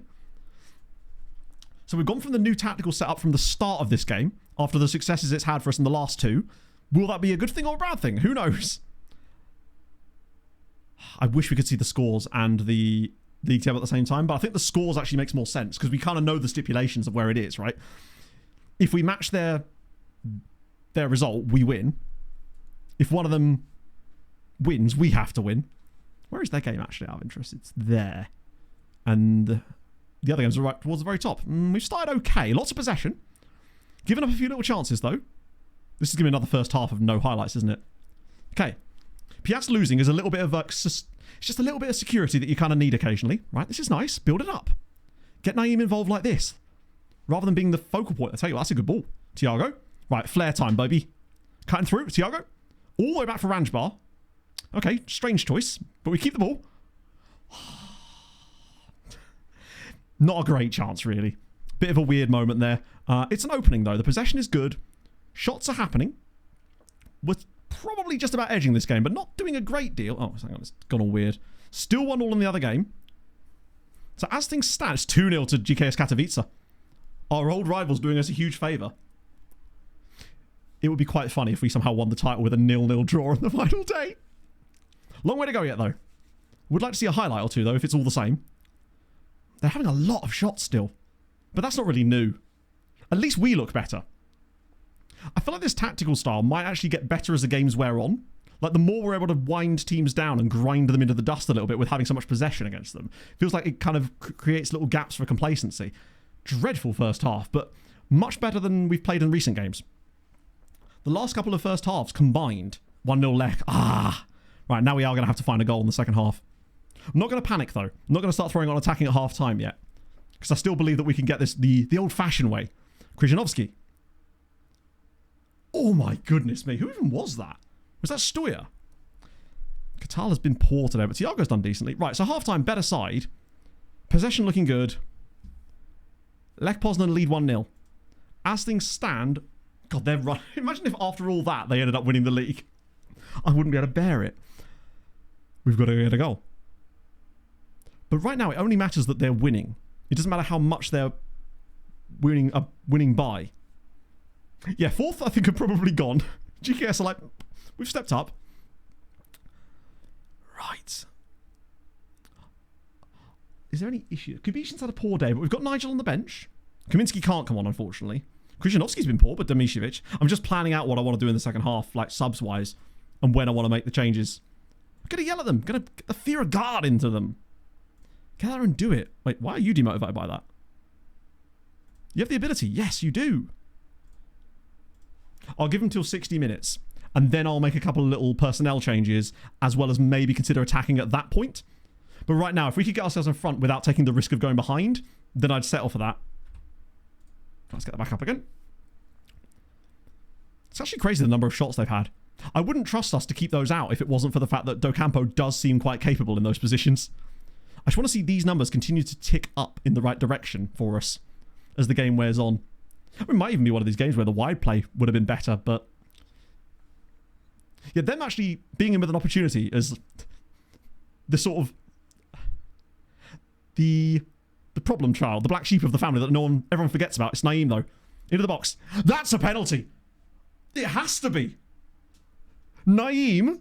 Oh, imagine if we were 10 points off the top at the start of stream today. It's awarded. Who even is our penalty taker? It's Vandenbaus, isn't it? It's Dario Vandenbaus. Come on. Dario. I mean, he's the best penalty taker at the club.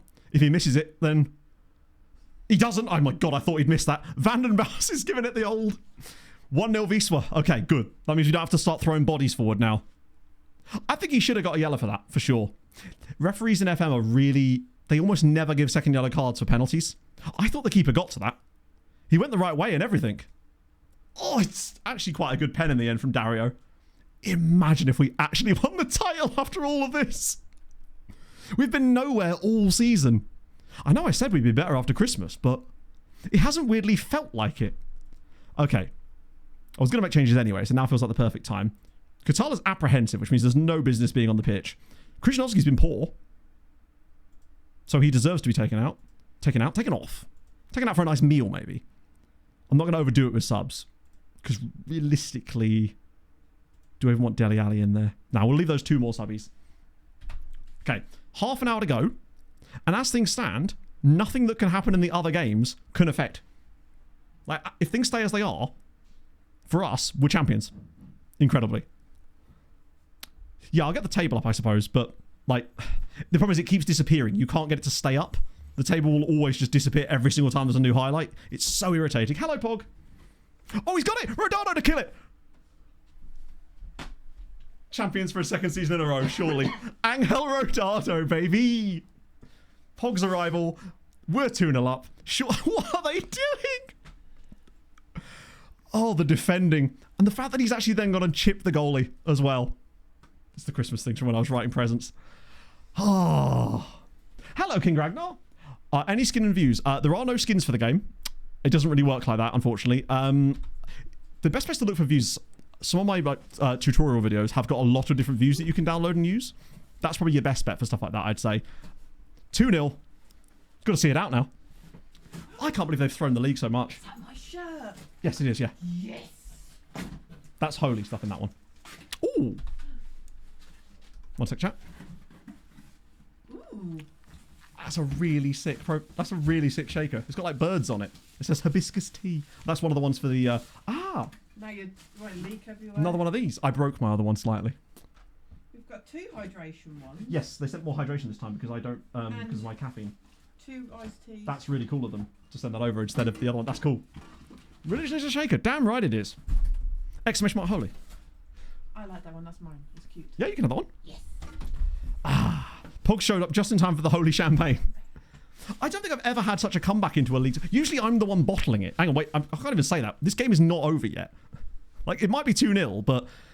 Oh, my days. Oh, Do Campo. He's safe hands. You'd trust him to hold your baby.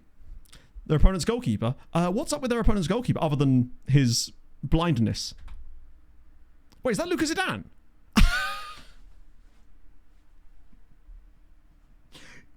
How is he only 2.5 stars, by the way? Can he do Scotland? No, couldn't be done. He would not break any spaghetti. He's not half. This is... In even funnier news, it is 1-1 between Lech Poznan and Legia. 62 points feels like way too low of a tally to win a league title with, doesn't it? But it's the situation we find ourselves in. God, those little tweaks during that... I honestly don't think we come even close to winning this title if it wasn't for those tactical changes during the Lechia game that we've then carried forward. Because as you can see, the game, as it's worn on, it feels like it grinds teams down more and we're able to keep that possession style going. I'm liking it. I think in Europe next year, it could actually be quite good too. It might just be a case of having to adapt to teams setting up slightly differently against us as well. And this might be the way to go forward. Don't foul him. No, Nigel, are you trying to give me an aneurysm? Is it a bit too small, too big? No, it fits nice. Oh, it fits nice. Damn, boobs! Sorry, excuse me. That genuinely might be a TOS one there, Sean. I know this I'm not come on screen. Yeah, no, that's fine. But fits nice everywhere else. Wait, what? Did they just... In my head, I thought he took the penalty and then had another go at it. If Mikolas Kosidis gets one back, Nigel is determined to play for these guys next season, isn't he? I think there's enough time. As if we actually threw away a penalty there.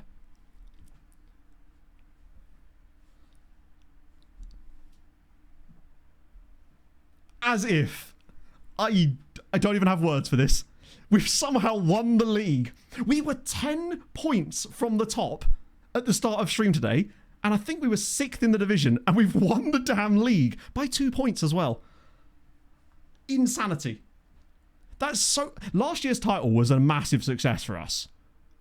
But that is insane. I fucking love Football Manager sometimes, man. Lex bottle job there is generational. But the fact that we were even able to capitalise on their monumental bottling and still nearly buggered it up at the end there. I think we've got a strategy for a tactic going forward next season, though. The League Worm Graph, I don't think that's in the game anymore. I'm pretty certain it's not. If someone knows where it is, I'll happily try and sign it because I want to show it in the videos and stuff, but it's weird. We spent a lot of this season being like, well, it's fine. You know, we wouldn't expect to win the league this season. How have we done that? We lost 10 times. 62 points is a very low title. That must be one of the lowest ever winning tallies for a... What did we win it with last year, or does it not show us? No, of course not. That would be silly. I'll look at the other one. Deserved win in the end. Obviously against weaker sides, but the crucial victory was that one against Lech Poznan. That 3-2 victory we got against them was insane. Yeah, under 2 PPG. That just never happens. Choose prediction outcome. Oh my god. 18% of you went yes. You're about to get some moolah in the points department, friends. Enjoy your song requests on Sunday. You're right, Kima. No, I think we're staying in the same spot as last year. I think. Maybe? I don't know. You're right, because we moved up a step and it's a year delayed. We'll see. The only downside is that we may end up getting absolutely humped in the Champions League. I don't think we'll do so badly in the league because I won't prioritise the Champions League games as much next season, and we'll have more depth. You got 34k. Yeah, it would be about 5 times return, wouldn't it? Or even slightly more. Harold Bishop, perfect time for it. Fuck it, let's just go straight into it. Chat, you know what to do. Get those Harold Bishops up. Let's go. The minute you get uptight, you're dead.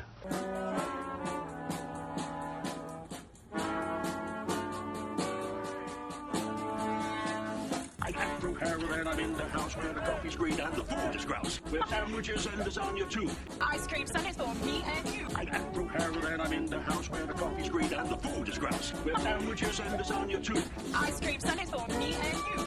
I try not to lose my temper with myself. Oh, goodness sake, and shit and balls. The minute you get uptight, you're dead.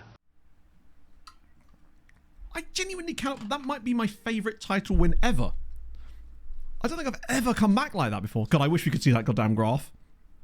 I think what I'm going to do, what I normally do for the recaps is I go back into the VODs and capture screenshots of the league tables anyway. And because I make my own league table graphics, it doesn't matter because I just recreate them anyway. Ah, insane. Just telling the story of the final like 6 or 7 games is going to be an absolute mission on its own. What I'll normally do, I'll just put the entire last bit on there. That's insane. Because it's because basically Pog got a new shirt from Urban Outfitters, but it's a little bit tight, and she was just trying it on, and it was just all boob, basically. Ah, incredible. Who's the best average performer over the whole period? It's Naeem and Docampo and Thiago and Abdullah. Abdullahi, I think, has really stepped us in the right direction. Krishnovsky's been excellent all season. Kubizian, actually, starting to be a little bit worth. Signs and Wonder Kids, I mean, of course. We'll just keep doing what we're already doing. We've got 600 players already on the scouting list. We haven't even done international caps yet. Oh. And one thing we will definitely do on Sunday is have a proper, what's the best way to describe this? An audit of the squad to move everybody around. Just, it's basically the Harold Bishop Ultras thing. Hang on, let me just, what's I going to check? No, I think that's all I can check, isn't it, really? Nothing else can happen here. How have we won that? So yeah, basically, let me just save it. Again, to be sure. To be sure, there we go. The Harold Bishop Ultras thing came from back in the days when we were doing a save called African Adventure. It was basically like a journeyman save through the African leagues. And Fulham were playing QPR in a... Jaywawa, you've come... We were just about to get going. We were just about to leave. But it's fine. Worry not. We'll bring all your lovely viewers on with us to our next trip on the thingy. Trip on the thingy. Sorry, we've just come from 10 points behind to win the league title on the final day. I'm a little bit all over the shop, friends. So yeah, the Harold Bishop Ultras thing. They were playing QPR. Fulham, for some reason, had a brass band outside the stadium. And they were serenading the QPR players stepping off the bus, which is what you can see in that. And Howard Bishop from Neighbours is famous for his trombonery and whatnot. And I got really bored after stream and decided to make that. Budgets for next season. Good point. Let's just see if we do have some. Why didn't I not show you that? I could just play the next game then. There they go. Budget's right, sick. So I got a bit ahead of myself there. Squad planning for next... Who does squad planning in these parks? Lower squad status if he was to say. Yeah, I think Rodado... He'll try to move on. I suspect. Oh, I have it saved after matches now. Staff number update.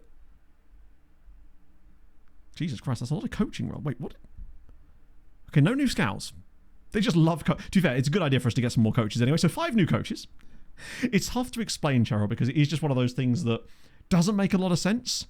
And the further we get away from it, the less sense it makes. I suppose.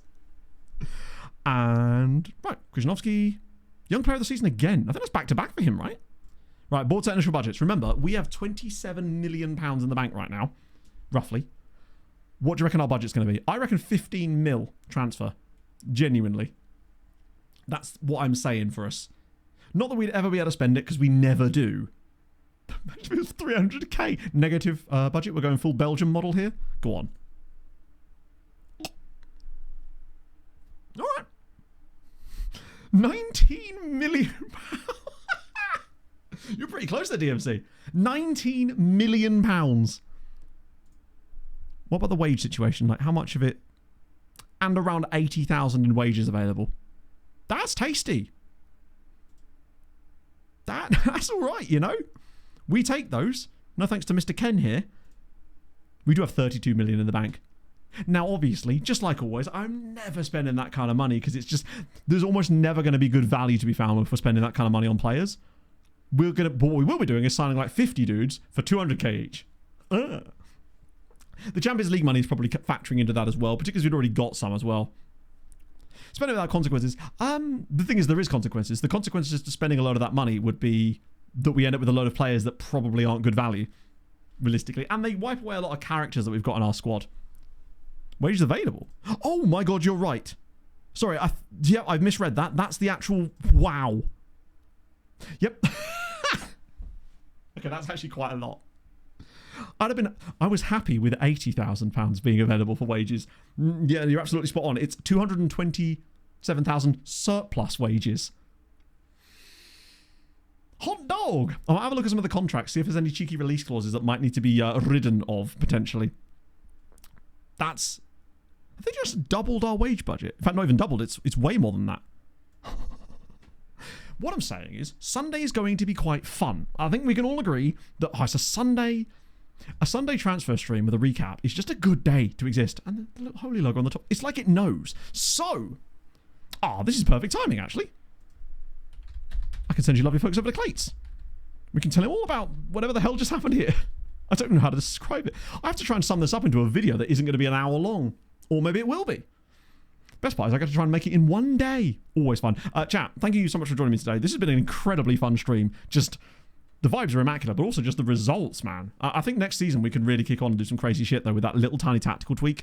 And as the players start to develop, and let's be honest, they'll be joined by some new guys. Oh, how do I even tell that story? I'm going to have to just, like, brush aside the first part of the season and be like, so nothing really happened here. And then after Christmas, everything happened. So yeah, we're going to raid over Clates because he's lovely. And it's a wonderful Thursday. So yeah, that's what I'm doing tomorrow. I'll see you lovely folks on Sunday morning, 10 a.m, remember, of course, for Sunday streams. And that's going to be so bizarre. At least we'll know what competition we'll be playing in, I suppose. Position graph. Yeah, I'm not going to have time to make one of those as well. Not alongside everything else. It's a one-day turnaround. I do an alright job of it considering, but ultimately if the game isn't going to provide those kind of features, I simply do not have the time to make them myself on top of everything else. Particularly as I was working on score graphics as well this time. Those are not going to be ready for the recap because I just simply haven't had a chance to finish them. They'll probably be ready for next season though. I've mimicked the ones that they use for the extra classic games in the real life highlights with the animated stuff, but I didn't quite get a chance to finish them just because, well, time exists. Anyway, thank you for joining me. This has been incredible. I'll see you guys on Sunday. Sundat. Hold your gun, capybara, and go say hi to Clates for me. I'll say hi too, but you can say it on my behalf. Anyway, I'll see you guys soon. Bye-bye.